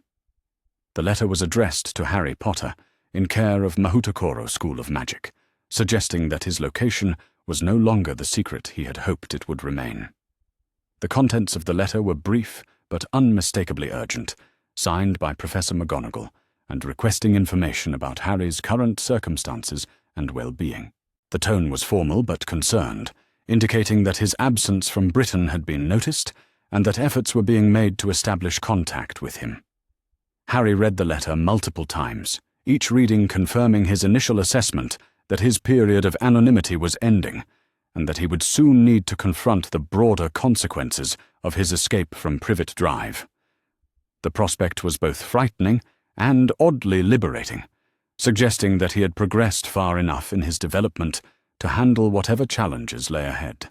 As he sat in his warded room that evening, surrounded by the security and acceptance he had found at Mahoutokoro, Harry reflected on the enormous changes that had occurred during his first month of magical education. He was no longer the frightened, isolated child who had fled Britain in desperate hope of finding something better. He was becoming someone new, someone capable and confident and worthy of the respect and friendship he had found in his new home. Tomorrow would bring new challenges and new opportunities for growth, but tonight he could rest secure in the knowledge that he had made the right choice in coming to Mahoutokoro. Whatever the future held, he would face it not as a victim of circumstances beyond his control, but as someone who had learned to shape his own destiny through courage, determination, and the support of people who believed in his potential for greatness. The discovery came during one of Harry's increasingly frequent visits to the Mahoutokoro Library, a vast collection that seemed to expand into impossible dimensions whenever he ventured into its deeper sections. He had been researching advanced principles of elemental magic for Professor Nakamura's theoretical course when a familiar name caught his eye from across one of the seemingly endless reading halls. The article, printed in what appeared to be a Japanese magical journal from the early 1980s, bore the headline, "Potter Research Team Makes Breakthrough in Cross-Cultural Magical Theory." Harry's hands trembled slightly as he carefully extracted the journal from its shelf, acutely aware that he was about to learn something about his parents that the Dursleys had never bothered to mention. The article itself was written in Japanese, but the accompanying photographs were clear enough to make his breath catch in his throat. There, smiling from a group portrait taken in what appeared to be this very library, were James and Lily Potter, looking impossibly young and alive. The photograph showed his parents standing alongside several Japanese wizards, all of them wearing the sort of formal robes that suggested important academic or diplomatic occasion. James looked exactly as Harry had always imagined him, tall and confident with the same unruly hair that no amount of effort could tame. But it was his mother who captured his attention completely, her kind eyes and gentle smile radiating the sort of warmth that made Harry understand why everyone who had known her spoke of her with such affection. Finding someone who could translate the article proved easier than Harry had expected. Professor Tanaka, Kenji's father, had arrived at the school that morning to deliver a guest lecture on international magical diplomacy. When Harry approached him with the journal, explaining his discovery and his desperate need to understand what it revealed about his parents. The older man's expression shifted from polite interest to something that might have been recognition. "Ah, the Potter Research Initiative," Professor Tanaka said, his voice carrying a note of fond remembrance. "I remember this project quite well, actually. Your parents spent several months here at Mahoutokoro during the summer of 1979, working with our faculty on groundbreaking research into the integration of Eastern and Western magical philosophies. It was unprecedented collaboration that produced remarkable results." Harry settled into a comfortable chair in Professor Tanaka's temporary office, prepared to absorb every detail of information about parents he had barely known. The story that emerged painted a picture of James and Lily Potter that was far more complex and impressive than anything he had previously understood about their brief lives. The research project, according to Professor Tanaka, had been initiated by Lily Potter herself, who had become fascinated by reports of Japanese magical techniques during her final year at Hogwarts. Her academic brilliance, already legendary among her professors, had led her to recognize that Western magical education was missing crucial perspectives that could only be found in Eastern traditions. "Your mother," Professor Tanaka explained with obvious admiration, "possessed one of the most remarkable minds for magical theory that I have ever encountered.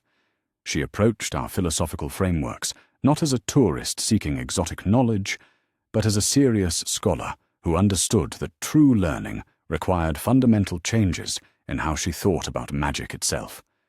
James Potter, meanwhile, had brought his own unique strengths to the collaboration. His natural talent for practical applications provided the experimental framework necessary to test theoretical insights developed through cross-cultural dialogue. Together, they had created research methodologies that bridged gaps between traditions that had remained separate for centuries. The breakthrough mentioned in the article's headline involved the development of protective enchantments that drew simultaneously from Japanese concepts of harmony and British traditions of defensive magic. The resulting techniques were more effective than either approach could achieve alone, creating protections that were both powerful and sustainable over extended periods. Professor Tanaka paused in his explanation, his expression becoming more serious as he reached what was clearly a more sensitive portion of the story. "The timing of this research," he said carefully, "proved to be more significant than anyone realized at the time. Your parents completed their work here just months before the rise of the dark wizard you call Voldemort became a serious threat to British magical society." Harry felt a chill of recognition as he began to understand the broader implications of what he was learning. The protective magic his parents had developed through their collaboration with Mahoutokoro had not been merely academic exercise. It had been preparation for a war that was already beginning to cast its shadow over their lives. "The love protection that saved your life," Professor Tanaka continued, "incorporated principles that your mother learned during her time here. The sacrifice she made for you drew its power not only from maternal devotion, but from magical techniques that emphasized the strength that comes from willing self-sacrifice in service of harmony and protection of others." The revelation was overwhelming in ways that Harry struggled to process. His survival had not been merely the result of his mother's love, profound though that was. It had been the culmination of months of careful research and preparation, evidence of planning and foresight that spoke to his parents' deep understanding of the threats they faced. But more importantly, it suggested that his presence at Mahoutokoro was not mere coincidence. His instinctive attraction to Japanese magical philosophy, his rapid progress in adapting to approaches that differed so dramatically from Western traditions, even his natural affinity for the environmental conditions surrounding the school, all might be connected to influences that had shaped his magical development before his conscious memory began. Professor Tanaka seemed to recognize the magnitude of what Harry was absorbing, allowing him time to process the implications before continuing with additional details about his parents' time at the school. The research collaboration had been so successful that plans were being made for follow-up projects that would have brought the Potters back to Japan for extended periods. Only the escalating war against Voldemort had prevented these plans from being realized. "Your parents," he said gently, "spoke often of their hope that any children they might have would grow up with appreciation for the broader magical world beyond the constraints of traditional British education. They believed that the future of magical society lay in integration and cooperation rather than isolation and competition between different cultural approaches." The words hit Harry with unexpected emotional force, suggesting that his desperate flight from Privet Drive had somehow fulfilled dreams his parents had harbored for his future. Rather than being rebellion against their memory, his presence at Mahoutokoro represented a continuation of work they had begun years before his birth. The conversation with Professor Tanaka continued for nearly 2 hours, covering details about his parents' research, their relationships with Japanese magical scholars, and the broader context of international magical cooperation during the 1970s. Each new piece of information helped Harry understand that James and Lily Potter had been far more than simply brave fighters in a desperate war. They had been visionaries who recognized that the magical world's survival depended on breaking down barriers between different traditions and cultures.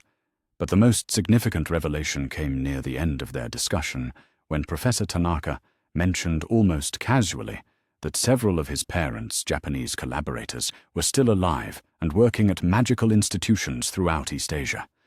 The possibility of meeting people who had known his parents personally, who could share first-hand memories and insights about their characters and dreams, was both thrilling and terrifying. As Harry made his way back to his dormitory that evening, his mind spinning with everything he had learned, he was intercepted by Chen Wei-ming, whose expression suggested urgent news. Kenji was waiting in their room, along with several other students, all of them gathered around what appeared to be an official communication that bore the seal of the British Ministry of Magic. The letter, Chen explained as Harry entered the room, had been delivered by an owl that had somehow managed to locate the school, despite the complex protective wards that normally prevented unauthorized magical communication. The fact that it had reached them at all suggested that whoever sent it possessed considerable magical power and determination to establish contact.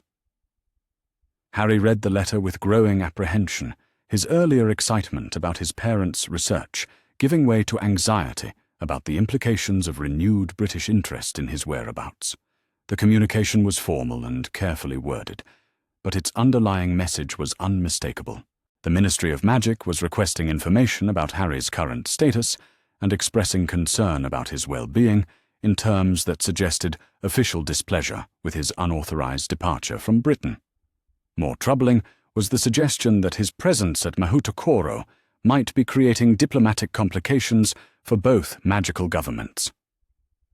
The letter hinted at ongoing discussions between British and Japanese magical authorities regarding Harry's future, implying that decisions were being made about his life without his input or consent. The anxiety that had begun building as he read the letter intensified when Kenji mentioned that similar communications had been received by several other international students at the school. British magical authorities, it seemed, were conducting a systematic inquiry into the status of young witches and wizards who were studying outside traditional British educational institutions. That night, despite the protective wards on his dormitory room, Harry's sleep was disturbed by dreams that seemed more vivid and intrusive than any he had experienced since arriving at Mahoutokoro.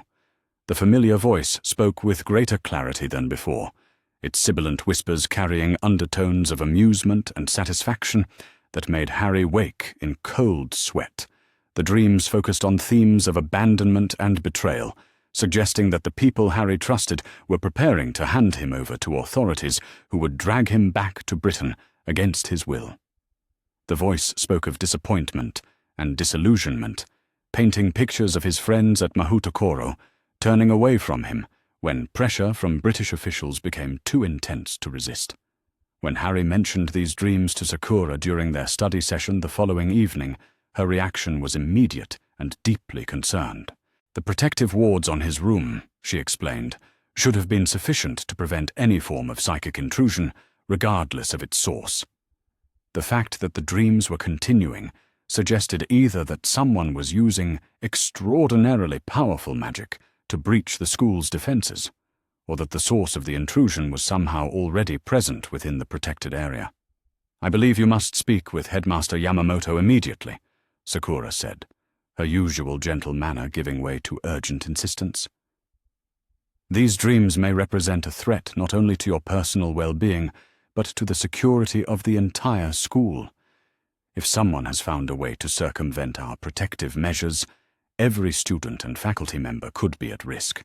The meeting with Headmaster Yamamoto took place in his private office that very evening, with several senior faculty members present to provide expertise in defensive magic and psychic protection. Harry's description of his most recent dreams was met with increasingly grave expressions, particularly when he mentioned the level of detail and emotional manipulation that characterized the voice's communications. "What you describe," the headmaster said, after consulting briefly with his colleagues, "suggests the work of a powerful practitioner of mental magic who has established some form of psychic connection with you that predates your arrival here. The protective wards we have installed should be effective against external intrusion, but they may be insufficient if the connection was established previously and has since been activated from a distance." Professor Nakamura leaned forward in her chair, her expression troubled, as she addressed a possibility that seemed to have occurred to her during Harry's account. "Potter-san," she said carefully, "have you ever experienced any form of serious magical trauma? Physical injury accompanied by exposure to dark magic, perhaps, or contact with cursed objects that might have left lasting psychic residue?" Harry hesitated, unsure how to explain the scar on his forehead that had been hidden beneath his hair for as long as he could remember. The Dursleys had always dismissed his questions about its origin, claiming it was the result of the car accident that had killed his parents. But Professor McGonagall's letter had mentioned his status as the famous Harry Potter who had survived an encounter with Voldemort as a baby, suggesting that there might be more to the story than he had been told. When he finally described the lightning bolt scar and its occasional tendency to cause him pain during moments of strong emotion, the reaction from the assembled faculty was immediate and dramatic. Several of them began speaking in rapid Japanese, their voices carrying the sort of urgency that suggested his revelation had confirmed their worst fears. Headmaster Yamamoto raised his hand for silence, his expression grave as he processed the implications of what Harry had revealed. "A curse scar," he said slowly, "particularly one created by the killing curse and left by a dark wizard of Voldemort's power, could indeed serve as a conduit for psychic intrusion that would be difficult to detect or prevent through conventional protective measures." The explanation that followed was both enlightening and terrifying. According to the expertise assembled in the room, Harry's scar represented a unique magical phenomenon that connected him directly to Voldemort's consciousness. The dreams he had been experiencing were not external attacks, but rather leaked memories and emotions from the Dark Wizard's mind, transmitted through the psychic link created by the failed killing curse. This connection, Professor Nakamura explained, could not be severed through conventional means without risking serious injury to Harry himself. Instead, he would need to learn advanced mental disciplines that would allow him to recognize intrusions from Voldemort's consciousness while maintaining control over his own thoughts and emotions. The training would be intensive and challenging, requiring Harry to confront psychological material that would be disturbing even for an adult wizard with extensive experience in mental magic. But the alternative, allowing Voldemort continued access to his mind, was unacceptable both for Harry's personal safety and for the security of everyone around him. The headmaster's decision was immediate and unequivocal. Beginning tomorrow, Harry would receive daily instruction in the most advanced mental shielding techniques known to the school, taught by specialists who had trained at institutions throughout Asia. The lessons would take precedence over his regular academic work until he achieved sufficient mastery to protect himself and others from the dangers posed by his unwilling connection to one of the most dangerous dark wizards in magical history. But even as plans were being made to address the immediate threat, Harry couldn't shake the feeling that larger forces were moving around him in ways that would soon make his quiet life at Mahoutokoro impossible to maintain. The letter from the British ministry had been only the beginning of what he suspected would be escalating pressure to return him to the magical world's most closely watched 11-year-old boy. The next morning brought confirmation of his fears in the form of an unexpected arrival that sent ripples of excitement and apprehension throughout the school.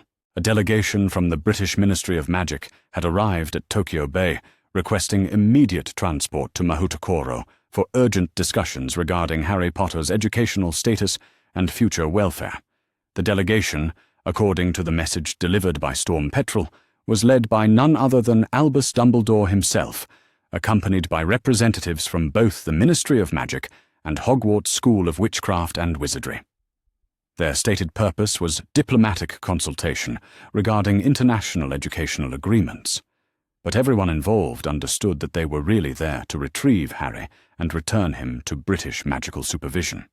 Harry received this news while sitting in the morning sunlight on one of the palace's suspended gardens, surrounded by cherry trees whose blossoms seemed to respond to his emotional state by falling more heavily as his anxiety increased. Sakura sat beside him, her presence providing comfort, even as they both recognized that the peaceful period of his education at Mahoutokoro was about to come to an end. For 6 weeks, Harry had experienced what it felt like to be treated as a person rather than a symbol, a student rather than a celebrity, someone whose value lay in his potential for growth rather than his usefulness to other people's plans.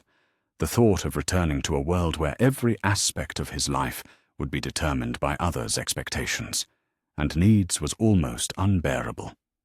But as he sat among the falling cherry blossoms, watching storm petrels circle the palace in preparation for the arrival of visitors who would change everything, Harry realized that he was no longer the same frightened, powerless child who had fled Privet Drive in desperate hope of finding something better.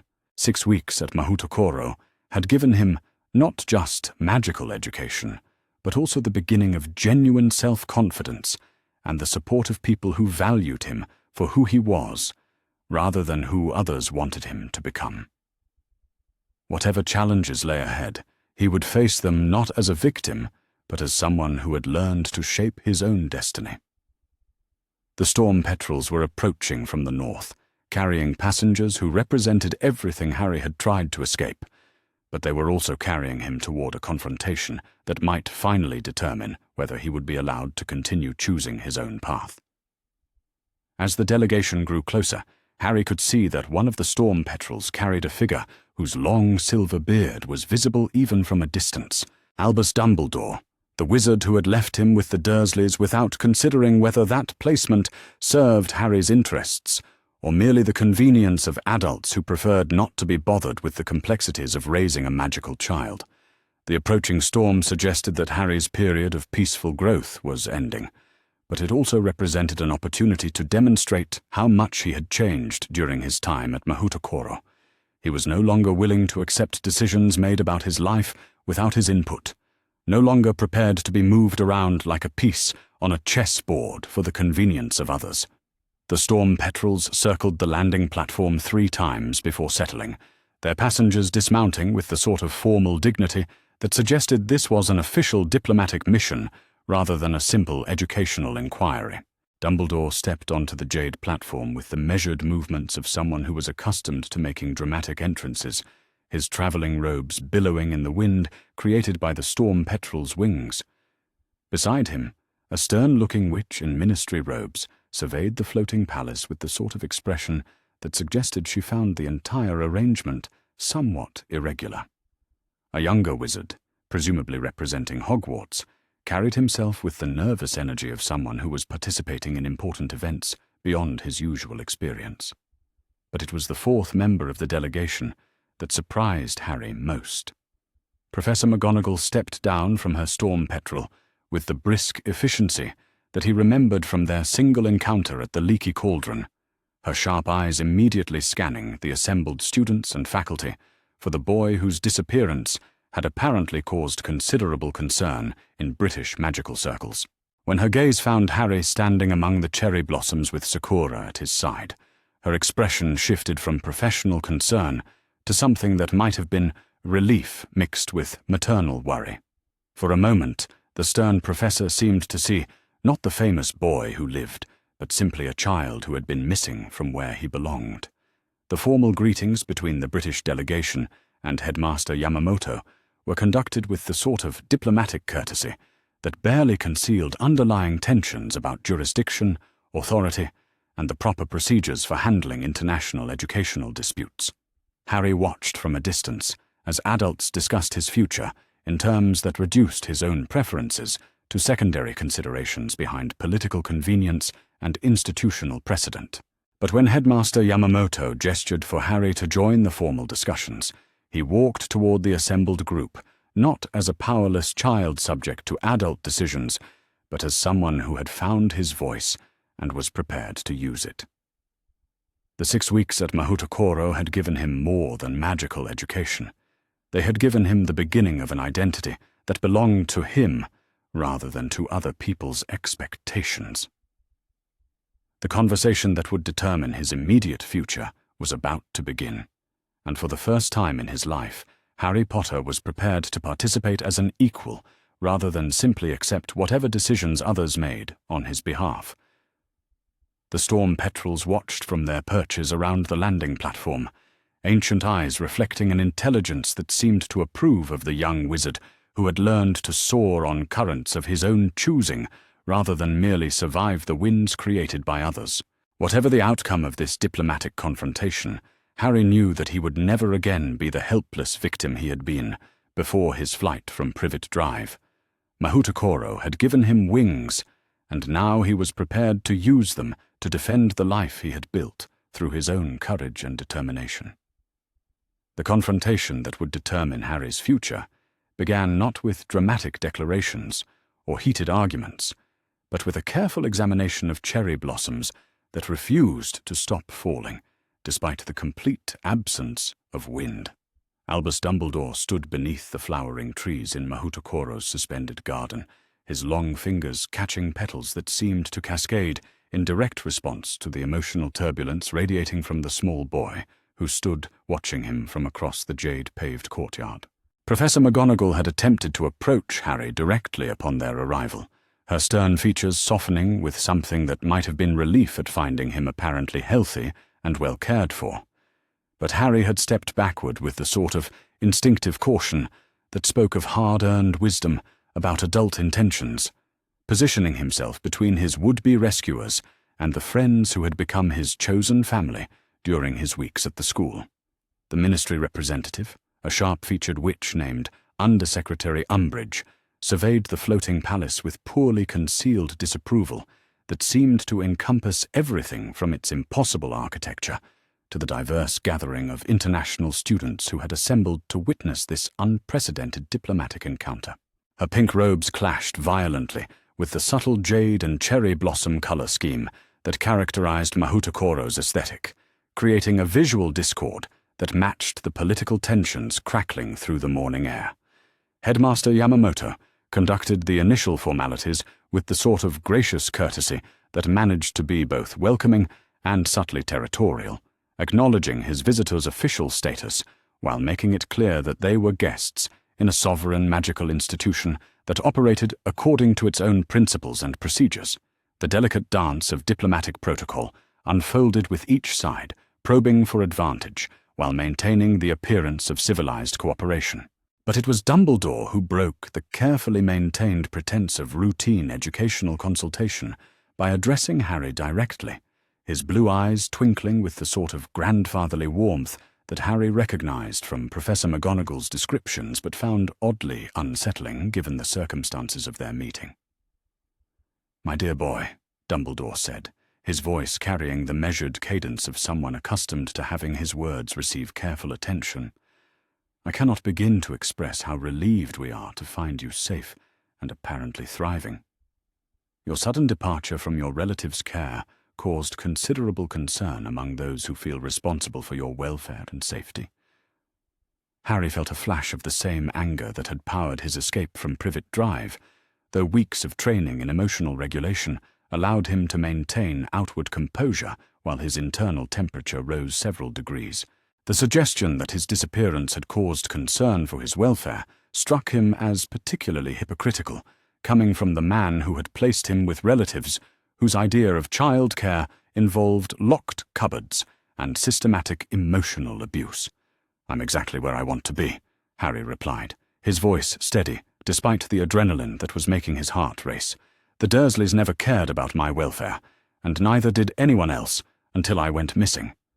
I've learned more about magic and myself in 6 weeks here than I did in 10 years on Privet Drive." The simple statement fell into the diplomatic conversation, like a stone dropped into still water, creating ripples that spread outward through the assembled adults with visible effect. Professor McGonagall's expression shifted from relief to what might have been guilt, while Undersecretary Umbridge's disapproval deepened as she processed the implications of Harry's claim about his treatment by his Muggle relatives. Headmaster Yamamoto stepped forward with the sort of quiet authority that commanded attention without demanding it, his intervention precisely timed to prevent the conversation from escalating into the sort of confrontation that would serve no one's interests. "Perhaps," he suggested with diplomatic smoothness, "this discussion would benefit from a more formal setting, where all parties can present their perspectives with the consideration they deserve." The conference chamber selected for their diplomatic meeting was one of Mahoutokoro's most impressive spaces, its walls displaying real-time views of magical phenomena occurring around the world. Aurora danced across polar skies, while dragons soared above mountain peaks, creating a constantly shifting backdrop that emphasized the global scope of magical education and cooperation. Harry found himself seated at a table carved from single piece of jade, facing a tribunal of adults who were preparing to decide his fate based on principles he barely understood. Dumbledore began with what appeared to be a carefully prepared speech about the importance of proper magical education and the specific responsibilities that accompanied Harry's unique status in the British magical world. His words carried the weight of authority earned through decades of leadership, but they also revealed assumptions about Harry's future that had apparently been made without consulting the person most affected by them. "Your magical education at Hogwarts," Dumbledore explained with gentle but unmistakable firmness, "has been arranged since your birth, Harry. The curriculum there has been specifically designed to prepare you for the challenges that await someone of your extraordinary circumstances and responsibilities. While I'm certain that your time at Mahoutokoro has been enriching, it cannot provide the specialized preparation that will be necessary for your future role in magical Britain." The phrase future role struck Harry as particularly ominous, suggesting plans and expectations that had been developed without his input or consent. He found himself wondering what specific role British magical society had assigned to him, and whether that role took into account his own preferences and desires, or merely the convenience of adults who preferred their young heroes to be manageable and compliant. Professor McGonagall, apparently sensing his growing discomfort, attempted to provide reassurance with information that only increased his anxiety. "Your fame in magical Britain," she said, with the sort of brisk efficiency that characterized all her interactions, "requires careful management to ensure your safety and normal development.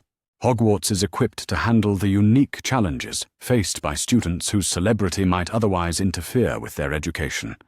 Harry absorbed this revelation with growing horror, realizing that his escape from the Dursleys had apparently made him something of a sensation in a magical world he had never even known existed.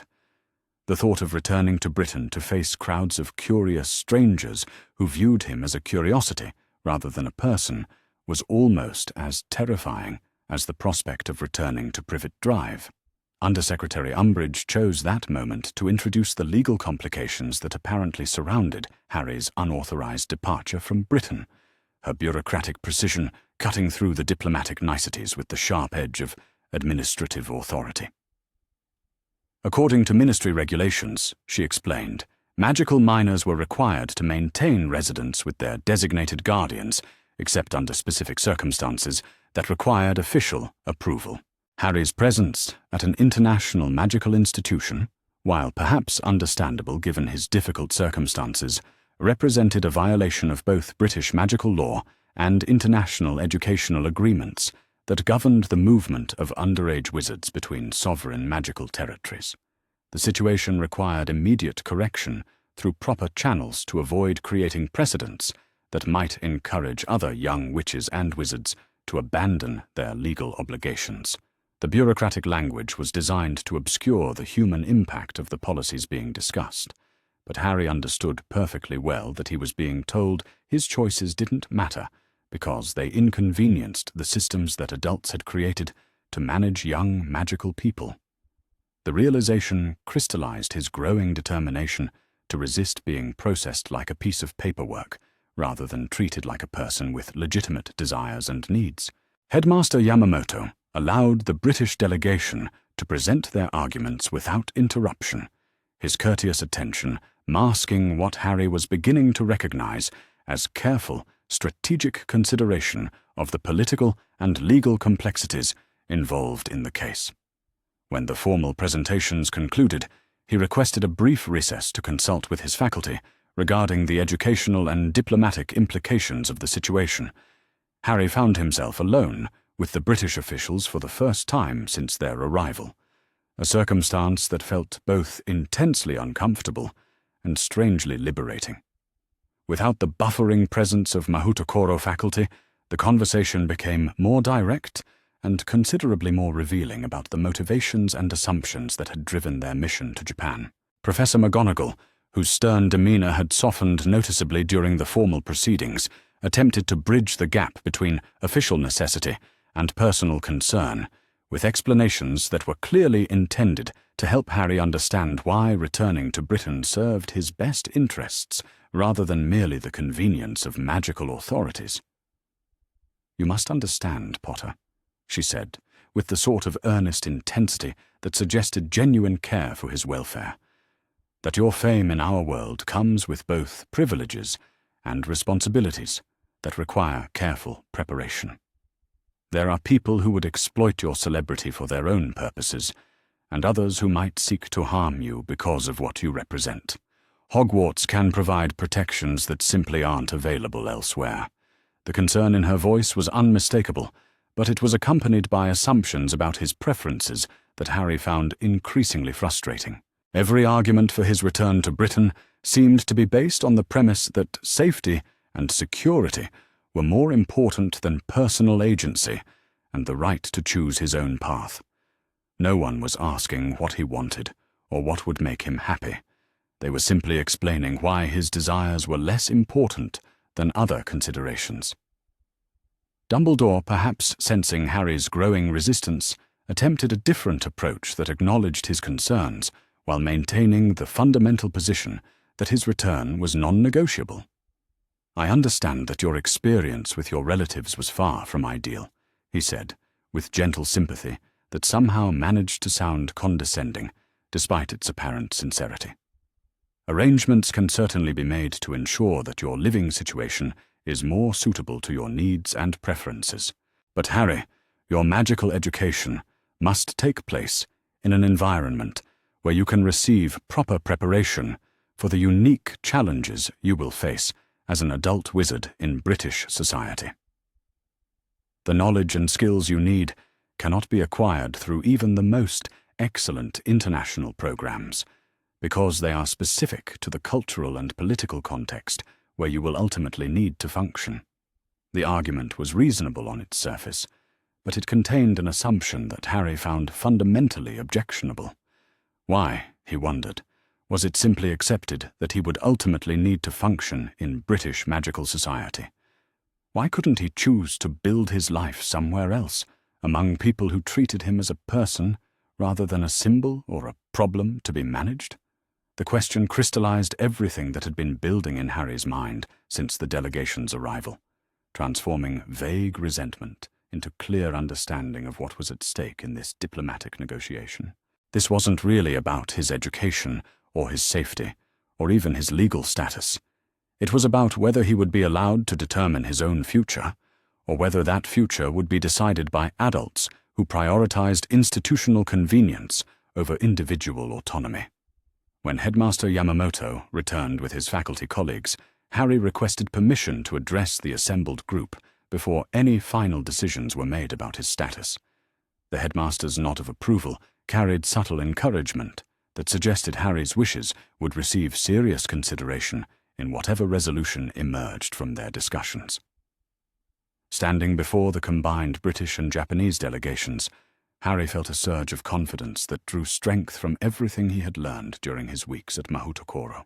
The training in emotional regulation kept his voice steady, while the philosophical foundations of Japanese magical education provided conceptual frameworks for articulating thoughts and feelings that had previously existed only as inchoate resentment.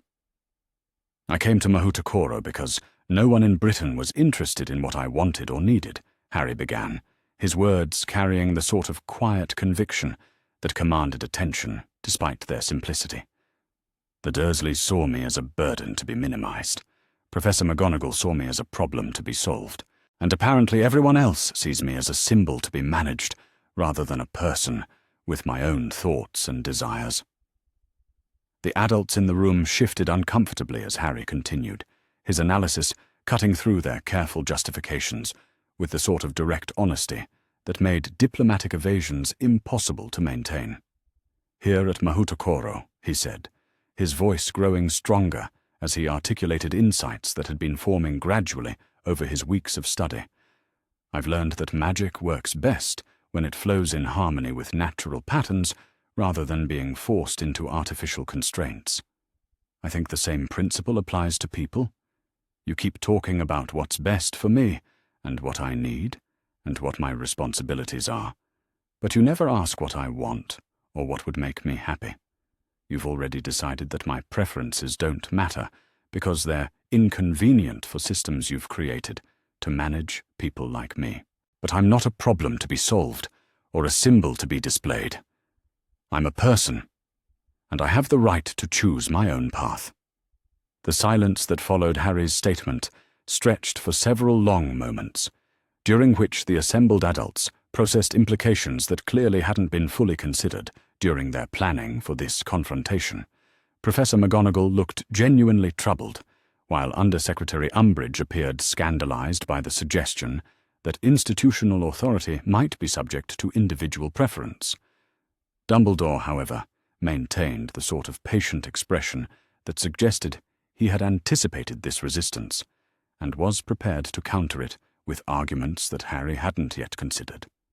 "My dear boy," he said, with grandfatherly warmth that somehow managed to sound patronizing, "I understand your desire for independence, and I applaud the maturity you've shown in advocating for yourself so eloquently. But," he continued with gentle but unmistakable firmness, "there are circumstances surrounding your life that make complete freedom of choice impossible, regardless of our personal preferences in the matter.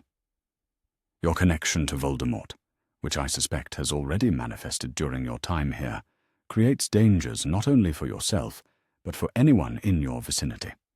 These dangers require specific magical protections that are available only in Britain." The reference to his troubling dreams caught Harry off guard, suggesting knowledge and surveillance capabilities that he hadn't suspected. The realization that his psychic connection to Voldemort was known to British authorities added new dimensions of complexity to his situation that were both frightening and infuriating. Headmaster Yamamoto cleared his throat diplomatically, requesting permission to address the specific concerns that Dumbledore had raised about magical protections and the management of dangerous psychic connections. His intervention shifted the conversation away from questions of authority and compliance toward more technical considerations that allowed all parties to engage with the substantive issues without losing face. The headmaster's presentation revealed the sophisticated understanding that Mahoutokoro faculty had developed regarding Harry's unique magical circumstances, including detailed analysis of the psychic link that connected him to Voldemort and comprehensive strategies for managing the risks it created. The level of expertise demonstrated far exceeded anything that Harry had expected from his brief discussions with Professor Nakamura, suggesting that his situation had been the subject of extensive study and consultation. More importantly, the headmaster's analysis challenged several key assumptions that seemed to underlie the British position regarding Harry's need for specialized protections available only through Hogwarts and the British magical government. The techniques being developed at Mahoutokoro for managing psychic intrusion were, according to detailed comparative studies, significantly more advanced than European approaches to similar problems. Furthermore, the international nature of Harry's magical education was providing him with perspectives and skills that would actually enhance his ability to resist Voldemort's influence, rather than limiting it, as Dumbledore seemed to believe. The integration of Eastern and Western magical traditions was creating defensive capabilities that drew strength from multiple philosophical approaches, rather than relying on single cultural framework that might prove inadequate against a dark wizard of Voldemort's sophistication. The technical discussion that followed lasted for over an hour, with experts from both sides presenting evidence and analysis that gradually revealed the complexity of Harry's magical circumstances. What emerged was a picture of a young wizard whose unique situation required equally unique solutions that might not be available through traditional British magical education alone. Professor McGonagall, whose expertise in transfiguration apparently extended to broader questions of magical theory, found herself acknowledging the validity of several points raised by the Mahoutokoro faculty. The integration of multiple magical traditions did indeed offer theoretical advantages for someone facing the sort of challenges that Harry would encounter throughout his life, regardless of where that life ultimately took place. Even Undersecretary Umbridge seemed grudgingly impressed by the level of magical sophistication demonstrated by the Japanese faculty, though her bureaucratic instincts continued to prioritize regulatory compliance over educational innovation. The legal complications surrounding Harry's status remained problematic from a ministry perspective, but the educational arguments for allowing him to continue his studies at Mahoutokoro were becoming increasingly difficult to dismiss. It was Dumbledore who finally articulated what everyone in the room was beginning to understand, but hadn't yet been willing to acknowledge directly. "The question," he said, with characteristic precision, "is not whether Mahoutokoro can provide excellent magical education for Harry. Clearly it can, and clearly it has been doing so with remarkable success. The question," he continued, his blue eyes focusing on Harry with uncomfortable intensity, "is whether we are prepared to accept the broader implications of allowing a young wizard of such significance to develop outside the traditional structures that have historically managed magical education and political development in Britain." The admission was significant because it acknowledged that institutional convenience, rather than educational excellence, was driving British resistance to Harry's presence at Mahoutokoro. The facade of concern for his welfare and magical development was giving way to more honest discussion of the political complications created by his absence from systems designed to shape young witches and wizards according to established patterns. Harry felt a moment of quiet satisfaction at this acknowledgement, followed immediately by renewed determination to resist being processed according to those established patterns. The conversation was finally addressing the real issues at stake, which had everything to do with control and very little to do with his actual needs or preferences. Headmaster Yamamoto seized the opportunity created by Dumbledore's candor to propose a compromise that might address the legitimate concerns of all parties while respecting Harry's clearly expressed preferences regarding his education and future development. Rather than requiring his immediate return to Britain, why not establish formal educational exchange agreements that would allow him to continue his studies at Mahoutokoro while maintaining appropriate connections to British magical society? Such arrangements were not unprecedented in international magical education, the headmaster explained, and could be structured to provide the specialized preparation that Dumbledore considered essential while preserving the cultural diversity and philosophical integration that were clearly benefiting Harry's magical development. The proposal offered face-saving opportunities for all parties, allowing British authorities to maintain some oversight and influence, while acknowledging Harry's right to pursue educational opportunities that served his individual needs and interests. More importantly, it represented a framework for resolving the immediate crisis without forcing anyone to abandon fundamental principles or accept unacceptable compromises. Professor McGonagall was the first to express qualified support for exploring such arrangements, her academic instincts recognizing the educational value of allowing exceptional students to pursue specialized opportunities regardless of political complications. Undersecretary Umbridge proved more resistant, her bureaucratic mindset struggling with the ambiguity and flexibility that such arrangements would require. But it was Harry's own response that ultimately determined the direction of their negotiations. Standing before the assembled adults who were discussing his future with varying degrees of respect for his autonomy, he felt the same surge of magical energy that had characterized his most successful exercises in elemental harmony. The sensation was accompanied by visible changes in his immediate environment that surprised everyone in the conference chamber. The jade table began emitting a soft glow that pulsed in rhythm with his heartbeat, while the magical displays on the walls shifted to show scenes that seemed to reflect his emotional state rather than random global phenomena. Most dramatically, his school robes began shifting from their current blue toward deeper purple that indicated advanced magical development far beyond what should have been possible after only 6 weeks of study. The color change was accompanied by subtle alterations in the fabric's texture and drape that made it clear this was genuine advancement rather than mere emotional response. The magical demonstration was entirely unconscious on Harry's part, but it effectively communicated his determination to resist being managed according to other people's convenience more powerfully than any words could have done. Here was concrete evidence that his development at Mahoutokoro was proceeding at unprecedented pace, suggesting that forcing him to abandon this educational environment might actually impair rather than enhance his magical growth.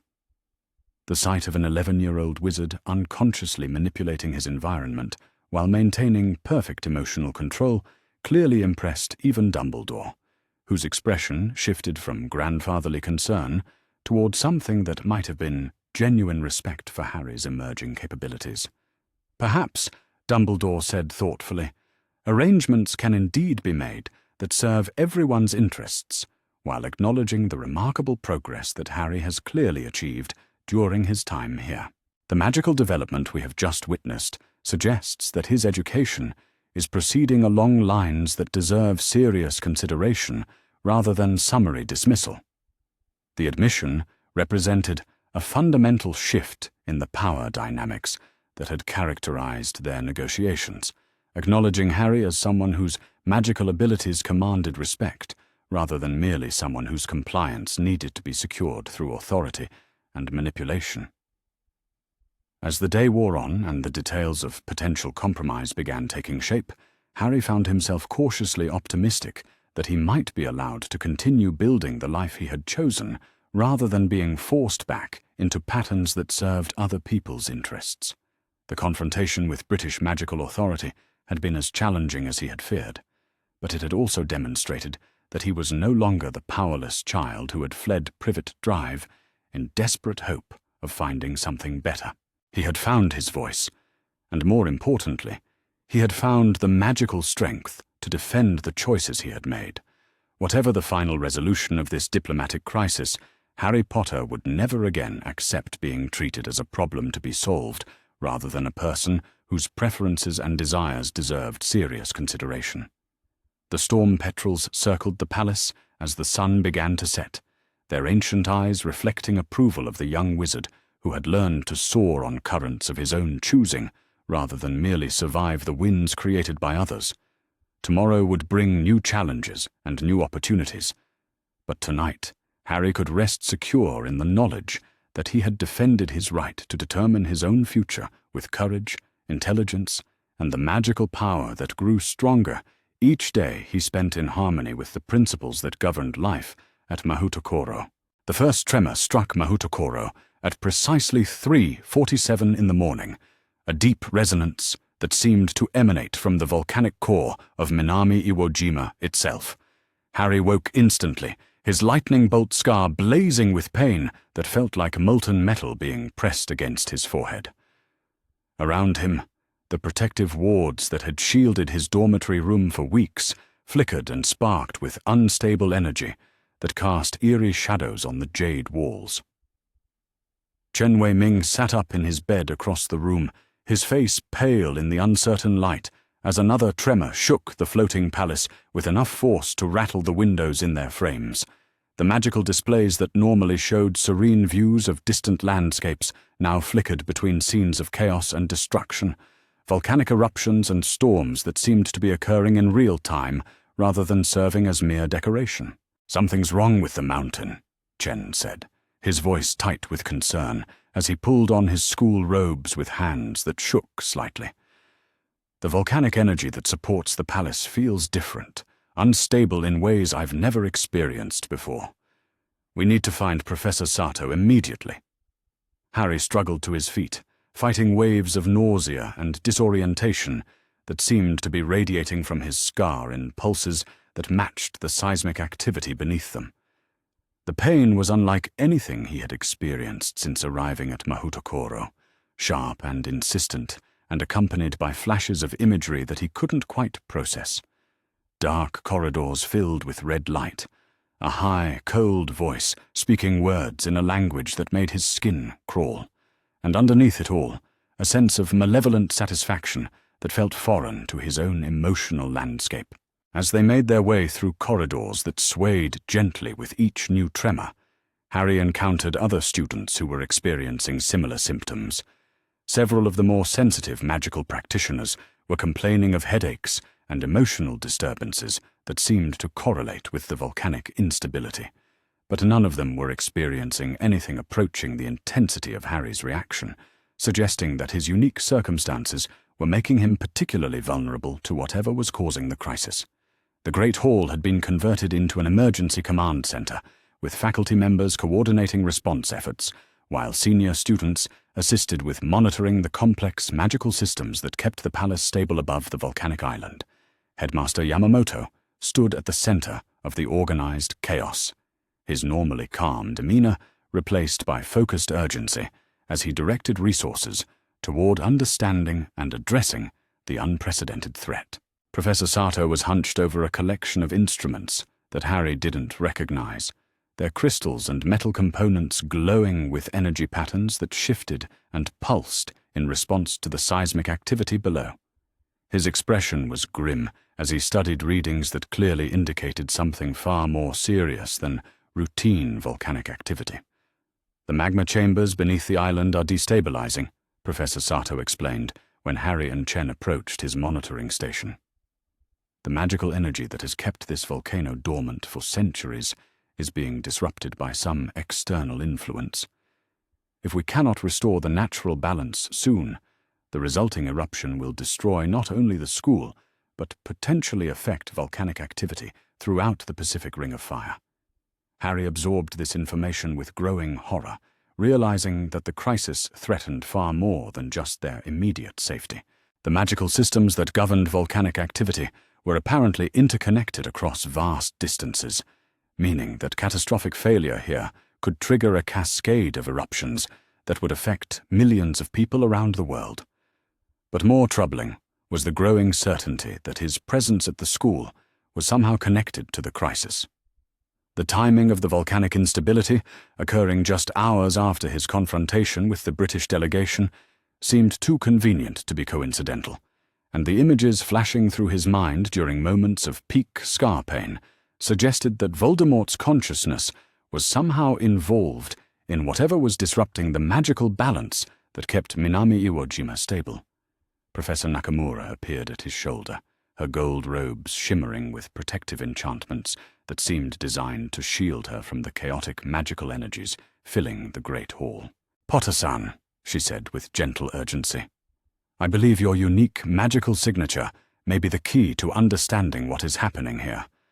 The timing and nature of this crisis suggest external magical interference, that is somehow connected to your psychic link with the Dark Wizard.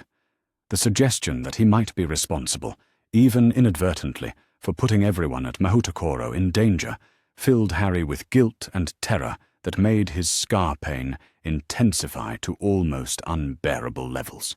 The idea that Voldemort might be using their connection to attack the school represented a nightmare scenario that made staying here not just impossible but actively dangerous for everyone he had come to care about.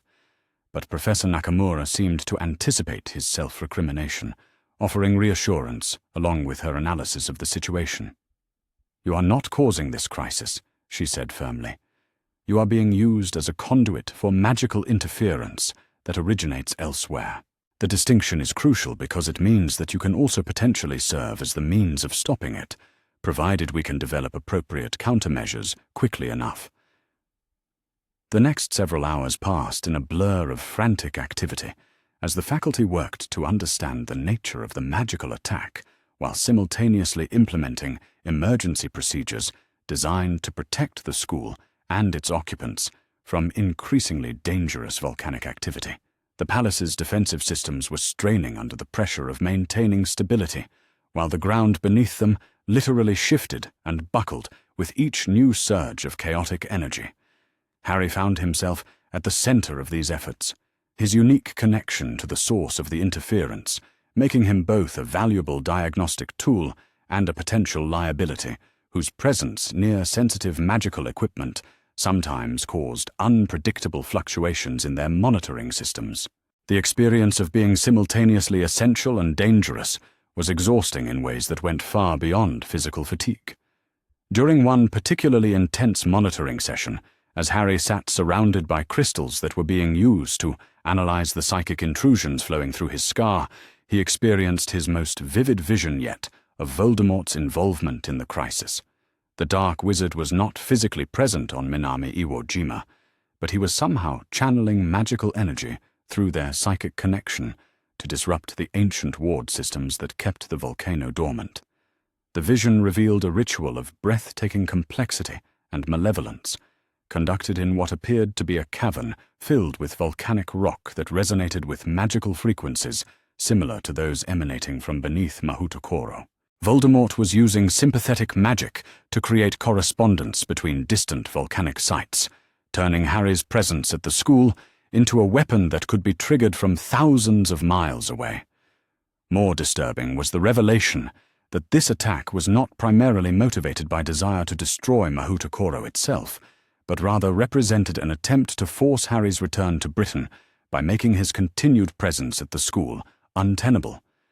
Voldemort's cold amusement at the elegance of his strategy came through clearly in the vision, along with his expectation that British authorities would have no choice but to remove Harry from the source of danger once the connection became apparent. When Harry shared this intelligence with the assembled faculty, their reaction was immediate and decisive. If Voldemort was indeed using sympathetic magic to channel destructive energy through Harry's presence at the school, then breaking that connection required either removing Harry from the volcanic environment or finding a way to sever the psychic link that was serving as a conduit for the attack. Neither option was acceptable to Harry, who refused to abandon Mahoutokoro in its hour of need, and was equally unwilling to undergo magical procedures that might permanently damage his mental faculties. Instead, he proposed a third alternative that drew on everything he had learned about Japanese magical philosophy during his weeks of study at the school. Rather than fighting Voldemort's attack directly or fleeing from its effects, Harry suggested using the principles of elemental harmony to redirect the chaotic energy into constructive rather than destructive patterns. If the Dark Wizard was channeling volcanic energy through their psychic connection, then perhaps that same connection could be used to draw the destructive forces away from the school's foundation and into magical systems designed to absorb and neutralize them. The proposal was audacious to the point of recklessness, requiring Harry to deliberately open his mind to Voldemort's influence, while simultaneously attempting to manipulate magical forces that could easily overwhelm and destroy him if his control faltered even momentarily. But it also offered the only realistic hope of saving the school without abandoning the principles and relationships that had made his time at Mahoutokoro so transformative. Headmaster Yamamoto listened to Harry's proposal with the sort of grave attention that suggested he was seriously considering options that would have been dismissed immediately under normal circumstances. The desperation of their situation was making possibilities thinkable that would ordinarily be rejected as far too dangerous to attempt. Professor Nakamura, whose expertise in mental magic made her the most qualified to assess the risks involved in Harry's proposal, spent nearly an hour evaluating the theoretical framework before offering her cautious support for attempting the procedure. The magical principles underlying Harry's suggested approach were sound, she concluded, though implementing them would require precise coordination between multiple faculty members and flawless execution under extremely challenging conditions. The preparation for Harry's attempt to redirect Voldemort's attack took place in the school's most secure magical laboratory, a chamber deep within the palace that was surrounded by protective wards designed to contain dangerous experimental procedures. The room itself was carved from a single piece of volcanic glass that had been shaped and polished to create perfect resonance with the magical forces that flowed through the mountain beneath them.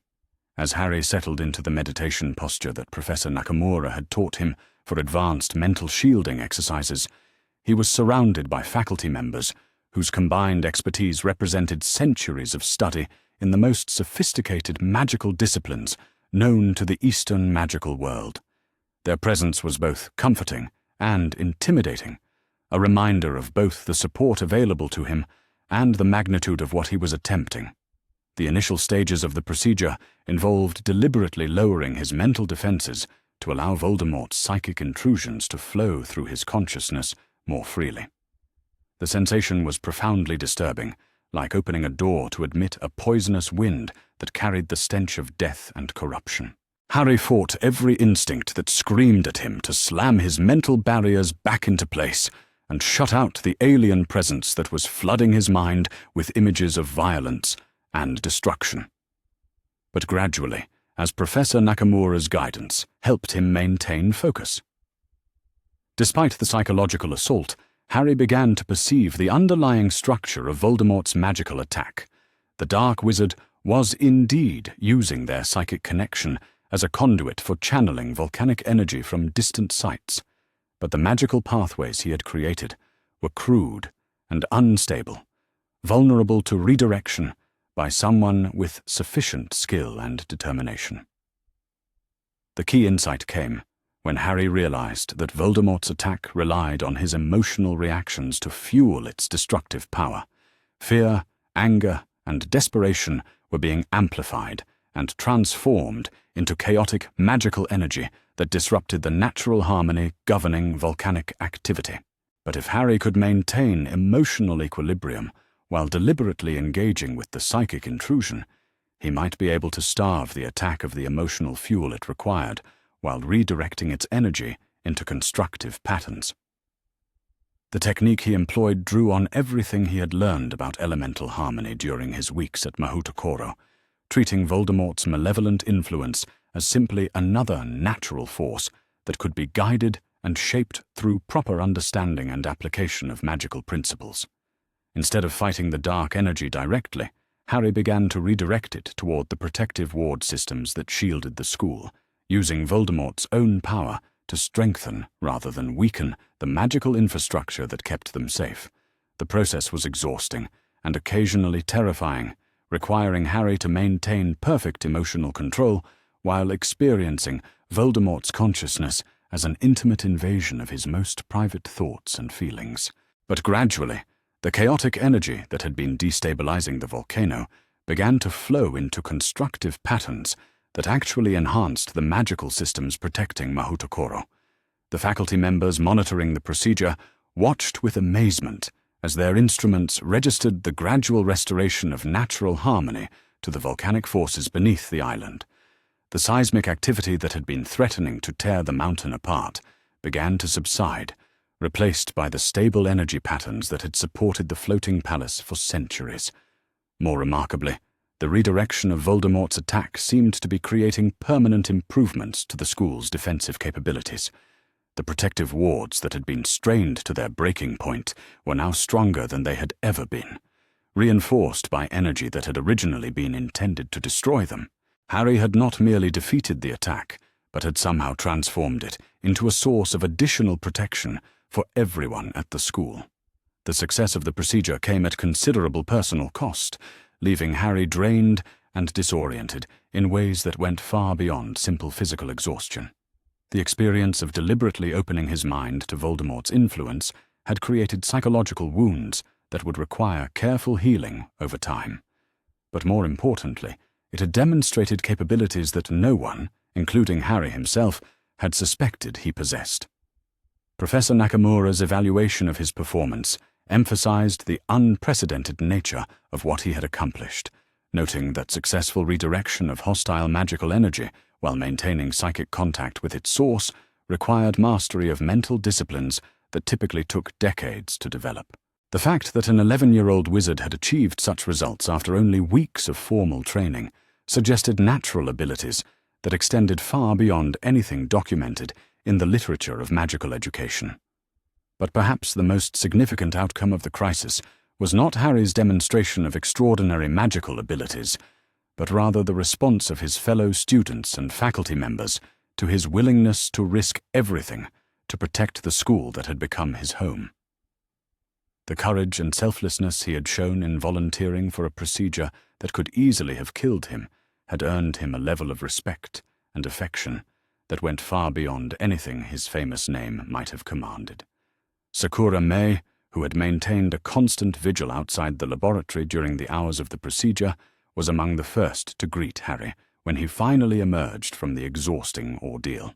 Her relief at his survival was evident in every gesture and expression, but so was her admiration for the choice he had made to put himself in danger rather than allow others to suffer from attacks that were directed at him personally.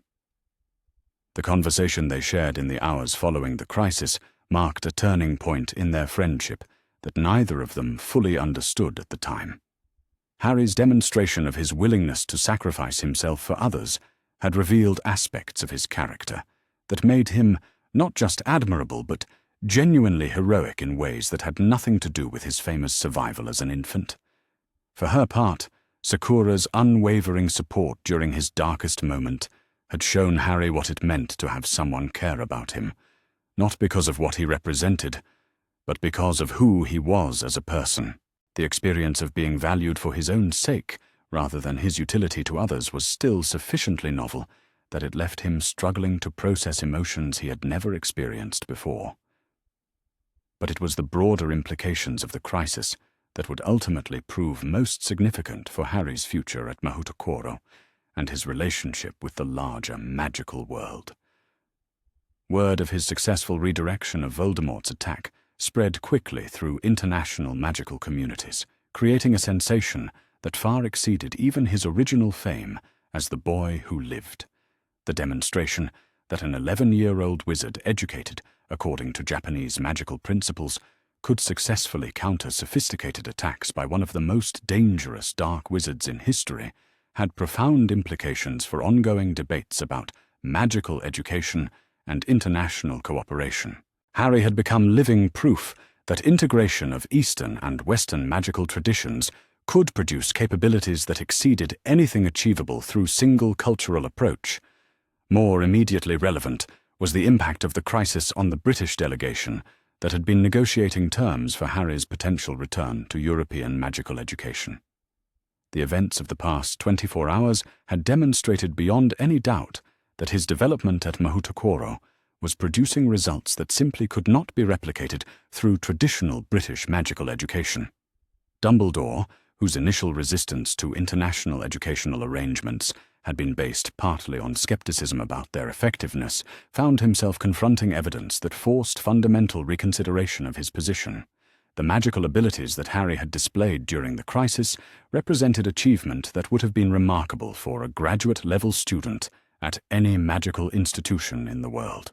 Professor McGonagall, meanwhile, was struggling to reconcile her institutional loyalty to Hogwarts with growing recognition that Harry's educational needs might be better served through continued study at Mahoutokoro. Her academic integrity made it impossible to ignore evidence that his progress here far exceeded anything he was likely to achieve through conventional British magical education. Even Undersecretary Umbridge, whose bureaucratic instincts normally prioritized regulatory compliance over educational innovation, seemed impressed, despite herself, by the demonstration of magical capabilities that had implications extending far beyond individual achievement. The possibility that British magical education was falling behind international standards represented the sort of institutional threat that commanded attention, regardless of personal preferences. The resolution of the volcanic crisis also had unexpected effects on Harry's relationship with his own magical abilities and his understanding of the role that Voldemort's psychic intrusions might play in his future development. Rather than being simply a liability to be managed through defensive techniques, his connection to the Dark Wizard had proven to be a source of unique capabilities that could be developed and directed toward constructive purposes. Professor Nakamura's analysis of the psychic redirection technique suggested that Harry might be able to use similar approaches to protect others from dark magic attacks, effectively turning his unwilling connection to Voldemort into a tool for defending against the very forces that had created it. The irony of using the Dark Wizard's own power against him appealed to Harry's sense of justice, while offering hope that his unique circumstances might ultimately prove to be an advantage, rather than merely a burden. As the immediate crisis subsided and life at Mahoutokoro began returning to normal patterns, Harry found himself processing changes in his circumstances that went far beyond the magical abilities he had discovered during the emergency. The respect and admiration he had earned from faculty and fellow students represented the sort of genuine acceptance he had dreamed of during his years of isolation at Privet Drive. But more importantly, he had proven to himself that he possessed the courage and capability to protect the people and places he cared about, regardless of the personal cost involved. The frightened child who had fled Britain in desperate hope of finding something better had been replaced by someone who was prepared to stand and fight for the life he had chosen to build. The storm petrels that had carried the British delegation to Mahoutokoro continued to circle the palace as negotiations resumed regarding Harry's educational future. But the context of those discussions had been fundamentally altered by recent events. Rather than debating whether he should be allowed to remain at an international school, the conversation now focused on how his unprecedented development could be continued and supported in ways that served both his individual needs and the broader interests of magical cooperation.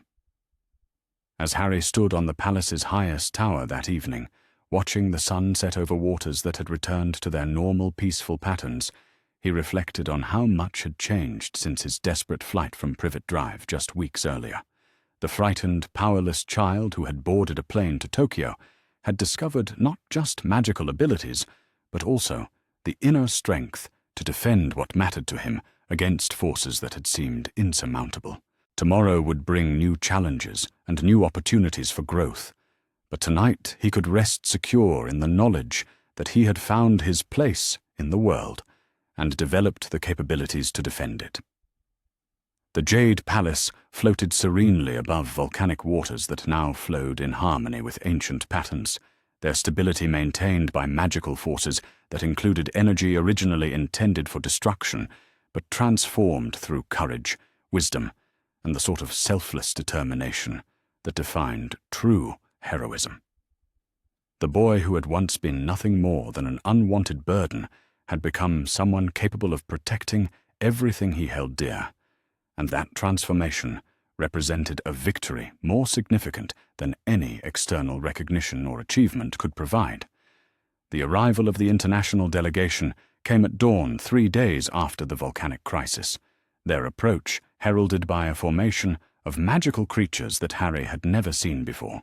Dragons from the mountains of China soared alongside enormous phoenixes, whose feathers blazed with colors that seemed to contain the essence of sunrise itself.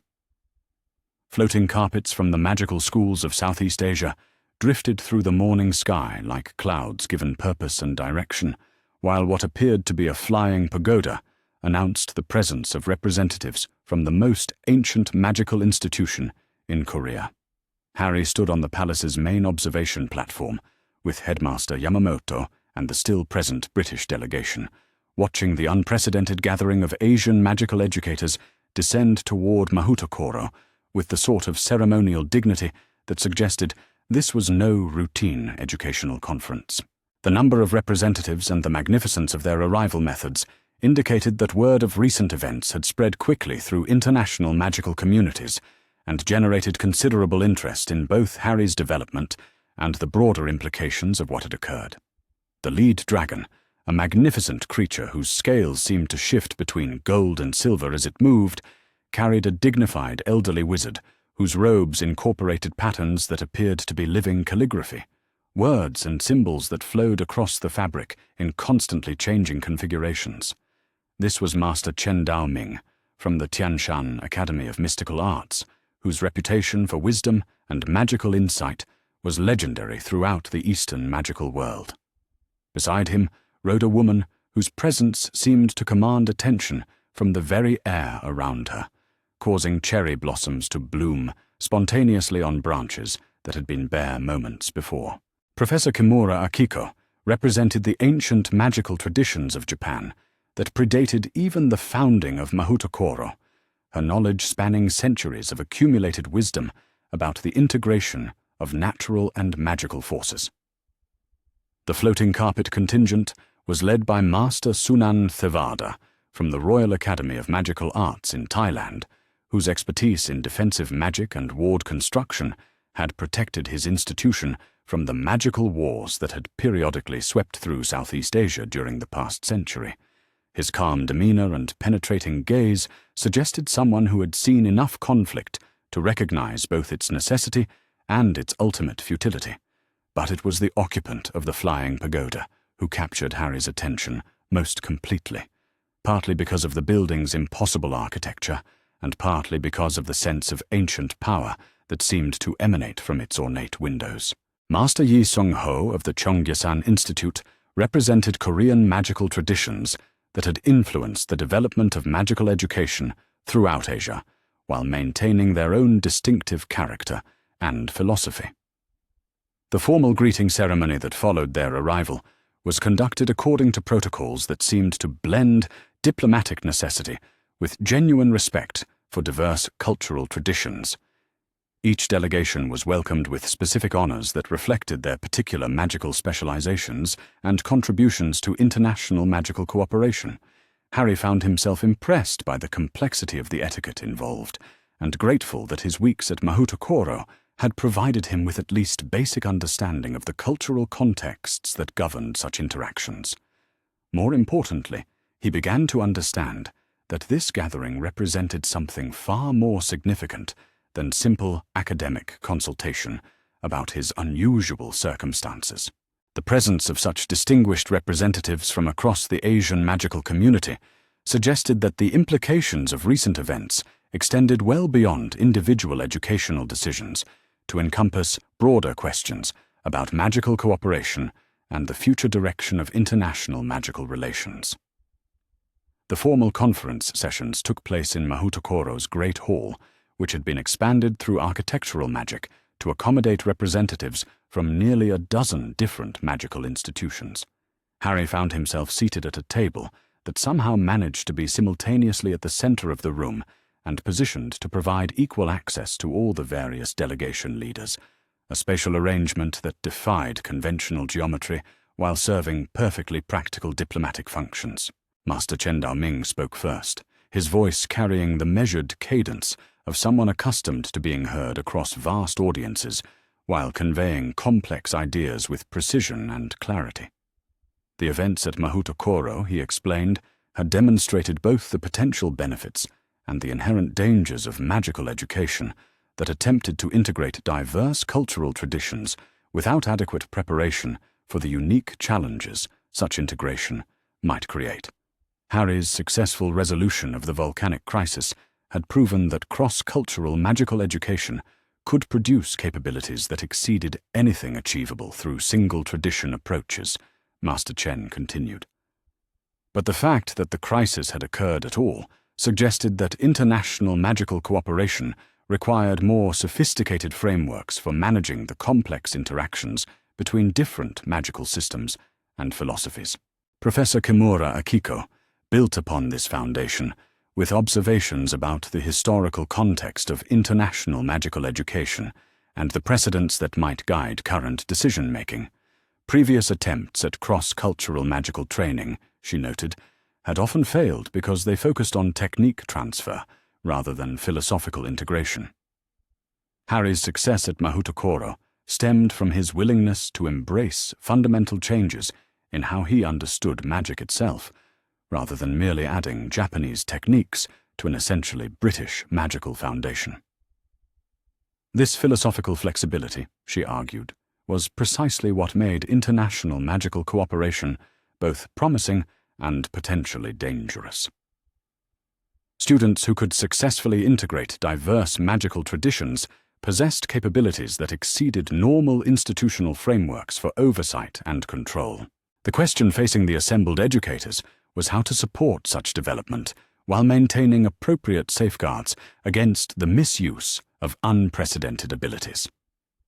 Master Sunan Thavada addressed the more immediate practical implications of Harry's situation, noting that his demonstration of advanced capabilities had effectively made him a person of international significance, whose educational decisions would inevitably have diplomatic consequences. The attempt by Voldemort to attack Mahoutokoro through Harry's psychic connection represented exactly the sort of threat that international magical cooperation was designed to address, but it also highlighted vulnerabilities that had not been adequately considered in existing agreements. The discussion that followed lasted for several hours, with representatives from different magical traditions offering perspectives on how to balance individual educational freedom with collective security concerns. Harry listened with growing amazement as these distinguished educators debated not just his specific circumstances, but broader questions about the future of magical education and international cooperation that would affect thousands of young witches and wizards across Asia and beyond. But it was Master Yi Song-ho who articulated what everyone in the room was beginning to understand, but hadn't yet been willing to acknowledge directly. "Harry Potter," he said, with quiet authority that commanded immediate attention, "has become something new in our world. He is no longer simply a British wizard studying abroad, or even an exceptionally talented student who happens to possess unique abilities. He has become a bridge between magical traditions that have remained separate for centuries, and that transformation carries responsibilities that extend far beyond his personal preferences or educational needs." The statement fell into the diplomatic discussion like a stone dropped into still water, creating ripples of implications that spread outward through every aspect of the complex negotiations that had been unfolding around Harry's future. For the first time, someone was explicitly acknowledging that the changes in Harry's capabilities and circumstances had transformed him into something unprecedented in the magical world, with all the opportunities and dangers that such transformation implied. Dumbledore, who had remained largely silent during the presentations by Asian magical educators, finally spoke with the sort of measured gravity that suggested careful consideration of everything he had heard. "The observations offered by our esteemed colleagues," he said, "raise fundamental questions about the nature of magical education and the responsibilities that accompany exceptional development. Harry's achievements at Mahoutokoro have indeed created capabilities that exceed normal institutional frameworks, but they have also demonstrated his capacity for wisdom and self-sacrifice that suggest he may be uniquely suited to handle such responsibilities." The admission was significant because it represented Dumbledore's acknowledgement that Harry's educational development at Mahoutokoro had produced results that simply could not be replicated through traditional British magical education. More importantly, it suggested that British magical authorities were beginning to recognize that their initial resistance to international educational arrangements had been based on incomplete understanding of what such arrangements might achieve. Professor McGonagall, whose academic integrity had been increasingly troubled by evidence of Harry's exceptional progress, found herself supporting expanded international cooperation with an enthusiasm that surprised even her. The demonstration of what cross-cultural magical education could accomplish, she argued, represented opportunities that British magical education should embrace rather than resist. Harry's success at Mahoutokoro pointed toward possibilities for magical development that deserved serious consideration for implementation throughout international magical communities.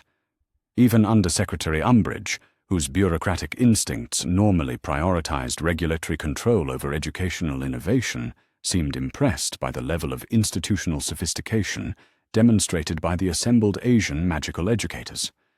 The frameworks they had developed for international cooperation offered models that might address many of the concerns that had previously made British magical authorities reluctant to support expanded student exchange programs. But it was the proposal that emerged from the collective deliberations of the Asian delegation that ultimately provided the framework for resolving the complex political and educational challenges surrounding Harry's future. Rather than requiring him to choose between British and Japanese magical education, Master Chen suggested establishing a formal international consortium that would allow exceptional students to pursue integrated magical education under the oversight of multiple institutional partners. Such arrangements would provide the specialized preparation that Dumbledore considered essential for Harry's unique circumstances, while preserving the cultural diversity and philosophical integration that had proven so beneficial to his magical development. More importantly, the consortium model could serve as a prototype for expanded international magical cooperation that would benefit students throughout the global magical community. The consortium proposal offered face-saving opportunities for all parties, while addressing legitimate concerns about oversight, security, and educational quality. British authorities would maintain appropriate involvement in Harry's education, while acknowledging the superior results achieved through international cooperation.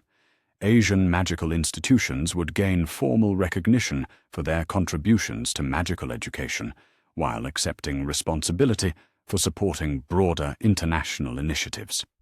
Most importantly, from Harry's perspective, the consortium model would allow him to continue his development at Mahoutokoro, while maintaining connections to the broader magical world that would be essential for his future effectiveness as a bridge between different magical traditions. The compromise represented genuine respect for his preferences and needs, rather than simply finding ways to manage his compliance with adult decisions. The formal establishment of the Harry Potter Educational Consortium was accomplished through magical contracts that created binding commitments among all participating institutions, while preserving sufficient flexibility to accommodate future developments in Harry's circumstances and capabilities. The ceremony itself was conducted according to ancient protocols that emphasized cooperation and mutual respect, rather than hierarchy and control. Harry found himself at the center of proceedings that felt both overwhelming and oddly natural, as if the political complexities surrounding his education were finally being resolved in ways that honored both his individual needs and his emerging role as someone whose development had implications extending far beyond personal achievement. The magical energy that flowed through the consortium agreements seemed to resonate with his own magical signature in ways that suggested genuine harmony rather than mere diplomatic convenience. But perhaps the most significant aspect of the consortium establishment was the recognition it represented of Harry's transformation from a powerless child subject to adult decisions into someone whose preferences and insights deserved serious consideration in determining his own future. The educators who had gathered from across Asia and Europe were treating him not as a problem to be managed, but as an emerging colleague whose unique perspective and capabilities made him a valuable contributor to their collective wisdom. The personal relationships that developed during the extended negotiations proved to be as important as the formal agreements that emerged from them. Harry found himself forming connections with magical educators from across the international community whose expertise and wisdom would influence his development for years to come. These were people who understood the complexities of cross-cultural magical education and could provide guidance as he navigated challenges that no previous student had ever faced. Master Chen Daoming, in particular, seemed to recognize something in Harry that resonated with his own experiences of bridging different magical traditions during his decades of study and teaching. Their conversations during breaks in the formal proceedings revealed a depth of understanding about magical philosophy and international cooperation that helped Harry begin to conceptualize his own role in the broader magical world. Professor Kimura Akiko offered perspectives on the historical context of magical education that helped Harry understand how his own development fit into patterns of change and growth that had been unfolding for centuries. Her knowledge of traditional magical practices provided frameworks for understanding abilities he had developed through intuition rather than formal study. Master Sunan Thavada shared insights about defensive magic and protection that would prove essential as Harry's prominence in the magical world continued to grow.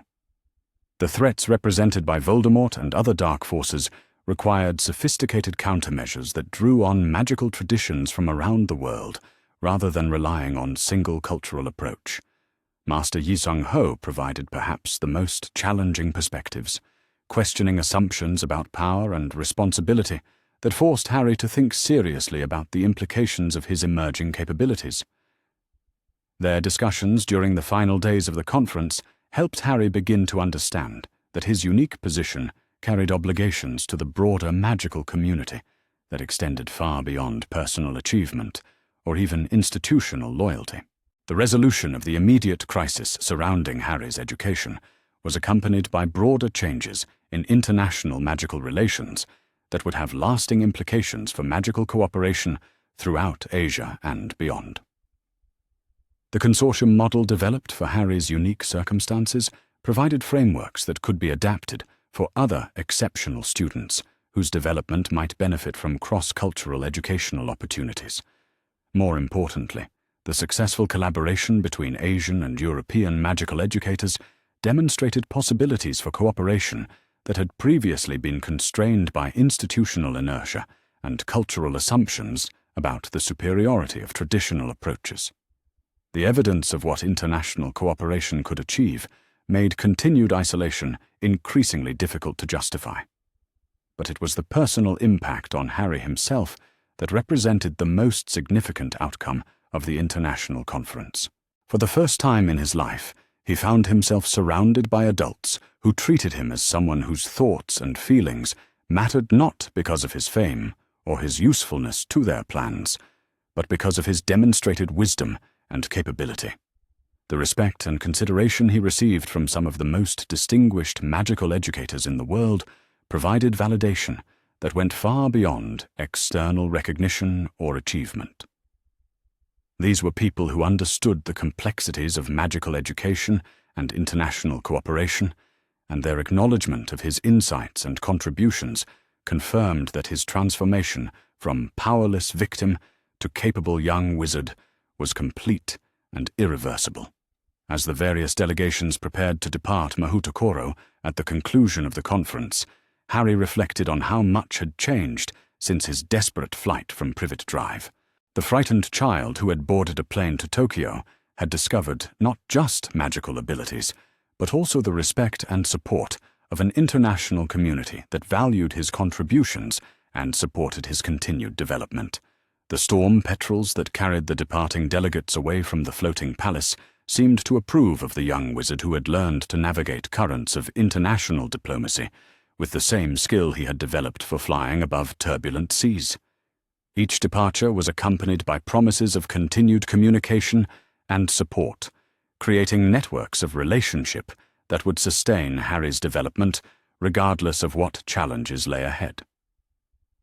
Dumbledore and Professor McGonagall were among the last to leave, their final conversations with Harry marked by mutual respect that would have been impossible to imagine just weeks earlier.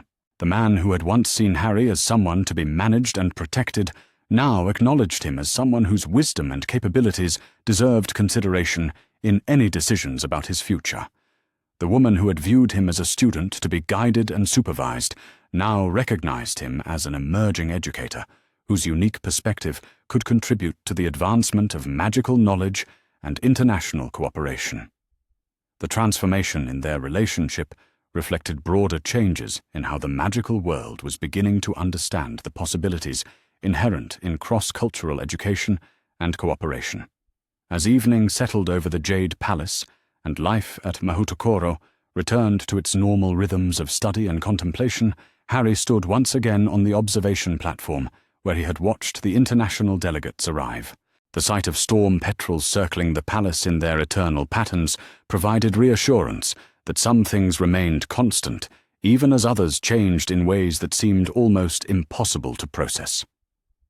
The boy who had once been nothing more than an unwanted burden had become someone whose development was considered significant enough to warrant international conferences and formal agreements among some of the most prestigious magical institutions in the world.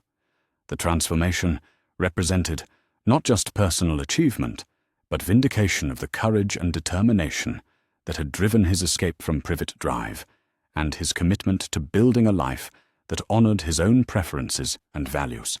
Tomorrow would bring new challenges and new opportunities for growth, but tonight Harry could rest secure in the knowledge that he had found his place in a community that valued him not for what he represented, but for who he had chosen to become.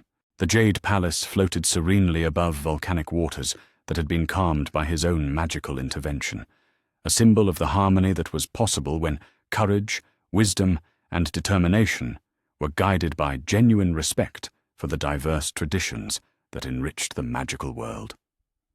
The storm that had threatened to tear apart everything he cared about had been transformed into winds that carried him toward a future filled with possibility and promise, supported by relationships that honored both his individual needs and his emerging role as a bridge between magical traditions that had remained separate for far too long. The International Magical Court convened on neutral ground in the ancient city of Kyoto, its proceedings conducted within a temple complex that had served as a site for magical diplomacy since the establishment of formal relations between Asian magical governments in the 14th century.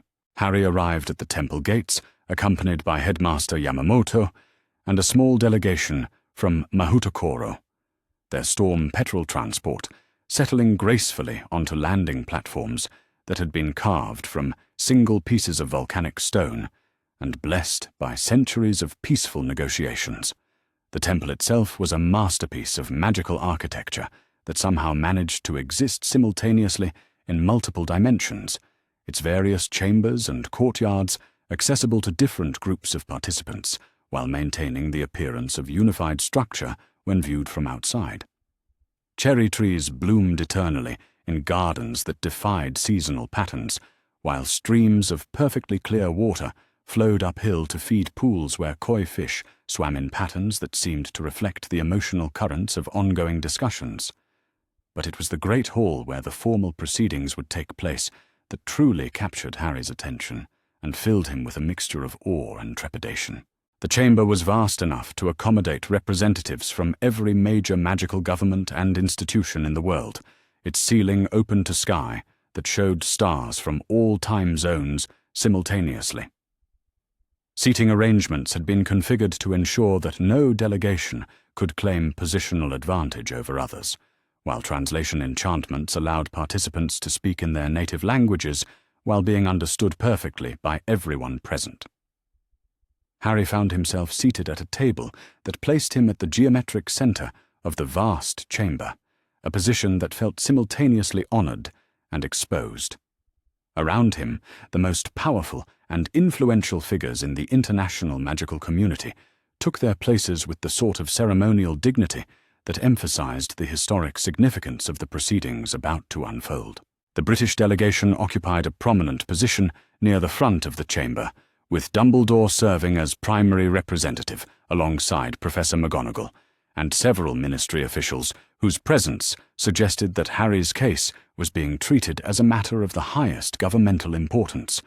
Their expressions were carefully neutral, but Harry could sense underlying tension that spoke to the broader political implications of whatever decisions emerged from these proceedings. Representing the Japanese magical government was Minister Tanaka Hiroshi, a distinguished wizard whose family had been involved in magical diplomacy for centuries, and whose personal expertise in international magical law was considered unparalleled throughout Asia. His presence signaled that the Japanese government was treating Harry's case not merely as an educational matter, but as a precedent that could affect magical relations throughout the region. But it was the composition of the judicial panel that truly brought home the magnitude of what was taking place. 7 of the most respected magical jurists from around the world had been assembled to evaluate the complex legal, educational, and diplomatic issues surrounding Harry's situation. Their collective expertise spanned centuries of experience with international magical law and cross-cultural magical education. The chief magistrate, a stern woman whose robes incorporated symbols from magical traditions around the world, called the proceedings to order with words that emphasized the historic nature of what they were attempting to accomplish.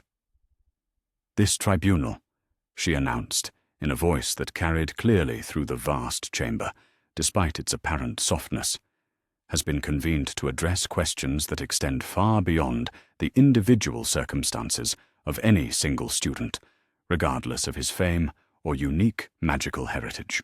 The case of Harry Potter," she continued, "raises fundamental issues about the rights of magical minors to choose their own educational paths, the responsibilities of magical governments to protect the welfare of young witches and wizards under their jurisdiction, and the proper balance between individual autonomy and collective security in an increasingly interconnected magical world." The Chief Magistrate's opening statement made clear that Harry's case was being treated as an opportunity to establish precedents that would govern international magical education for generations to come. The decisions reached here would affect thousands of young witches and wizards whose circumstances might not be as exceptional as Harry's, but whose educational needs might nonetheless be better served through cross-cultural arrangements rather than traditional single-nation programs.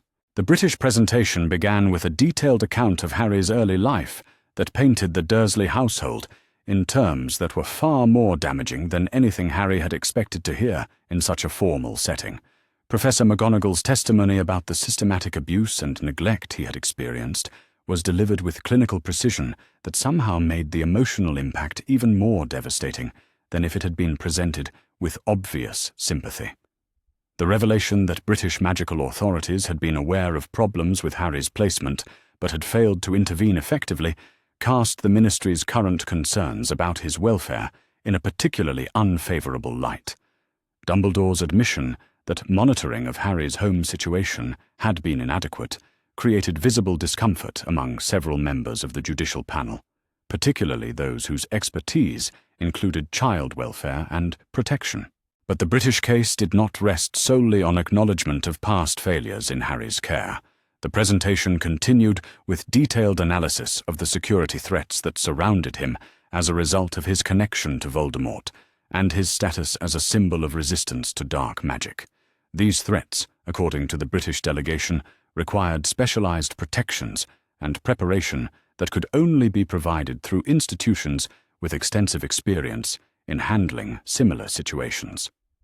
Dumbledore's testimony emphasized the unique nature of Harry's circumstances and the specialized knowledge required to help him develop his abilities while managing the dangers posed by his unwilling connection to one of the most powerful dark wizards in magical history. The argument was compelling on its surface, suggesting that Harry's educational needs were so exceptional that normal frameworks for student choice and autonomy might not be adequate to ensure his safety and proper development. The Japanese response was delivered by Minister Tanaka himself, whose presentation demonstrated impressive command of international magical law and precedent. Rather than disputing the security concerns raised by the British delegation, he acknowledged their legitimacy while challenging the assumption that specialized protection required Harry's return to British jurisdiction. Minister Tanaka's analysis of recent events at Mahoutokoro demonstrated that Japanese magical institutions possessed both the expertise and the resources necessary to address the unique challenges posed by Harry's circumstances. The successful resolution of the volcanic crisis had proven that cross-cultural magical education could actually enhance rather than compromise the defensive capabilities needed to counter threats from dark magic. More importantly, the minister argued, the evidence of Harry's rapid development at Mahoutokoro suggested that his educational needs were being met more effectively through international cooperation than they would be through traditional British magical education. The philosophical integration and cultural diversity that characterized his current education were producing capabilities that exceeded anything that could be achieved through single tradition approaches. But it was the testimony provided by Harry himself that proved most significant in shaping the tribunal's understanding of the issues at stake. When called upon to address the court, he stood before the assembled representatives of the international magical community with the sort of quiet confidence that had developed through weeks of training in Japanese concepts of dignity and self-respect. His statement began with acknowledgement of the genuine care and concern that motivated the various adults who had become involved in decisions about his future. Harry recognized that Professor McGonagall, Dumbledore, and others were acting according to their understanding of his best interests, even when their conclusions differed from his own preferences about how his life should develop. But he also articulated with remarkable clarity the fundamental principle that seemed to him to underlie all the complex legal and political issues surrounding his case. The question, he said, in a voice that carried clearly through the vast chamber, is not whether adults know better than children about what is best for them. The question is whether anyone, regardless of their wisdom and good intentions, has the right to make choices for another person without considering that person's own desires and insights about their own needs. Harry's analysis of his own development during his time at Mahoutokoro was delivered with the sort of thoughtful precision that impressed even the most skeptical members of the tribunal. He described not only the magical capabilities he had developed, but also the personal growth that had resulted from being treated with respect and consideration rather than being managed as a problem to be solved. The educational philosophy at Mahoutokoro, he explained, had taught him that magic worked most effectively when it flowed in harmony with natural patterns rather than being forced into artificial constraints. This principle, he argued, applied equally well to human development and educational choices. People flourished when they were allowed to find their proper place within supportive communities, rather than being compelled to conform to external expectations that might not match their individual needs and preferences. But perhaps the most powerful aspect of Harry's testimony was his demonstration of the practical results of his unconventional education. When asked by one of the tribunal members to provide evidence of his current magical capabilities, Harry performed a complex elemental harmony exercise that integrated techniques from multiple magical traditions while maintaining perfect emotional equilibrium. The demonstration was conducted without a wand, using only the mental disciplines and philosophical understanding he had developed through Japanese magical education. The result was a display of controlled magical power that exceeded what would normally be expected from advanced students at any magical institution in the world. More importantly, the exercise demonstrated the sort of wisdom and self-control that suggested Harry could be trusted to make responsible decisions about his own development and future. The reaction of the tribunal members to Harry's demonstration was immediate and unmistakable. Several of them exchanged meaningful glances that suggested recognition of abilities that challenged fundamental assumptions about magical education and the pace at which young witches and wizards could be expected to develop sophisticated capabilities. But it was the response of the chief magistrate that proved most significant for the eventual outcome of the proceedings. Her questions following Harry's demonstration focused not on his magical abilities, but on his understanding of the responsibilities that accompanied such capabilities. Her probing inquiry revealed a level of ethical sophistication that impressed even the most experienced magical educators present. The testimony phase of the proceedings continued for 2 full days, with expert witnesses providing analysis of everything from international educational law to the psychological impact of cross-cultural magical education on developing wizards. The complexity of the issues involved became increasingly apparent as each new perspective revealed additional dimensions of the challenges facing the tribunal.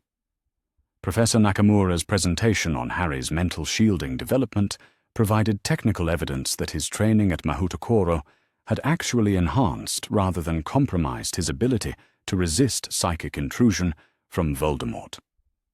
The sophisticated techniques he had mastered drew on philosophical traditions that were simply not available through European magical education, creating defensive capabilities that exceeded anything that could be achieved through traditional British approaches.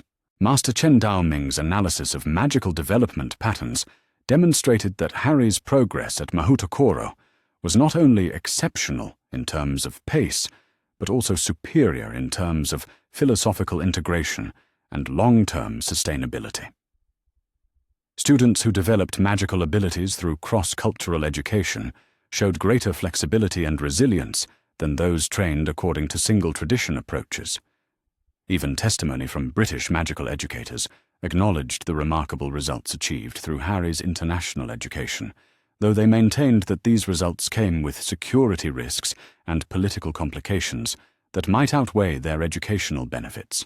The tension between individual achievement and collective security concerns ran through every aspect of the British position.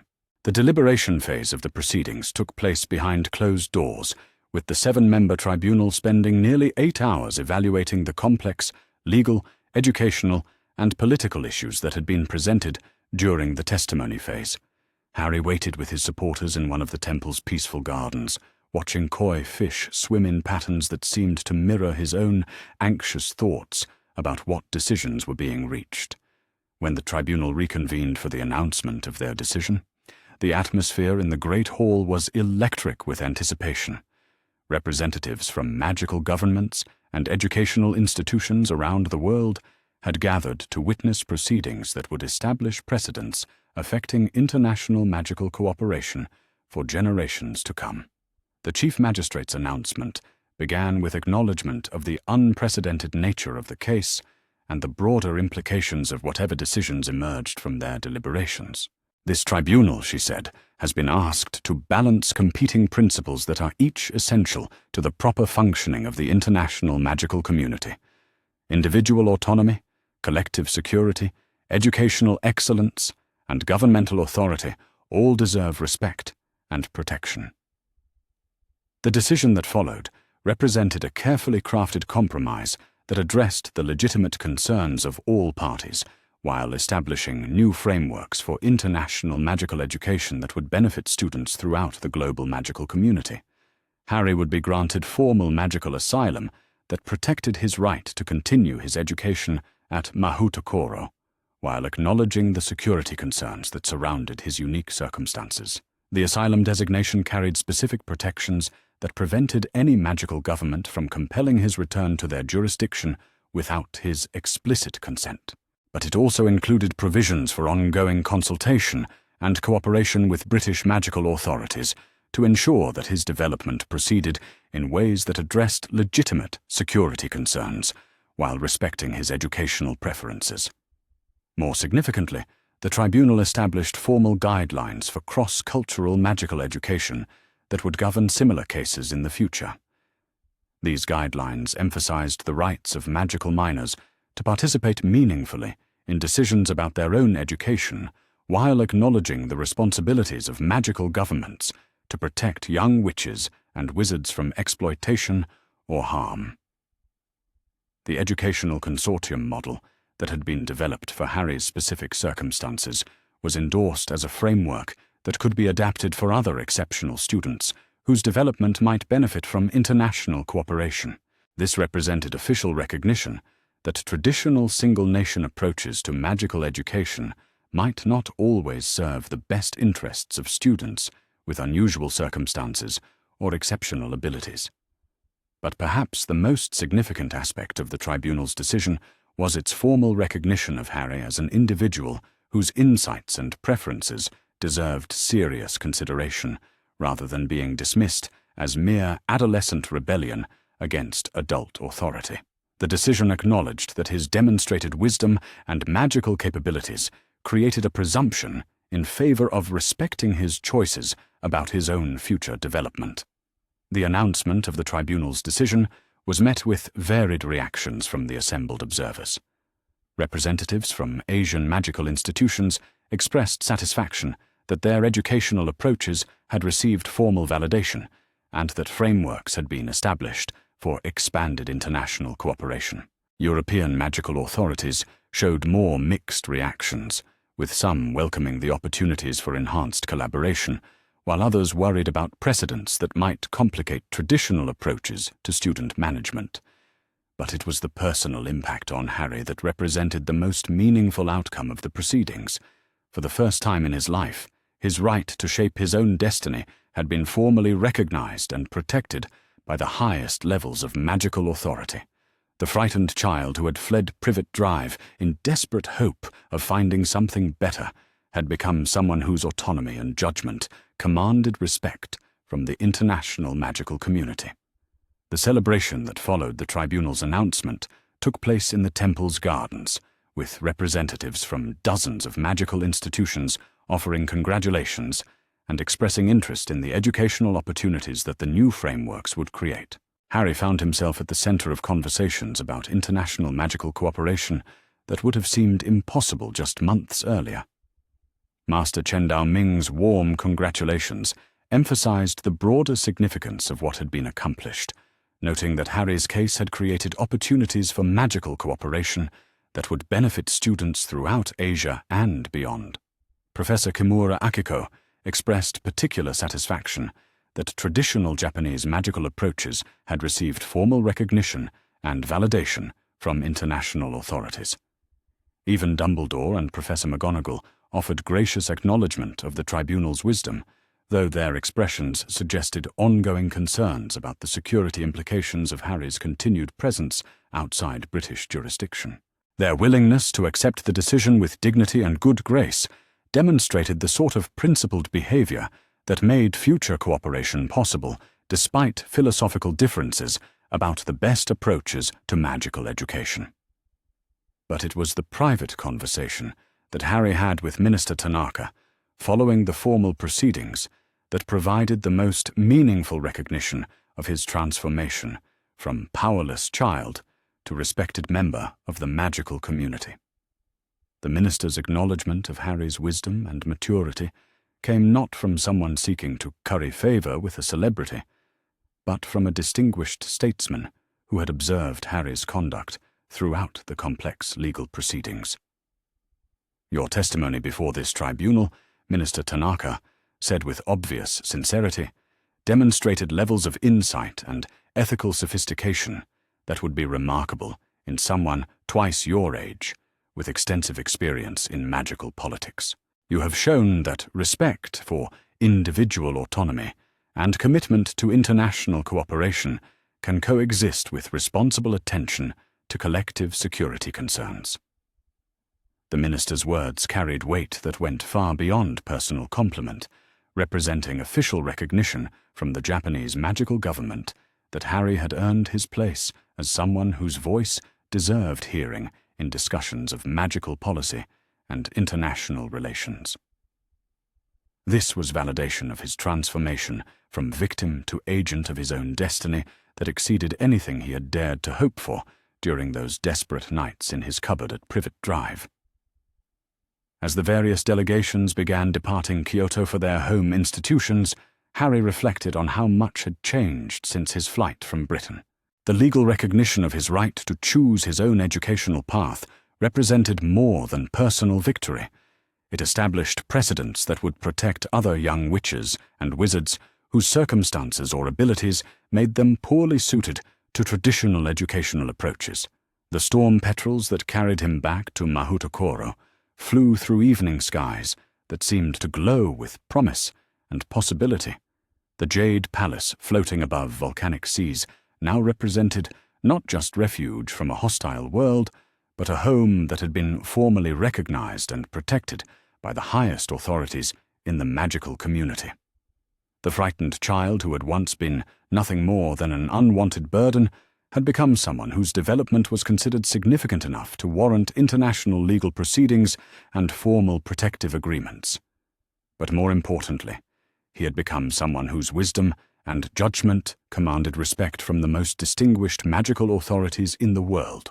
Tonight, for the first time in his life, Harry Potter fell asleep, not as someone whose future was determined by other people's decisions, but as someone whose right to shape his own destiny had been formally recognized and protected by law.